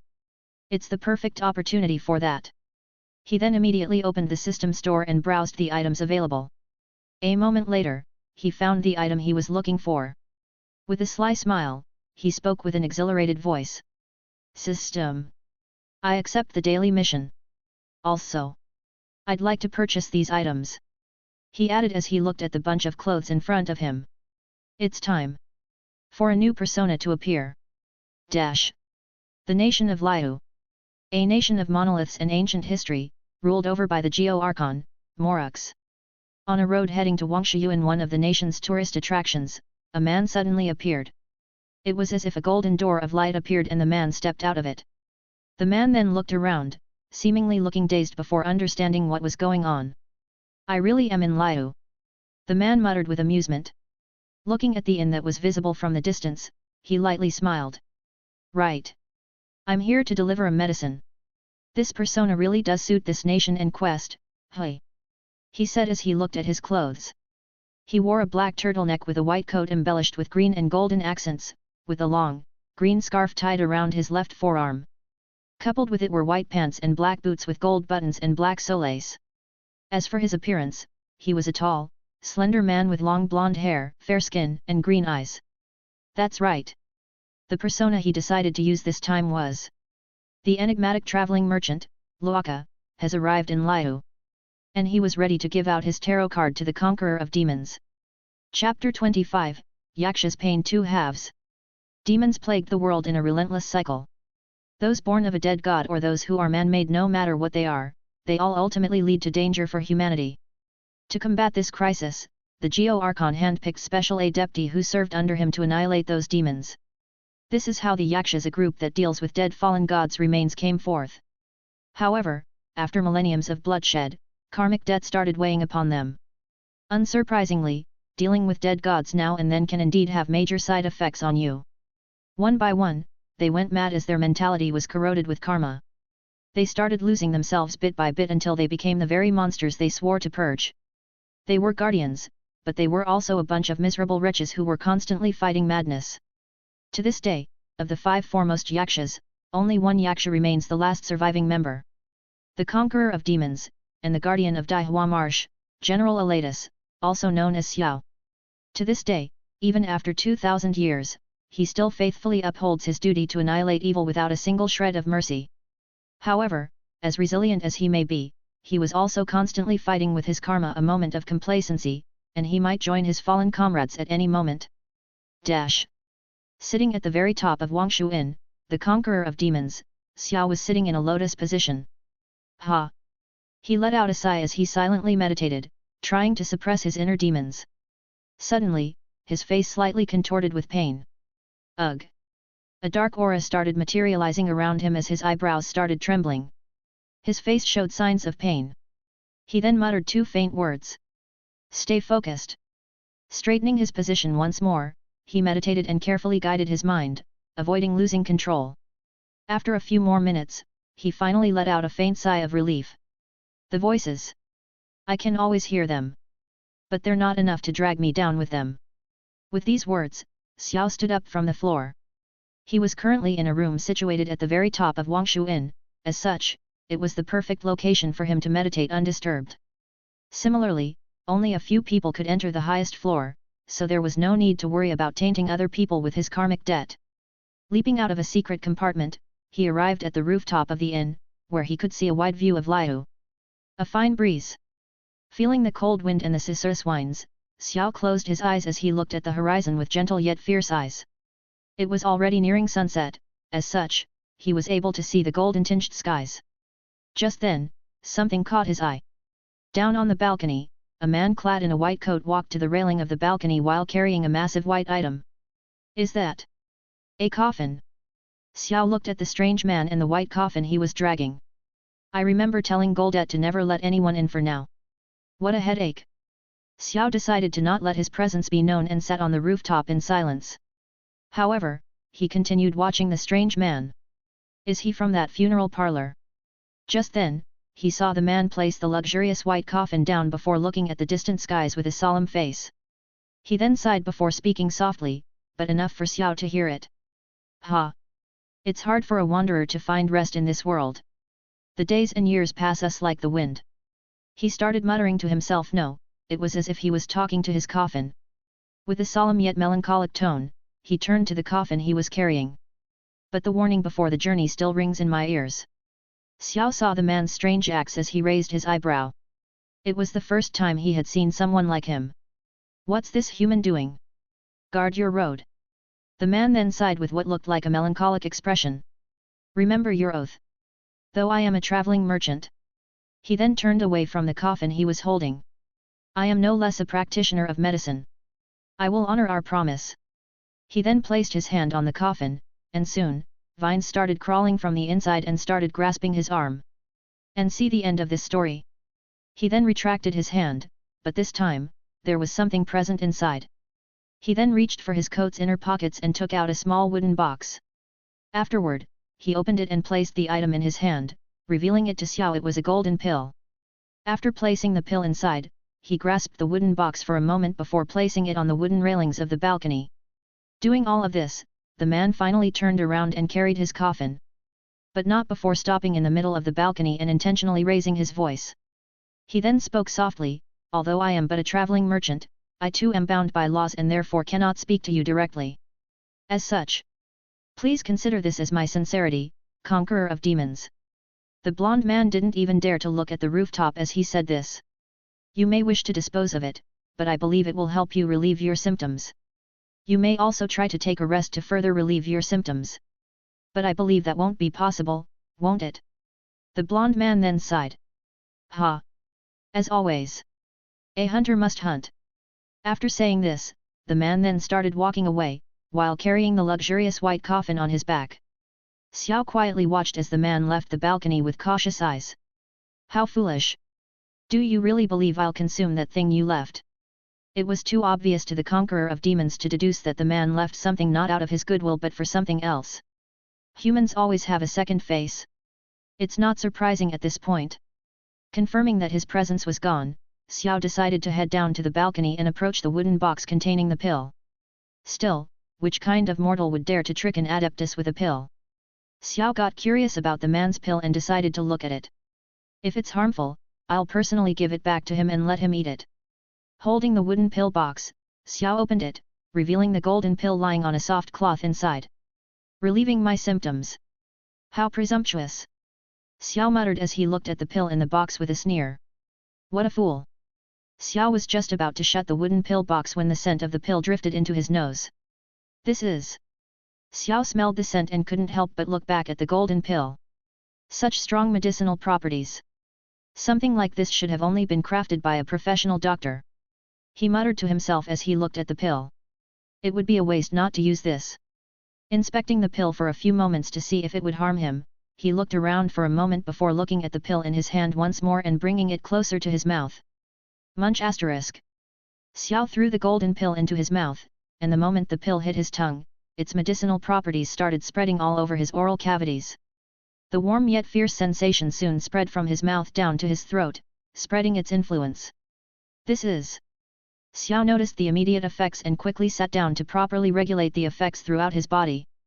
To think such thing exists.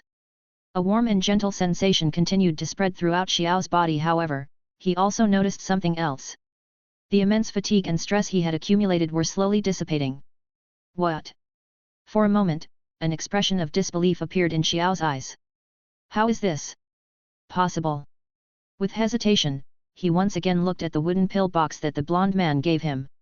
He then saw something hidden inside that was beneath the cloth. It was a card. This is... Xiao took the card and looked at it carefully. A tarot. Number 7 of the tarot, the chariot. It was a tarot card about overcoming conflicts and moving forward in a positive direction. Where one needs to keep going on and through sheer hard work and commitment, until one will be victorious. Dash. Well, that worked out too well. Isaac smiled while carrying the luxurious white coffin behind him. To think that I'll finish the quest the moment he consumed the pill I bought. That's right. The pill that Xiao consumed was not something made by him but rather something he bought from the system. It was hella expensive, but I guess it was worth it in the end. Although Isaac's heart tightened due to spending 50 system points for that miraculous pill, he was nonetheless relieved by the reward. Looking at the reward he got from the daily commission, Isaac smiled wryly. Odd. It's a daily mission, yet the reward is... How should I put this? Too much. Name, Quick Shot. Description, enhances the user's vision and mobility, allowing quick and precise shots, making it ideal for close quarters combat. Downside, after each use, the user experiences a brief moment of disorientation, lasting for 5 seconds. This effect is more pronounced after rapid firing. That's right. It was a revolver. A gun. It's a great item. But the downside? Isaac didn't know if he should be thankful or not. On one hand, he finally has a gun. Hooray America! On the other hand, it has a very annoying downside. I should use it wisely. It's gonna be dangerous using this thing when fighting. Isaac then sighed as he looked outside. Well, I'll leave it at that. It's already getting dark, I should go back and have some good din. However, before he could finish his thoughts and retreat to the bathroom to teleport away, a voice drifted over to his ears. Oh! Is that a coffin? Are you an undertaker? A bright and lively voice spoke to him. No, Isaac's throat trembled as he heard those words. That voice. Oh no! But seriously, who brings around a coffin with them? That's just weird. The person added. Not as weird as you. You offer funeral discounts to people. Isaac screamed in his mind while maintaining his calm appearance. Turning his head around, he finally saw who it was. With a faint voice, he spoke to the person. Forgive me, who might you be? The person chuckled as they heard his words. Oh? You don't know me despite carrying such a thing? You must not work for the parlor, then yes, I don't remember you anywhere. But looking at you, I feel that we can be good friends. She added with a soft smile. Yes, the person who talked to him was none other than the current director of the Wangsheng funeral parlor, Hu Tao. The oddest of them all has appeared. Thanks for listening.